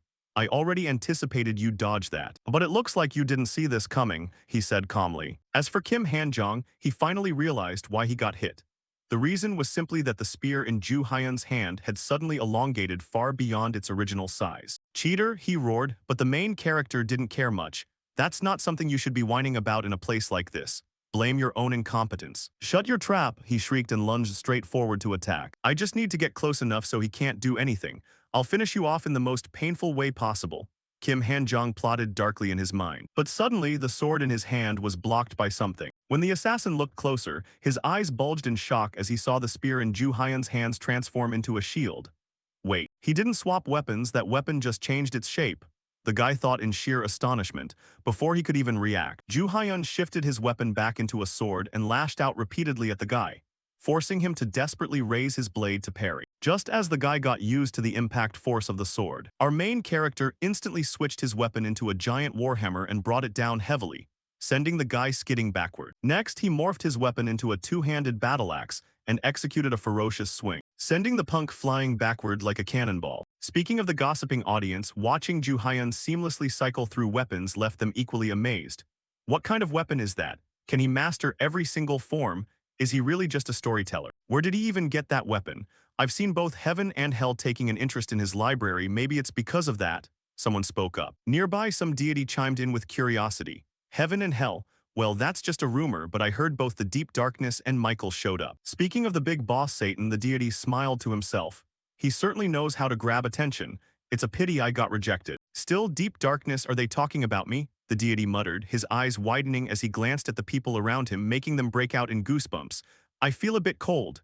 Yeah, feels like someone's staring at us, they murmured. Returning to the battle, after taking a brutal blow from Ju Hyun, Kim Han-jong lay flat on the ground. Giving the assassin no chance to recover, Ju Hyun immediately charged forward once more, swinging his sword straight down at him. Fortunately, the arrogant punk retained enough agility to react in the nick of time and dodge the blow. Meanwhile, the members of the Pentagram Star Branch completely lost their composure. Hey, what is he doing? What are you playing at, Kim Han-jong? Shut up. I'll handle this myself, he screamed. With that, the guy prepared to unleash his berserk mode. I commend you for pushing me this far, but you've underestimated me too much. You should have finished it when you had the chance. As he spoke, Kim Han-jong's entire body began to be shrouded in a strange type of rune. The moment those ancient characters appeared, the assassin's power skyrocketed to such a degree that even his cloak couldn't withstand the pressure and shattered into pieces. Meanwhile, seeing Kim Han-jong resort to his trump card, Agai calmed down. HMPH, revealing your unique traits here. I didn't think you'd use that against a low-ranking storyteller. But since you've used it here, I guess this match is already decided, she stated with utter confidence. As for Kim Han-jong, before attacking, he still had to scream a few lines to satisfy himself. I won't hold back anymore, saying that. He channeled power into his legs and leaped forcefully, leaving an indentation on the ground where he stood. Next, from Ju Hyun's perspective, the guy morphed into a streak of light bouncing across the walls, making it difficult to pinpoint his location. I can't track his movements. Are you saying we don't know there are collectors this strong? The group shouted. As for Kim Han-jong, the idiot, after utilizing his godlike speed instead of attacking immediately, he began mocking the main character. Haha, let's see if you can keep up with this speed. You'll regret this. Keep up with who? You, Ju Hyun muttered, by some miraculous feat. The moment Kim Han-jong zoomed past him, he swiftly grabbed the guy's arm and instantly threw him off balance. Just like that, the guy crashed like an out-of-control race car straight into the architectural structures ahead, causing several buildings to collapse immediately. Following the collision, Kim Han-jong's eyes rolled back blankly, leaving his life or death uncertain. I would have ended it sooner if I knew you only had this much strength, Ju Hyun smiled and said. Despite landing in such a miserable state, the stubborn Kim Han-jong refused to accept reality and bellowed. What are you? What the hell are you? This is my stage, I'm supposed to be the main character. You're nothing more than a stepping stone for me to shine, how could I possibly lose? Up above. Ju Hyun shifted into lecture mode. You failed to gather more knowledge simply because you were intoxicated by your own power. You lost because of your own arrogance. Take a good look at the one who defeated you. You thought you'd win, that you were the main character here. This is the power of mind that you've looked down upon all this time. Saying that, Ju Hyun swung his sword to finish off this third-rate villain, sending him off to meet the Grim Reaper. Right after Kim Han-jong officially bit the dust, the system notification rang out. Kang Ju Hyun has won the storytelling battle. The arena will disappear. The winner will receive their reward. Please wait. Just like that, confetti filled the air. As for the audience, they didn't hesitate to give him rounds of applause, though it remains a mystery whether the ones who lost their bets clapped or not. Speaking of Hejim, seeing Ju Hyun achieve such an overwhelming victory, she covered her mouth in shock. Ju Hyun actually won. I still can't believe he pulled it off. I believe in you now. I'll never replace you with anyone else in this world. My light, she murmured softly while caressing Ju Hyun's face on the screen. At that exact moment in the upper realm, Saint Michael secretly rejoiced over backing the right person. You truly are special. So this is why the spirits took notice of you. Above all, you pulled it off with so many eyes watching. I'm sure other gods will keep tabs on you from now on. I'm looking forward to it, he proclaimed. Shifting scene to Jinpeng's waiting room. Since Kim Han-jong had lost, the old man now had to face Agai's wrath. Are you playing games with me? Daring to speak to me like that? We collectors pour all our wealth in, only to get defeated in front of everyone just by a newly active storyteller. She spoke as a pitch-black aura erupted, choking off his airflow and turning his face red from asphyxiation. To save his own skin, Jinpeng frantically shifted the blame onto an unfamiliar party. This shouldn't be happening. There must be someone backing him up. Besides, there's someone else, he blurted out, naturally. Such pathetic excuses couldn't fool Agai. You think saying that will make me spare you? What do you think happens if Kang Ju Hyun receives sponsorship from another branch? There's no other way out, we have to see this through to the end now. With that, she glared at Jinpeng with a dangerous expression and stated, right, we need to find someone to take the blame for this. The one who caused all of this. Lady Agai, please forgive me, he cried out frantically upon sensing the murderous look in her eyes. Unfortunately, the sins he committed were far too grave for mere apologies to salvage. Forgive you? You lost the branch's secret weapon and now you've failed the mission. What use is keeping you around? I can still, he pleaded hurriedly, but before he could finish, the girl cut him off. Sorry, Jinpeng, the failure you caused the branch isn't just about money. Someone like you couldn't repay it even by selling your life. No way, my value isn't that small, he shrieked in desperate plea. Yeah, your struggle to survive is rare, Jinpeng. You've lost all rights to your channel due to this failure. Since you're my junior, I've already been very merciful. That's right, you were supposed to live the life of an insect, didn't I free you from that existence? Turning to Jinpeng, faced with his impending demise, he finally felt regret for his actions. How did things end up like this? That bastard Kang Ju Hyun, he calculated his victory from the very beginning. He knew everything from the start. I wasn't the hunter, I was the prey all along. He thought bitterly inside. Shortly after, his entire body dissolved like smoke and dust, leaving behind only a few ancient runes. At that moment, the office door swung open. Next, our main character stepped inside and witnessed Agai standing right there. Unlike the fiendish attitude she displayed toward Jinpeng earlier, she greeted him with a cheerful smile. Oh my, what an absolute pleasure. I am Agai from the Pentagram Star Branch. Nice to meet you, Agai. I'm Kang Ju Hyun, he replied with a smile. Then the two of them chatted like old friends. I thoroughly enjoyed your match. You were truly amazing. Wow, I wouldn't even know how to respond if you keep praising me like that. By the way, where is Jinpeng? I'd like a word with him. Across from him, Agai put on a sorrowful expression and spoke. It saddens me to say this, but he no longer exists. He lost in a storytelling battle staked with his very life. You could say he wanted to die from the start. Strange, since I held his life in my hands, I don't recall telling him to go die, he said while stroking his chin. Agai continued deceiving him about Jinpeng kicking the bucket. You didn't realize it because this was your first match. That's just how things work. Unfortunately for her, Ju Hyun had already figured everything out and laid his cards on the table.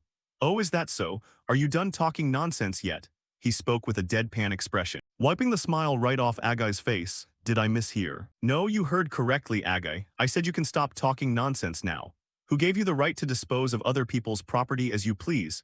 Is that considered normal in the pentagram star branch? He challenged. Frowning in response, Agai retorted, even if I killed him, my rank is still higher than yours. Shouldn't you show me some respect?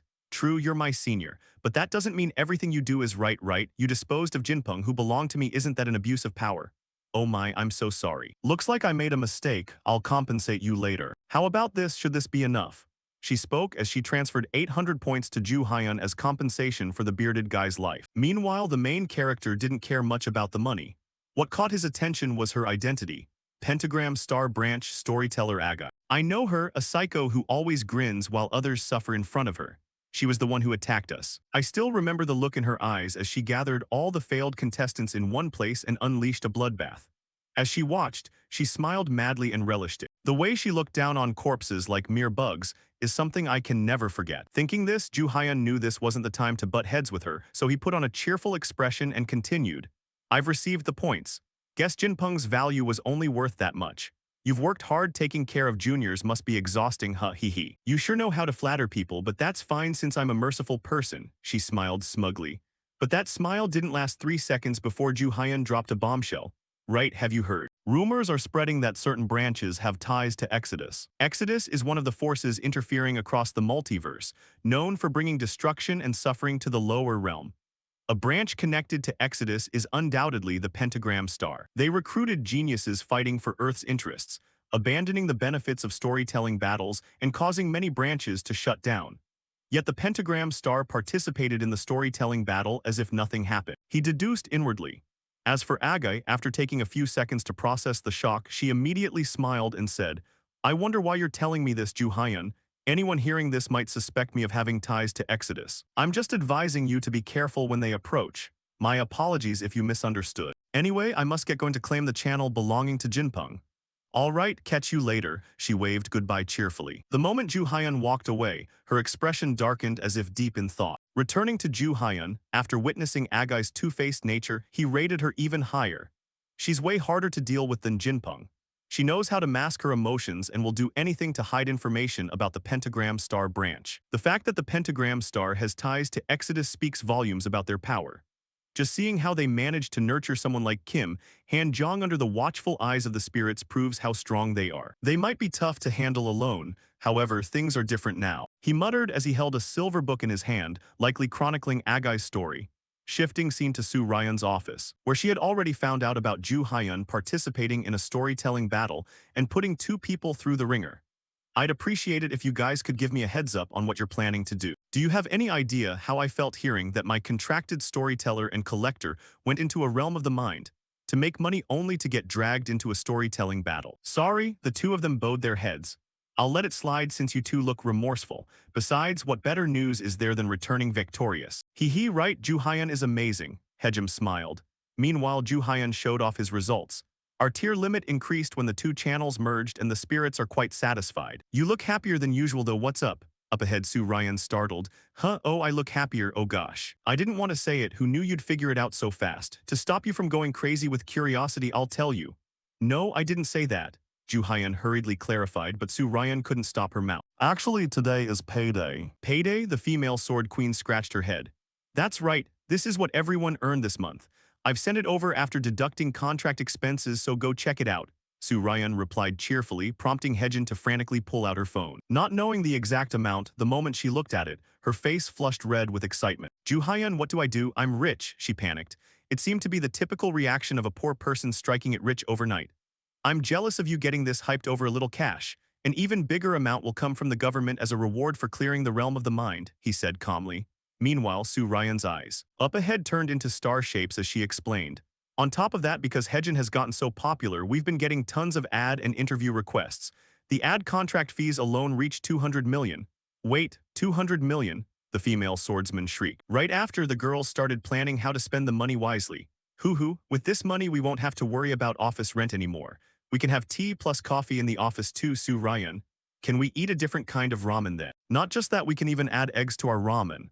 Eggs too, dovetail, we can even throw in kimchi, they chatted happily. Those petty goals left the sword spirit Bikrion wide-eyed. Why are they acting like that? Leave them be, guess they're just that broke. Anyway, Bai Hwa's management room is full of life. She smiled as she watched the two girls acting so joyful. Next, Ju Hyun suggested, can we buy some extra food from the store across the street? The two girls startled. Like rich people do, that's going a bit overboard. You guys lack ambition, Ju Hyun complained. Time flew by quickly.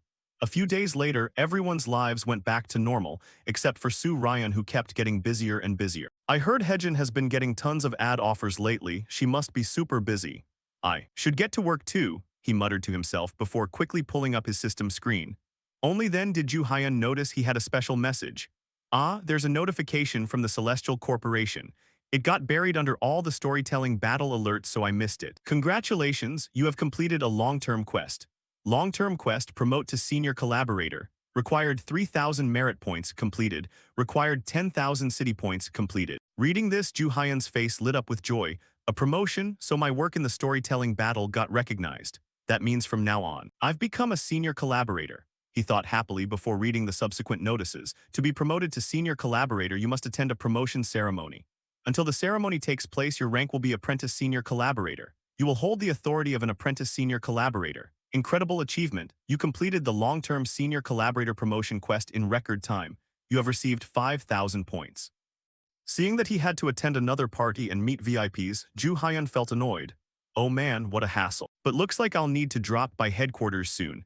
The problem is that the promotion ceremony will take a bit of time. Well, guess it's my fault for leveling up too fast. Opposite him, seeing Ju Hyun sigh heavily, Sword Empress spoke up and asked, Ju Hyun, what's wrong? Looks like I just got promoted. Of course, it's not a real promotion right away. Really, congratulations, she said cheerfully. Sitting next to her, Soo Ryan clapped enthusiastically. Congratulations, Ju Hyun. Thank you, how's work going? He wondered. Then upon hearing the heavy workload Soo Ryan had to handle, the god's face twisted in agony. I've handled most of it, but there's still a bit left. I need to adjust the interview schedule and meet privately with advertisers to finalize ideas for the ads. I also need to carve out time to deal with the byproducts from the mind realm. Looks like you'll be even busier from now on. You're going to have a rough time, Soo Ryan.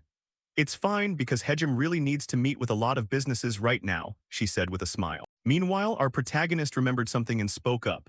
Since we're on the topic, let's get started. Soo Ryan, do you have time? Let's go on a date. Ahead of him, the female manager froze to the point that her pen dropped without her even realizing it. What? Her scream echoed through the building. Time passed quickly. Seen shifting to a certain street, Soo Ryan began to complain, Ju Hyun, you're really cunning. Hejim was right there, why did you have to say something like that? She's been pushing herself a bit too hard lately, so I just wanted to tease her a little. Though it seemed to work better than expected. As he spoke, he thought of Sword Empress's tear-jerking reaction to what he had just said. Putting that aside, Ju Hyun then asked another question. By the way, you're having a hard time finding a company to process the byproducts, right? Oh yes, how did you know? Soo Ryan asked, startled. And Ju Hyun's knowledge came entirely from experience. I know because we're growing fast, but it's really tough for an unknown management company to sign deals with others. Beside him, Soo Ryan confidently asserted, I can't deny that, but just give me a little more time. But before she could finish her sentence, Ju Hyun cut her off. By then, it'll be too late. We need to sign contracts as soon as possible to cut down the time needed to build a reputation. The reason I wanted to go out with you is to help you myself. If a storyteller steps up personally, other companies will find it hard to look down on you. Speaking of Soo Ryan. Hearing this, she stated her goal. Thanks, there's a company I've had my eye on, but there's a problem. Can you hear me out for a moment? Just like that, to make talking easier, the two of them headed toward a roadside snack bar. At this point, Soo Ryan began her own story. Well, my family was pretty well off and quite harmonious. Even though my dad raised me without a mom, things were fine. My older brother was a collector known as a rising star, and he had a few close friends who were quite famous. But one day, he passed away in an accident. The real problem is what happened after that. A few other collectors died or got injured around the same time. Some of them even came from major families. But they went and sued my brother, claiming he was the root of everything. My brother passed away and is no longer here. The court is ruling in favor of the major families, which is why my family was instantly plunged into heavy debt. Hearing this, Ju Hyun fell into deep thought. Even the courts probably had no other choice than to side with the influential major families. Returning to Soo Ryan, she continued her explanation. My brother was a good person, he was fairer and kinder than anyone, and he truly cherished his family, but unlike other collectors, he believed society was going downhill. Did your brother feel that the mind realms? Ju Hyun started, but before he could finish, Soo Ryan nodded. He thought they shouldn't be maintained. I see, Ju Hyun replied calmly while analyzing inwardly. It seems the major families really want to preserve the mind realms, and that must be why they sued Su Ryan's family. It's just a guess, but I don't think Su Ryan's brother's death was a simple accident. I should look into this soon. He secretly made plans for himself. But right at that moment, a voice rang out from behind them, catching their attention. Huh, who's this? Is that Su Ryan? Wow, what a familiar face. Nice to see you. The voice belonged to an uncle dressed in formal clothes but with the face of a typical villain. It seemed Su Ryan also knew these people, so she hurriedly stood up to greet them. Hello. After you left the family, I was really sad. But I heard you started your own management company. Can you even make any money at that scale? The guy said in a mocking tone. And Ju Hyun couldn't help but ask, Su Ryan, who's that? Oh well, this is my senior gel cancel. We got to know each other back at my old workplace, Su Ryan hurriedly said. Meanwhile, this fat guy didn't care about Ju Hyun, who he was, maintaining his previous disdainful attitude. Su Ryan, who is this fragile-looking guy? Is he a collector you signed a contract with? Not bad. In this labor shortage, most solo management agencies don't even last a few weeks. I really want to know what trick you used to snag this guy, the fat man said with great interest. Meanwhile, the hounds walking beside him laughed without hiding their contempt. Then this scruffy guy continued to spit out some unappealing words.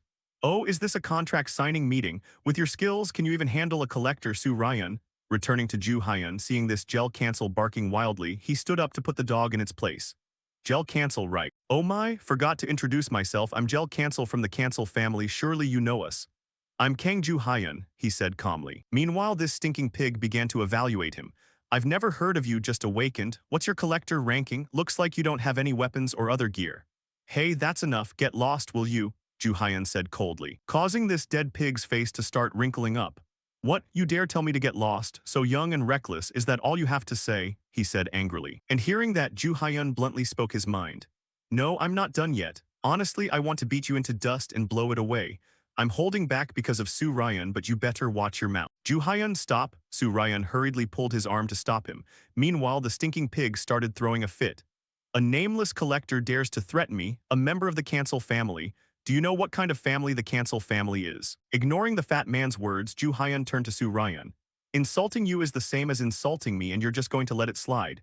What is this? Is that the kind of relationship you two have? Impressive, Su Ryan. I thought you snagged him with your own ability. Who would have thought you used this method? If you were going to do this, you should have told me back when you were at my company. If you had done that, I could have had some fun with you. What a pity, he sighed regretfully. But this damn fool didn't know that his previous remark had officially crossed Ju Hyun's limit. Hey, Gel Cancel, he shouted and landed a direct punch right in the fat man's face, sending him flying backward. Are you crazy? The blonde hound spoke up. Next, Gel Cancel stood up trembling and began to threaten. Hey, are you out of your mind? A collector daring to use violence against a citizen, don't you know what will happen? Do you know how severe the punishment for resisting a citizen is? I'll sue you, I'll definitely sue you. Hissa, call the special unit right now, he roared like a mad dog. But these empty threats had no effect on our protagonist. Calling them is useless. I'm not a collector in the first place, so I haven't broken the law at all. How do you plan to punish a storyteller like me using laws meant for collectors? He asked in a cold voice, leaving the fat man dazed. What, a storyteller? Go on and finish what you were saying earlier, Ju Hyun teased. And Gel Cancel weakly threatened, even if you're a storyteller, there are limits. If you don't stop, we won't let this go. Prompted by his words, the hounds grabbed their weapons and slowly surrounded Ju Hyun. But this was exactly what our protagonist wanted. Not let it go, fine, take out your weapons. But the exact moment you do that, you're dead meat under my hands. Get lost before I deal with all of you, he shouted angrily, causing these little hounds to tuck their tails and run. Then our bold hero turned confidently to Su Ryan and said, What do you think, Su Ryan? I'm pretty reliable, right? Beside him, the female manager sighed, Oh man, I can't stop you. Next, after the troublemakers left, they resumed their conversation. Why did you choose me? Su Ryan wondered. Naturally, the protagonist couldn't say he knew her from a past life, so he randomly made up a reason. You're a great fit for this job, so I figured you'd do well. Storytellers have the ability to spot other people's talents. But after that incident, I've been blacklisted by the major families, which is why I'm struggling so hard to find a company to process byproduct items, she said sadly. And Ju Hyun voiced his own question. Are you mad at your brother, Su Ryan? I used to hate him, but thinking back, I realized he wasn't a bad person. He was just hardworking at what he did, and that happened to bother those big shots. So you're just going to accept this injustice. But how can I possibly fight those people? She said dejectedly. At this moment, Ju Hyun enthusiastically suggested, "Isn't that exactly why I said I'd help you? Let's destroy this damn world. Let's make a fuss and prove we're not wrong." Hearing this now might sound a bit absurd, but you'll change your mind soon. Now let's go find a byproduct processing company first. I'll help you. As he spoke, he reached his hand out towards Soo Ryan, and after a moment of hesitation, she reached out to take it, speaking up at the same time. "You might regret this. I'm the type who acts first and regrets later." "You always have a comeback ready, seriously," the girl complained. Scene shifting to a certain store. Thanks to Ju Hyun's help, the two of them easily established a transaction with this shop. "Oh my, thanks for your business," the old man hurried to say. Then, after leaving the store, Soo Ryan couldn't hide her astonishment. "Unbelievable, that's something I could never do no matter what. I only do what I can do." Ju Hyun waved it off, but it still didn't make Soo Ryan feel more confident. "At this rate, I don't even know if you need me as a manager. Soo Ryan, you're the only weak one here, and we can survive if we help each other like this. We're a team, aren't we? Alright, let's go, or Hejim will complain if we don't get back." "So should we buy anything before heading back?" Soo Ryan asked. Time passed quickly until the next day. It seemed Hejim was about to participate in an advertisement shoot, so Soo Ryan was helping her change. Meanwhile, Ju Hyun had to wait outside. Must be over by now, Ju Hyun wondered inwardly. Right at that moment, Soo Ryan's shout echoed from inside the room. "Lift your head. It's a waste not to let others see when you've gone to this much trouble with makeup. It's so embarrassing," Hejim mumbled softly. But faced with Soo Ryan's firmness, Hejim eventually stepped outside. "Ju Hyun, you've been waiting long, right?" Soo Ryan said with a smile. Meanwhile, Sword Empress scratched her head and asked, "Ju Hyun, how is it?" "I knew you were cute, but you're even cuter today," he said in surprise. And clueless Hejim burst into an unstoppable smile. Soo Ryan looked at Ju Hyun with a suspicious gaze. "Whoa, what a smooth talker. Alright, let's go." Scene shifting to a massive building. The three of them arrived. "This place is huge," Hejim said in surprise. Our protagonist reminded his collector, "This is one of the top 3 national magazines, so don't worry too much and remember to keep up your image." Saying that, he led the group to a receptionist and asked, "Hello, we're here for the Sword Empress interview. Where should we go?" "Please take the elevator to the 7th floor," the guy hurried to reply. While turning to look at Sword Empress, upon seeing her stunning appearance, the receptionist's face turned as red as a ripe tomato. While he was still daydreaming, Soo Ryan turned to the other two. "Are you two okay going to the interview? I have some business in the lobby." "Yeah, it's fine," Ju Hyun nodded. Meanwhile, Sword Empress followed his advice and maintained her arrogant attitude. Not long after, the two of them met the female staff member from the advertising company. "Oh my, welcome, we've been waiting for you." "And you two are?" she asked curiously. Ju Hyun hurriedly introduced, "I'm Kang Ju Hyun, I'm collector Kang Hejim's supporter today." "Oh, so there's another manager besides Soo Ryan. I'm Singarong, the magazine's head of information gathering. Shall we start the Q&A session?" After speaking, she invited the two to sit down and started chatting. "You've resolved several mind realms recently, which is quite different from other collectors. This hasn't happened in a long time, so what is your purpose in clearing out the mind realms?" "I don't need a reason to clean up a mind realm. As a collector, I just do what needs to be done," Sword Empress replied coldly. Manager Singarong knew this was Hejim's persona, so she wasn't too surprised, smiling as she asked, "You're called the Sword Empress, what do you think about that? And do you have any future plans?" Yes, about that, blah blah blah." In short, after a while the interview went successfully. "Ho ho, great, you answered really well. I don't think there's anything to worry about. Up until now, collectors always act high and mighty." She smiled and shifted her gaze to Ju Hyun. "Oh right, there's something I just heard about a storyteller staying with humans." "A storyteller living with humans? Interesting, isn't it? Normally, storytellers don't do that. I heard he gave up his physical protection blessing and entered the mind realm with the collector." Turning to Ju Hyun, hearing this, he knew what she was hinting at. She must have guessed it was him from the start. Thinking about it, he honestly admitted, "Yeah, that's me. A storyteller like an urban legend, that's me," he sighed. Meanwhile, though she had vaguely guessed it, hearing Ju Hyun confirm it directly made the female manager beam. "Oh my, I knew it. Working in this industry, I naturally figured it out. I apologize for being a bit rude, but as a journalist, there are things I want to ask. Just out of personal curiosity, not as a reporter." Opposite her, Ju Hyun didn't refuse hastily. "So what are you curious about? If it doesn't affect anything, I can answer." "Why do you clear mind realms?" "What else? It's the best way to get famous," he replied calmly. But it seemed this answer didn't satisfy Singarong. "True, but I don't think you do it just for that, considering the hatred from others," she continued to ask. And to this question, Ju Hyun gave a vague answer. "My answer to that question doesn't mean much right now. I do have a personal goal, but I've realized something even bigger than that. Let's end the interview here. Today's star is the Sword Empress, not me." Ju Hyun stood up as he spoke, reminding Singarong, "Oh my, I understand. We'll wrap up the interview." She sighed regretfully but immediately brightened up with a proposal. Also, I'd like to contact Ju Hyun privately. Ho ho, just kidding. She hurriedly corrected herself when she saw the murderous glare coming from Hejim. Just like that, the interview was considered a resounding success, and the two of them quickly went downstairs to meet Soo Ryan.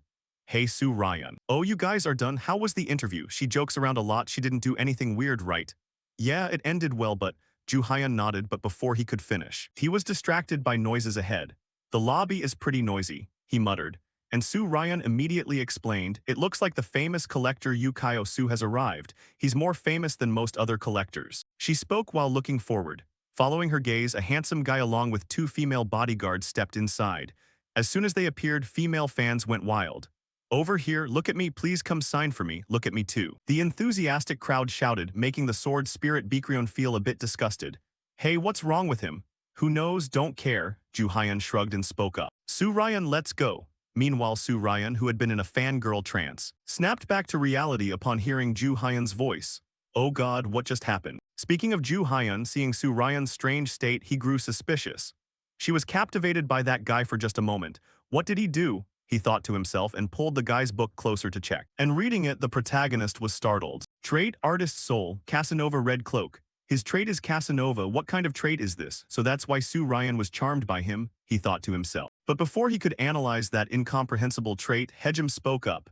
Ju Hyun, he's coming over. Pleased to meet you, beautiful lady. I'm Yu Kyo-soo, people usually call me the artist. I've heard a lot about the Sword Empress, I came here hopping to meet you. And now you're even more beautiful than I imagined, a white lotus on a lake. He started pulling out his outdated pickup lines from the 1940s. And the result of this cheesy line was a completely poker face from Hejim. Oh, is that so? Looks like even Casanova doesn't work against Hejim's mental strength, Ju Hyun deduced. Meanwhile, little Bikrion also noticed the handsome guy's words. Wait, did you hear what he just said? He said he came here for Hejim's beauty, so he's here because of Hejim. I should take action before he gets closer. Ju Hyun thought to himself, and immediately stepped in front of him. That's enough, she's feeling uncomfortable. Huh, who are you? I'm her manager, Ju Hyun replied calmly. Hearing Ju Hyun's status, the handsome Yu Kyo-soo exhaled a breath of contempt. A manager daring to block my way? Impudent, don't you know me? I'm the artist Yu Kyo-soo, a national-level collector. He spoke pompously, but Ju Hyun didn't care at all. Relevant. Stop coming near my collector, she doesn't like it, he warned once more. Hearing this, the scruffy guy started narcissistically rambling. Ha, there are no women in this world who hate me, only women who don't know me. Returning to Ju Hyun, encountering this kind of situation for the first time drove him crazy. Damn it, this is the first time I've wished for jungle law so badly, he thought, grinding his teeth, and the warlike little spirit Bikrion directly cheered him on. Hey, beat him up. Speaking of Hejim, while Ju Hyun was angry, she directly stepped up and declared, stop it, you're causing trouble. If the beautiful lady says so, I'll obey. Anyway, if the lady has time, would you like to have tea with me? I'm sorry, but I refuse, I don't have time, Hejim replied coldly. Encouraged by this, the blonde dog pushed his luck further, even reaching out to touch her chin. No need to be shy, is there anything bothering you as a collector? I can give you advice as a senior. Ahead, Hejim directly slapped away the guy's arm and shouted, no, please go away. Facing Hejim's rejection, Yu Kyo-soo turned hostile since he couldn't get his way. I tried to be polite, but it seems it didn't work. Finishing his sentence, he directly took off his glove, threw it straight at Hejim and proposed. Sword Empress, I challenge you to a duel. Oh my god, a duel, the artist is challenging the Sword Empress to a duel. Go Yu Kyo-soo, the enthusiastic crowd chanted. Sword Spirit Bikrion felt a bit confused. Two collectors fighting each other is allowed. The government actually prefers collectors to duel each other. It's better than holding grudges and committing crimes, Ju Hyun explained. Then he stepped forward. Since you unilaterally want a duel, I really don't want to accept your request. But it looks like Our Lady doesn't want to let it go, he said, looking over at Hejim's cold face before speaking to her. You can accept, huh, really? Yeah, you don't want to avoid it anyway, right? Ju Hyun nodded. Sword Empress's face lit up and she declared, fine, I accept the challenge. Speaking of Yu Kyo-soo, Sword Empress accepting the duel played right into his hands. Or rather, it seemed he had planned this from the beginning. Everything is going according to plan. Challenged to a duel in front of everyone, she can't refuse for the sake of her honor. Since her rank is lower, I'll definitely win. Any trivial problem can be solved with strength. How can a newcomer stand against me, a member of a major guild like Hesiot? Now I'll put this bitch Sword Empress in her place in front of everyone and make her fall for me. Just thinking about it is delicious, he thought with a vile smile. Meanwhile, Ju Hyun saw right through this trick and turned to remind Sword Empress. It's fine to ask her to postpone the match. However, not now but 3 days from now, she spoke up. Although Yu Kyosu guessed Hejim would use those 3 days to prepare, he didn't care much. 3 days? How cute. Does she think 3 days can change anything? Thinking about it, he agreed. Alright, let's duel in 3 days. We can use the location designated by the association. I'll wait 3 days. Finishing his words, the scoundrel walked away immediately. With this stupid action, the protagonist officially put him on his blacklist. Glad he's arrogant because Hesiod is backed by the great divine forces of Olympus. Just wait, we'll crush that arrogance in 3 days. He thought to himself. At the same time, manager Singarong heard the commotion downstairs and ran over to ask, "What's all the racket?" "Ah, Garong, a collector named Yu Kyosu just arrived," Su Ryan explained. Not knowing what grudge the scruffy guy had with her, as soon as she heard his name, her expression turned sour. "That Yu Kyosu? You know him?" Ju Hyan wondered. The female manager explained dejectedly. "Of course, how could I forget the asshole who kept staring at me during the interview? His looks and actions were very uncomfortable." "So Yu Kyosu targeted you too?" He nodded, returning to Singarong, putting aside the issue of that guy teasing her, she added, "Above all, there are rumors that he uses the guild to do bad things. So what did he do to you too?" "No, nothing much, just requested a duel with Hejim and she agreed," Ju Hyan calmly explained. Manager Singarong let out a soft sigh of relief. "Oh, a duel." At that moment, her brain caught up and she screamed, "What? Even if Hejim is a rising star, the gap between them is still way too big," she said anxiously. Naturally, Ju Hyan understood this and calmly explained, "We're not stupid, we still have plenty of hidden cards, which is why we accepted this challenge. Think about it, if the Sword Empress has an exclusive interview with your magazine and wins a duel against the artist, a mid-tier collector, that would be huge news, right? Want to turn this situation to your advantage?" She was surprised by Ju Hyan's intent. "And our protagonist directly proposed, I'd appreciate it if you could broadcast this to any media outlets you can contact." Hearing this, Singarong felt she couldn't keep up with their pace anymore. "I thought you were just unusual, but you're crazier than I thought. Whatever, just do as you wish, see you later." Saying that, Singarong turned and left to find connections to leak the news. And after seeing her leave, Hejim also spoke up. "Ah, Ju Hyan, thanks for supporting me in the fight. I supported you because I was certain you could win," Ju Hyan said confidently. Over here, the swordsmaster still had a few questions. "But why did you want to push the match back by 3 days?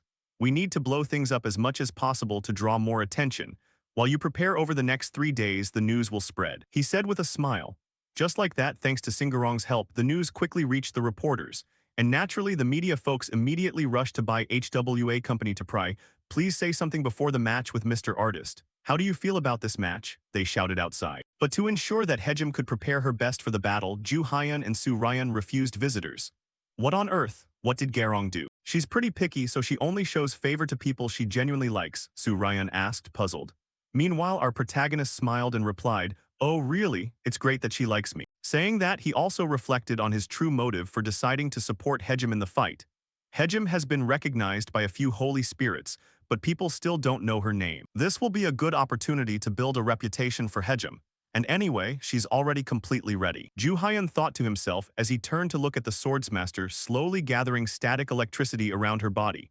And he felt completely confident in his collector. Kang Hejim will definitely become an even better collector than in her past life.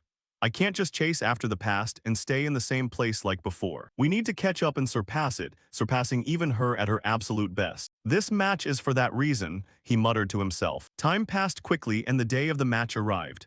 At this point, the battle location was set somewhere resembling the Colosseum. And when people heard the news about the upcoming match, they rushed there in droves, packed like a festival.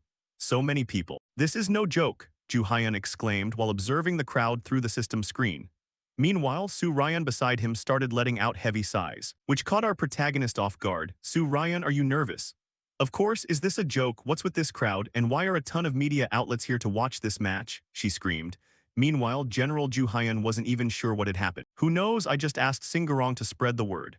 But seeing this massive reaction, that Yu Kyosu guy must have spread it even more than expected. After all, storytelling battles and duels between collectors aren't ordinary events. People must have been looking forward to this, he explained calmly. Beside him, Su Ryan was trembling like she had a malaria fever from anxiety. "Oh man, every time I'm nervous, my stomach starts gurgling." "Do you need to use the restroom?" the general asked cluelessly, driving her mad. "How can you say that to a girl? It's just normal stomach ache." Back to Ju Hyan, though he wasn't anxious, seeing such a massive audience also made him think. Whatever, too many people came. There are plenty of guild members in the VIP seats and even famous collectors. I understand why Su Ryan has a stomach ache from nerves now. As if reading her master's mind, the little sword spirit Bikrion reassured him. You don't need to worry. I can't say I'm not worried, especially since this match isn't just mine but the Swordsmaster's too. Ju Hyun thought as he turned to look at Hejim meditating nearby. And until there were only 3 minutes left before the match began, Hejim woke up. Seeing this, Ju Hyun spoke up and asked, "Are you ready?" "Ready." Hejim replied calmly. Facing the Swordsmaster's answer, Ju Hyun smiled, and immediately gave her a flick on the head, leaving Hejim completely clueless. "What was that? That hurts," she said, rubbing the bump on her head while tearing up. "I did it on purpose, you're a bit less nervous now." "Aren't you?" the general explained. And this action genuinely helped Hejim release her tension while simultaneously boosting her anger. "You should have warned me. What's the point of a warning beforehand? Wait until you're stressed like this and you'll see," she said through gritted teeth. Then afterward, Hejim broke into a smile. "Thank you." Just like that, before long, both Hejim and Yu Kyosu appeared on the arena stage. The contestants have entered. The Holy Spirits are thrilled for this match. The Holy Spirits hope the Swordsmaster wins. Number of Holy Spirits watching 4,500.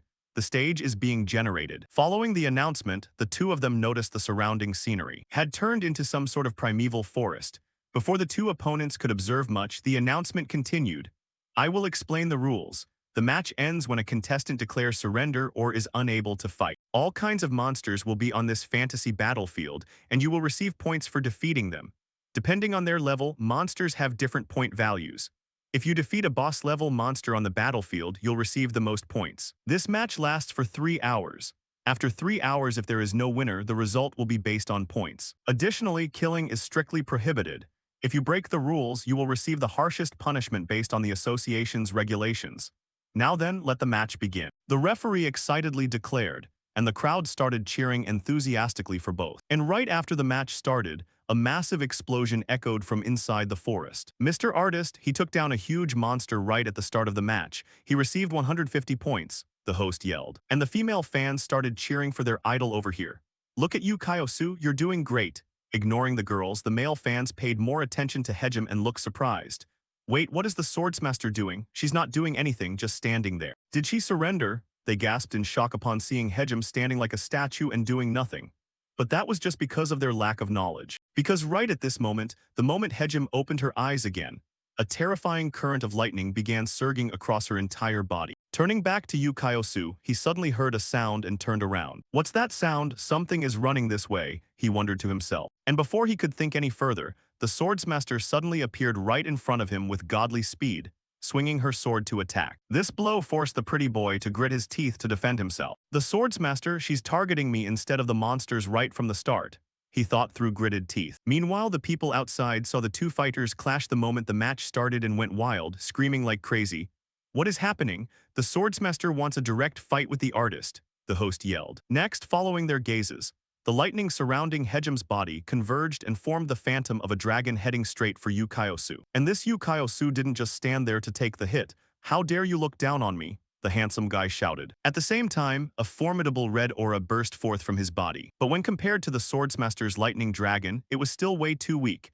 And under the pressure of this dragon, he couldn't maintain the scornful look he had 3 days ago. "What is this? Where is this ridiculous power coming from?" he wondered inwardly. But Hejim didn't want to let him find a countermeasure, so she instantly poured more force into her attack, forcing Yu Kyosu's entire body to sink downward. This caused the protective aura shielding him to shatter in an instant. Meanwhile, the audience outside watching the battle unfold looked at each other in utter bewilderment. "What's this? The Swordsmaster is capable of this. I heard she was strong, but thinking she'd be this strong is a bit beyond expectations." Speaking of Hejim, she was currently overflowing with the joy of battle. "This is exactly what I wanted. The feeling of crushing someone who looked down on me. The excitement of releasing suppressed strength and this freedom. So this is what Mr. Ju Hyun feels." Hejim thought as she swung her sword once more. The strike produced a wave of sword chi that cleanly slashed through all the surrounding trees. And it left a cut right across Yu Kyosu's handsome face. Although the wound wasn't very large, it dealt massive psychological damage to Yu Kyosu. At this point, his entire body began shaking like an epileptic fit as he screamed, "How dare you do that to my handsome face?"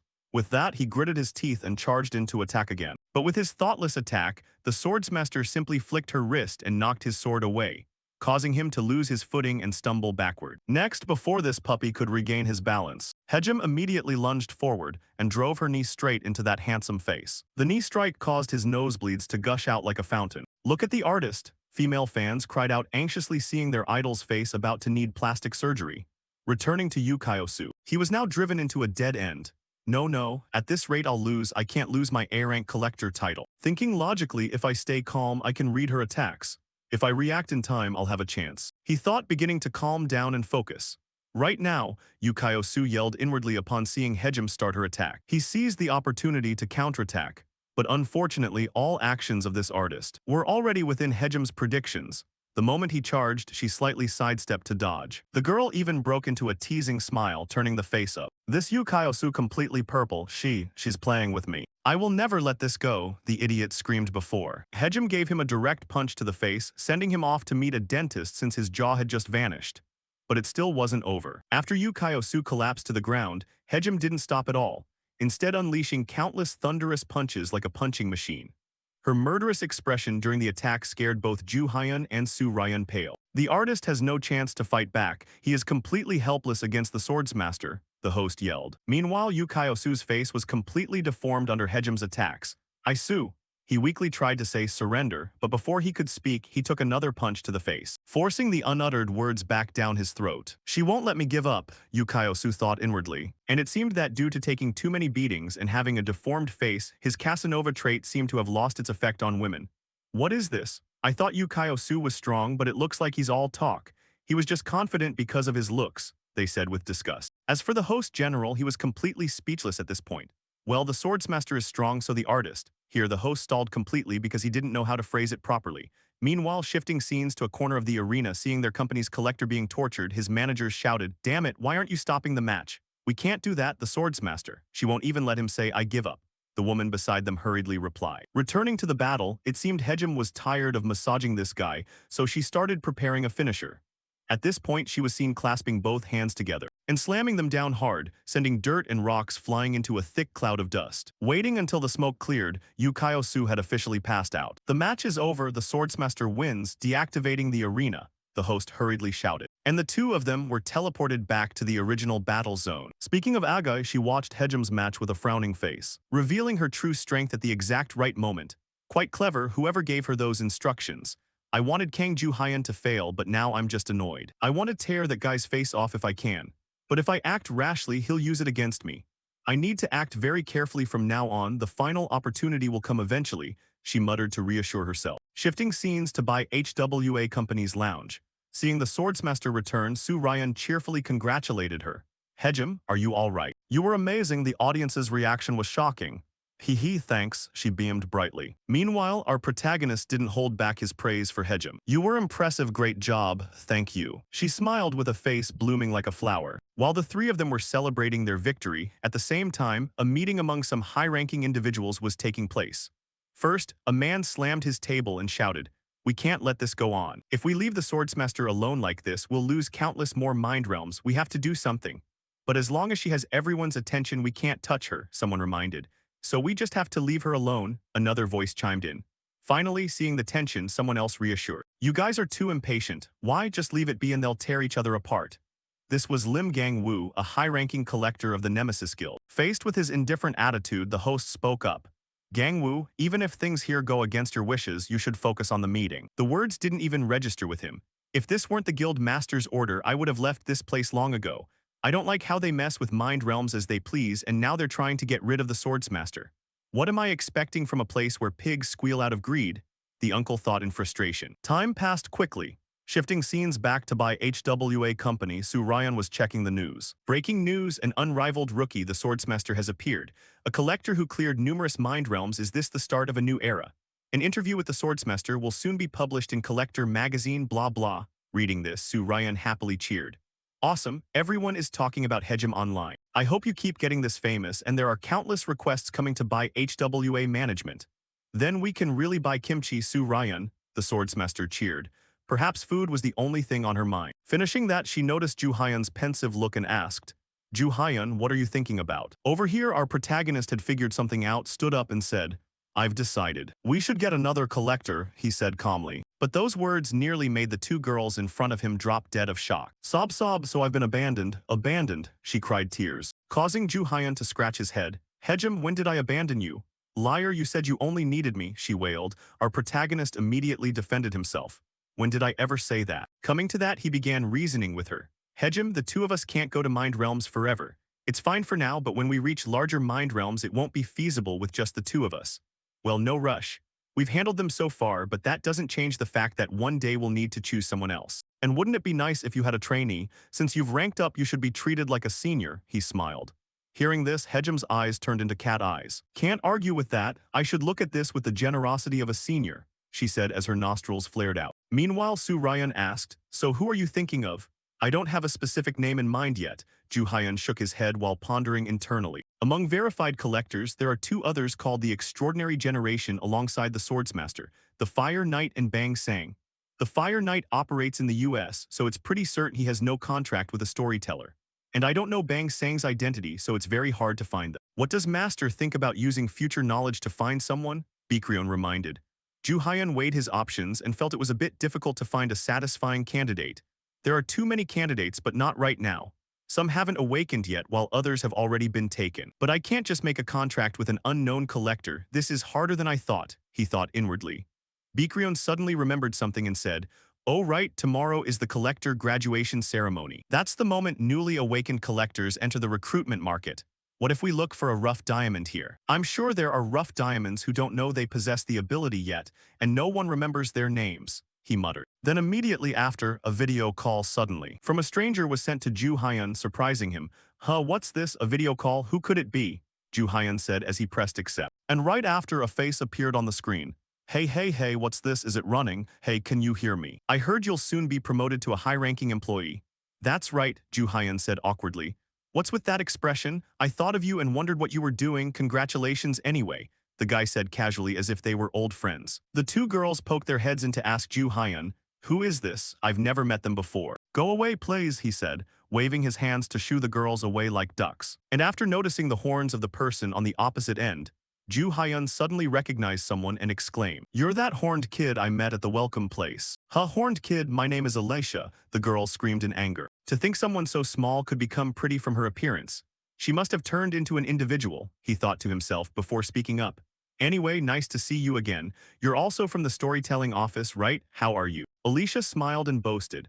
I was lucky to be accepted into the branch and received help from the seniors. I'm working on a planet called Estella where swordsmanship and magic coexist. You got a great place, you must be doing fine, he smiled. HMPH, who do you think I am? Don't be surprised when you hear this. I've reached 500 viewers on my channel. I have a pretty good collector. He was known as the bad boy before contracting with me. He's top tier, she said proudly. Hearing this, our protagonist guessed who her collector was.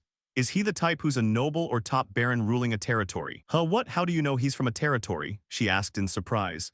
However, she was even more surprised when Ju Hyun started spitting out a bunch of info. He used to be called the bad boy and brought a lot of trouble, but one day he suddenly woke up and became a new person, right? Everyone around him was shocked. His father, who used to pay him no mind, was overjoyed and asked, did he finally wake up? And the lady from a noble family engaged to him said, I can't believe it. He used to be chubby but now lost weight and became very handsome. What? How do you know that well? Alicia yelled, then asked, did you check the forum biography? Storytelling forum? Nah, I haven't visited in a while, Ju Hyun shook his head. If you have time, you should check it out. I think something weird is going on because of you. Anyway, I'm busy, so bye. Finished speaking, the demon girl hung up immediately. Her words made Ju Hyun a bit curious, so he immediately opened the forum to check. And just as Alicia said, the forum was buzzing about some recent events. Hey, did you know one of the regular storytellers did something crazy? A lot of people have been copying storyteller Kang Ju Hyun's method of abandoning his blessings and fighting alone to boost popularity, but one of them died. What, really? Copying that? I knew some storytellers got hurt doing that, but dying is a first. Is there a video about it? I want to watch. At the end of the comment was a link, and our protagonist quickly clicked on it. When the video started playing, it showed the scene of two people, a storyteller and a collector, getting hammered by monsters. Help, what are you doing? Don't run, the collector screamed. However, his storyteller was too terrified to turn back and save the young man. Sit tight, try and figure it out yourself. You're a collector, you said we'd fight together? No. The young collector let out a scream before turning into food for the nearby slime. Meanwhile, our protagonist couldn't understand why some reckless fools would go this far just to boost their view counts.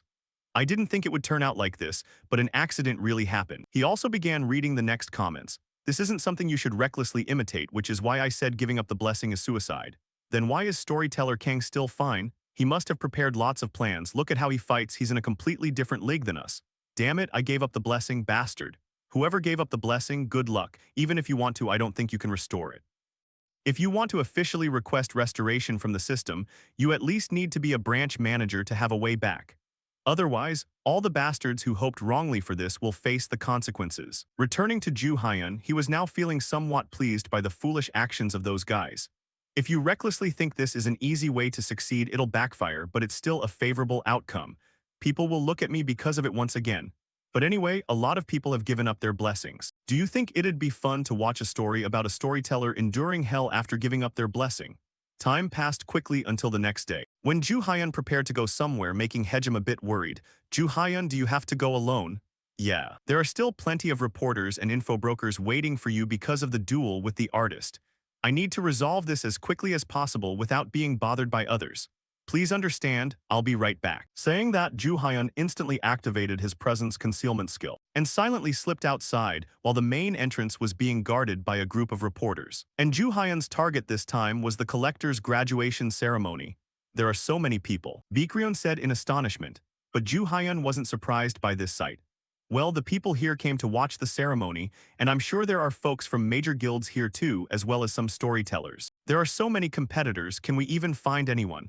And the major guilds already got the info, so they must know all the good collectors, Baekryun said anxiously. However, Ju Hyun didn't plan to search using the conventional method.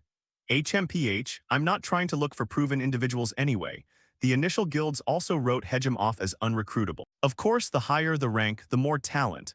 Even if the nation has a great training program, it can't fully evaluate a person's capability. Shall we look for a collector now then? She suggested, and the little spirit nodded. I can't judge a book by its cover, but let's go. Just like that, time gradually passed until late afternoon, when the pair still hadn't found anyone yet. Hey Kang Ju Hyun, haven't you found anyone you like yet? Everyone is leaving, the little spirit said dejectedly. Meanwhile, Ju Hyun was still intently observing the book floating above the crowd. All their colors are average, I was hoping for at least yellow, but isn't there anyone? He muttered. But right after that, Ju Hyun suddenly spotted something and hurried forward, causing the little spirit riding on his shoulder to tumble backward. Hey Kang Ju Hyun, she shouted while immediately giving chase. No way, I misread it, he muttered, and right as he saw a figure ahead, he spoke up, excuse me. 1 second, just, what is this? Ju Hyun thought blankly upon seeing a book emitting a rainbow light above this girl. A rainbow book? No, it's a rainbow bookshelf. As usual, a person only possesses one book, but she actually has so many. Does that mean infinite reincarnation or infinite transmigration? The more Ju Hyun thought about it, the more he broke out in a cold sweat. Meanwhile, the girl on the opposite side saw his blank face and turned to leave, startling him back to reality. Excuse me for a moment, hello. Nice to meet you, my name is Kang Ju Hyun and your name is, he said cordially. But answering this remark was a murderous glare.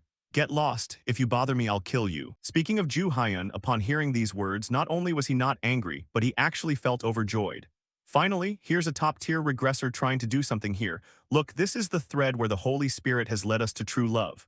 Thinking about this, he cheerfully continued speaking. You must be a new collector who just finished the graduation ceremony, right? I'm Kang Ju Hyun, manager of Bai HWA Company. Bai HWA's manager. So what business do you want to discuss with me? She asked coldly. I want to give you an invitation. Ahead, the girl saw that Ju Hyun only wanted to recruit her and refused. I'm busy, don't bother me anymore. Saying that, she directly turned to leave, but Ju Hyun hurriedly stopped her. It's just, go away before I kill you. She threatened with an unblinking gaze. Finally, having no other choice, our protagonist had to let this prey walk away. Meanwhile, Baekryun, who had witnessed everything from start to finish, curiously asked, You're going this far for that girl? If you intended to hire her, she must be very talented, or you knew her through knowledge from the future. No, I don't know her at all, Ju Hyun said calmly. At the same time, he felt a bit puzzled inside. If she has a book like that, she ought to be very famous, but the way she acts doesn't match my memories from my past life. Could something have, thinking about this, just managing to meet someone with such potential was already enough to make Ju Hyun feel happy. Let's go home now, Baekryun, I need to meet her next time. How? She didn't even bother telling her name when she left, the little spirit wondered. But Ju Hyun confidently said, Don't worry about that, we'll find her soon. As he said this, the book above the girl's head had already fallen into the god's hands. Returning to the Bai HWA management office, as soon as Ju Hyun returned, he immediately asked manager Su Ryan for a favor. Su Ryan, can you investigate someone named Kwon Jia from the recent training school? What, Kwon Jia? Is that someone you want to hire? She asked curiously, and Ju Hyun immediately nodded. That's right. Understood, then I'll investigate. Speaking of Ju Hyun, the reason he asked Su Ryan to investigate further was because finding information about Kwon Jia from just a book wasn't enough. And while he was still deep in thought, Hejim caught a whiff of something and asked, Kwon Jia, that's a woman's name, right? Well, she is a woman, Ju Hyun admitted. Right after his words, the Sword Empress started rolling on the floor and thrashing around like a dying fish. Seeing this behavior of hers, Ju Hyun finally couldn't help but explain. I didn't choose her because she's a woman. Choosing a female collector was just a coincidence. Returning to Su Ryan, it didn't take too long for her to find information about Kwon Jia, but after reading it, she was also stunned. Oh, found it, but Ju Hyun, do you really want to work with her? That's right, is there a problem? Ju Hyun replied. And she began looking at the info sheet and explaining, out of 359 graduated collectors, she ranks 340th. And her training evaluation isn't very good either. Although she has high scores in monster combat skills, her personality and teamwork evaluations are terrible. On this end, hearing this, Ju Hyun hurried over to take a look and made an assessment. Looks like she had conflicts at the training school. That's right, she almost got expelled and couldn't graduate because of it. Looking at such high combat scores, she has talent, but based on the info here, Kwon Jia's personality is no joke. Rumors have spread so no one wants to hire her. Do you think that Kwon Jia is really a good fit here? Su Ryan asked back, and the protagonist remained firm in his thoughts. That's right. Saying that, he remembered Kwon Jia's multicolored bookshelf and thought, many books and glowing with a rainbow light. This girl has even more talent than Hejim. Are you going to recruit her right away? No need to rush. I'll approach her after the promotion ceremony. I'll be absent for a bit, Ju Hyun said calmly. What? Where are you going? Su Ryan asked curiously. But Ju Hyun didn't state it clearly, only saying there was someone he needed to meet. Scene shifting to a roadside store. This is a store with a very peculiar name. Wait in front of the door. That's not a name for a street food shop. Ju Hyun thought to himself and quickly went inside. Inside, a woman saw him appear and greeted him. Hello. Are you Choi Do-jun's mother? He said calmly. The older woman asked back, how do you know my Do-jun? I'm the one who contacted you previously regarding your son's matter, Ju Hyun explained. Then, the older woman invited him to a table and talked properly. Do you know where my son is? I don't know, Ju Hyun shook his head and replied. However, upon hearing that, the older woman asked again, if you don't know where he is but know his name, then he's still alive, right? That's right. He's still alive, Ju Hyun affirmed.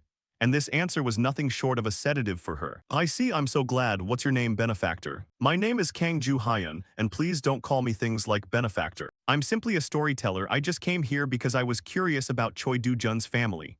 Hearing this, the older woman understood and said, ah, a storyteller. But how did you hear about my son? Opposite her, upon hearing the question, Ju Hyun started spinning a tale. We storytellers travel to worlds other than Earth.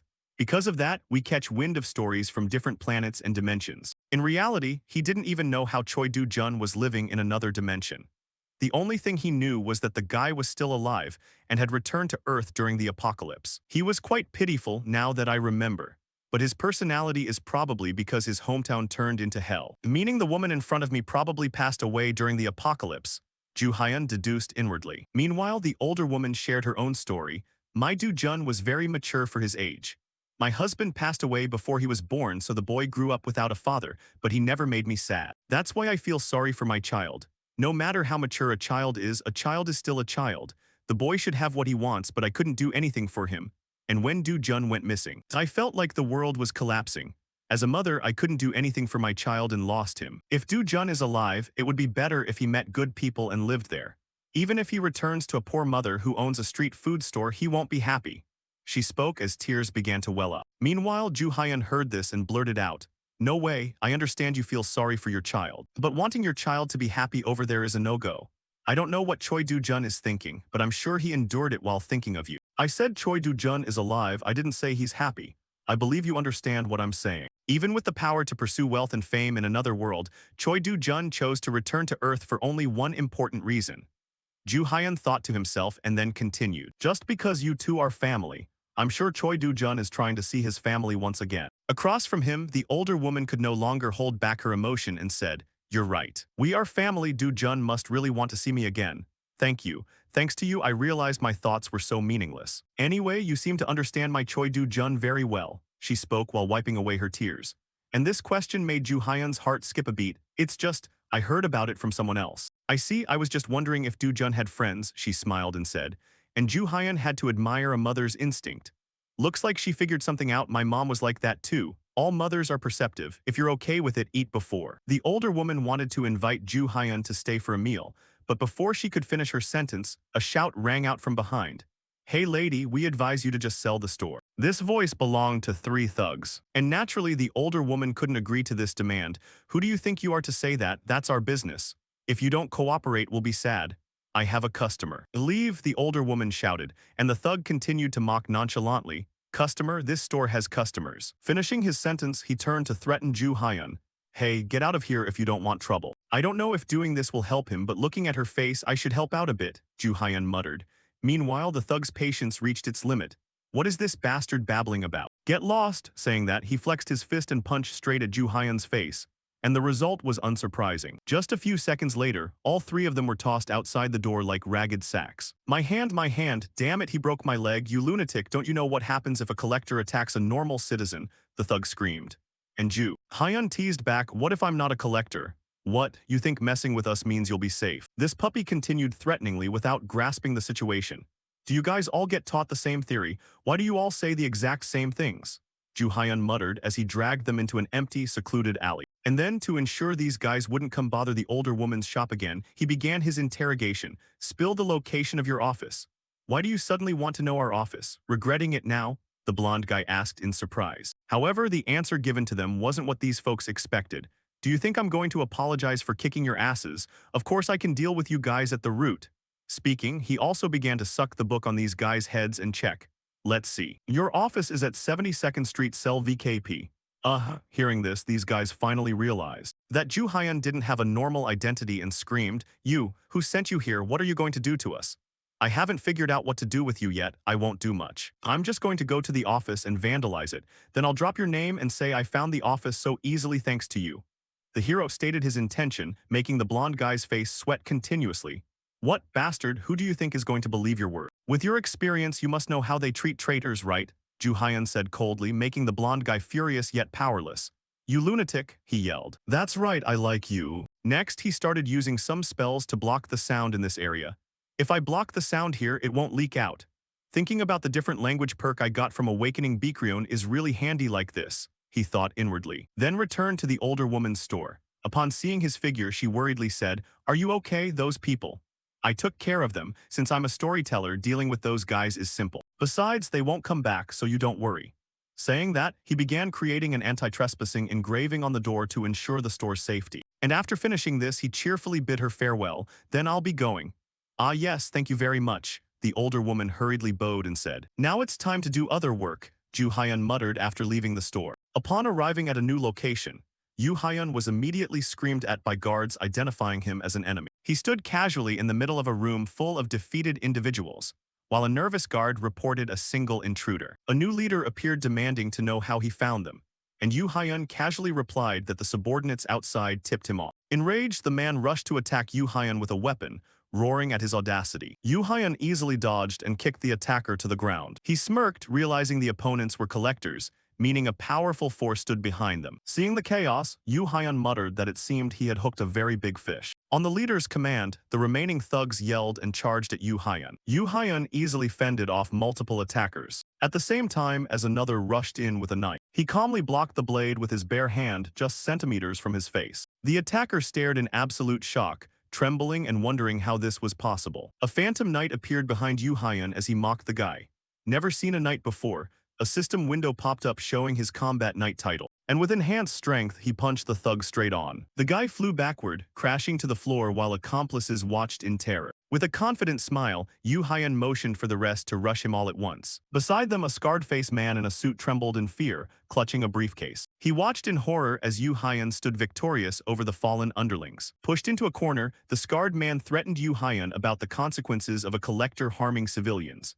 But Yu Hyun found his hypocrisy hilarious. The guy stammered, realizing Yu Hyun knew full well they had no legal ground to use against him. His mind raced, concluding that Yu Hyun must be an extremely powerful underground contractor sent to kill him. The guy knelt down begging for mercy and offering resources, which Yu Hyun remarked was a fortunate misunderstanding. Yu Hyun coldly agreed, and the guy hurriedly handed over the briefcase. Inside were stacks of cash along with classified files. Reviewing the documents, Yu Hyun discovered a criminal organization colluding with the Hanwol family and another force. His expression darkened as he read the second name, Twilight Curtain Clan. He wondered why the Twilight Curtain Clan, which usually cooperated with the Pentagon, was meddling in real estate. His eyes widened when a shocking possibility dawned on him. He muttered, wondering if it was a mind realm. He deduced that a family might be monopolizing a hidden mind realm, unknown even to the government. Turning to the man, Yu Hyun demanded he open the nearby safe, but the guy firmly refused. Yu Hyun smirked, knowing that fierce refusal proved there was something important inside, and decided to handle it himself. Beeped, he activated a skill.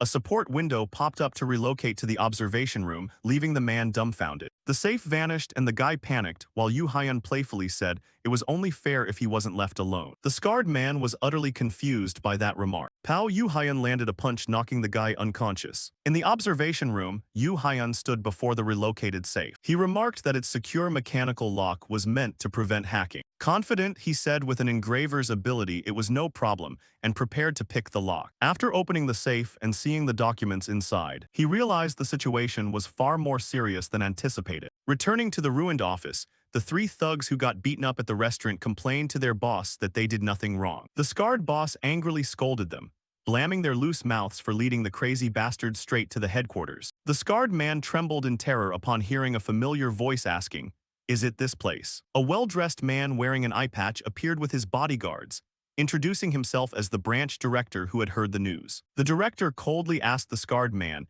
if it was true that only a single person had caused such a massive information leak. The scarred man nervously insisted that even though the intruder took the safe, he definitely couldn't open it, implying it was booby-trapped. He pointed at the three battered thugs, identifying them to the director as the ones who caused the incident. With a cold "I see," the director contemptuously raised a finger. Blood splattered onto the scarred man's face, leaving him standing frozen in shock. The director had executed the three thugs, leaving their corpses on the floor while the scarred man watched in horror. Afterwards, he told the trembling scarred man that he would spare him this time due to his past good performance, causing him to stutter out thanks. The director asked for a description of the intruder, and the scarred man confidently began to recall. But his memory faltered as he realized with confusion that he couldn't picture the person's face at all. Even though he had spoken with him, the director deduced that the intruder had used an anti-recognition ability, marking him as a dangerous expert who would surely open the safe. He ordered an immediate evacuation of the area, threatening severe consequences for anyone who slipped up, and the scarred man hastily agreed. Inwardly, the director angrily wondered who dared to meddle in Sunset's affairs. The scene shifted to a tiny fairy-like spirit with white hair who let out a wow. With sparkling eyes, she looked up in admiration at a giant skyscraper, excitedly recognizing it as Celestial Body Inc. Walking with Yu Hyun, she asked about the armored people, and he explained they were tellers from the Guardian office, a different department from his. An explanation noted that Guardian tellers use special armor granting immense power, which the spirit likened to power armor. Yu Hyun added that the armor's power varies by rank, with the strongest ones potentially rivaling a first-generation god. From a high vantage point, a pair of murderous golden eyes watched Yu Hyun from the shadows. Down below, Yu Hyun suddenly stopped, sensing he was being watched. The little spirit loudly called out to Yu Hyun, urging him to hurry to the promotion ceremony, making him brush off the feeling. The scene focused on the towering headquarters of Celestial Body Inc. A pale blue-skinned man with long white hair smiled, recognizing the figure below as Kang Yu Hyun, amused that it had been a long time since someone so interesting appeared. The two men appeared in a split-screen image, connecting the observer and the observed. The blue-skinned man looked out over the city, hoping this young teller would bring an interesting story to their world. Inside, Yu Hyun shuddered and the spirit asked if he was worried. He denied it, but admitted he just felt someone watching again. The spirit confirmed his suspicion, admitting she also felt the gaze from the top of the tower but didn't say anything, shocking Yu Hyun. Realizing the gaze came from a high-ranking figure, Yu Hyun wondered about the person's identity. The observer was revealed to be the CEO of Celestial Body Inc., Juniwang Latpiat, one of the first-generation tellers sitting on a magnificent throne. Yu Hyun acknowledged the immense power of a first-generation teller, but reassured himself that as an employee, he would be safe from the CEO's hostility. Deciding to temporarily brush aside his unease, he cheerfully continued on his way. The little spirit announced that the promotion ceremony was about to start, as they arrived at a luxurious hall. The host called for applause as the ceremony began, showing several people on stage, including a wolf-headed person. In the audience, a lizard man recognized Yu Hyun's presence, remarking on his meteoric promotion after abandoning his blessing. When the spirit pointed out that everyone was looking at him, Yu Hyun smiled, acknowledging that his dramatic promotion was drawing attention. Looking at the crowd, he reflected that achieving such status was impossible for his past self. He steadied his resolve, vowing to work even harder from now on. The spirit complained the ceremony was boring, but Yu Hyun brushed it off and urged a quick departure. He suddenly grabbed the spirit and ran, explaining they needed to escape before other departments rushed over to poach him. The spirit asked if he had a destination, and he confidently replied of course, as they arrived at the records room. Inside the library-like room, the spirit complained about the stuffy air. Yu Hyun stopped, surprised to see someone already there. A friendly senior in a white robe warmly greeted Yu Hyun, saying it had been a month, and Yu Hyun responded. The senior congratulated Yu Hyun on his promotion, saying the rumor had spread far. Yu Hyun said he returned to fulfill an old promise, deciding he couldn't just call him elder anymore. He solemnly called the senior by name, Galias. The senior smiled, confirming he was indeed Galias. Yu Hyun was stunned, realizing this was Galias, the legendary guardian of the Dragon King. While the spirit confusedly asked what was going on, Yu Hyun began telling the story of the mixed world's long history, asking if she had heard of the divine dragon power Drayonica. Drayonica was a collection of divine dragon souls, and the 7 strongest among them were called the Dragon Kings. The Dragon Kings were born strong and grew increasingly powerful, perfectly suited to rule. However, one of the 7 kings was an exception. Sharuriel, the White Dragon King, was weak from the start, born fragile in both body and mind. Sharuriel was despised by his own kind because to them, weakness was a sin. Yet through great effort and the help of a teller, a creature despised by dragons, Sharuriel finally reached the position of Dragon King. Dragons despised tellers for merely standing outside and narrating, making any cooperation between them seem impossible. That teller's achievement was therefore unbelievable.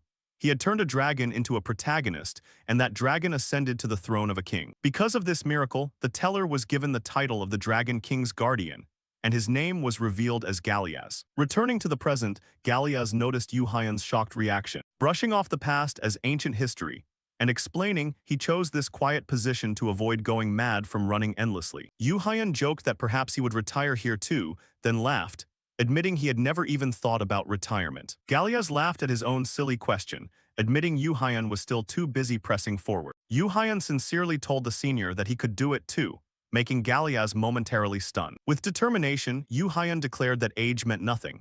The moment passion burns bright is the greatest time of all. Galias listened closely, deeply touched by Yu Hyun's passionate words. A system notification warned that there were only 10 minutes left in the promotion ceremony. Realizing he had chatted for too long, Yu Hyun said he had to go, but promised to visit Elder Galias again. Galias smiled warmly, saying he looked forward to another interesting conversation. Yu Hyun laughed in response, enthusiastically agreeing, then peeked from behind the bookshelf.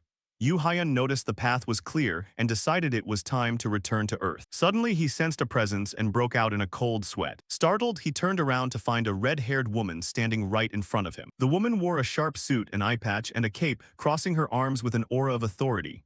She asked if he thought she had left, and as he realized there were still tellers around here, his eyes widened in shock at her reflection. He saw a glowing golden book floating near her. Realizing in astonishment that she must be a department head, she asked if he had a good relationship with Galias, and when he confirmed, she remarked that knowing the elder's name made him special. She connected the clues, realizing he was the rumored teller who got promoted in just a month, Kang Yu Hyun. Haha, she laughed, amused that the rumor was true, and introduced herself as Celestina. Celestina leaned in, asking if it was true that he abandoned his blessing to fight alongside his collector, and he confirmed. Celestina grabbed the startled Yu Hyun, praising his drive and complaining that modern tellers were all boringly uniform. She directly offered him a position in her department, but a confused Yu Hyun said he already belonged to the storytelling office. Celestina explained that she also belonged to the storytelling office, specifically the Celestial Department, leaving Yu Hyun stunned. The Celestial Department was revealed to be an elite group of top-tier, strictly selective tellers.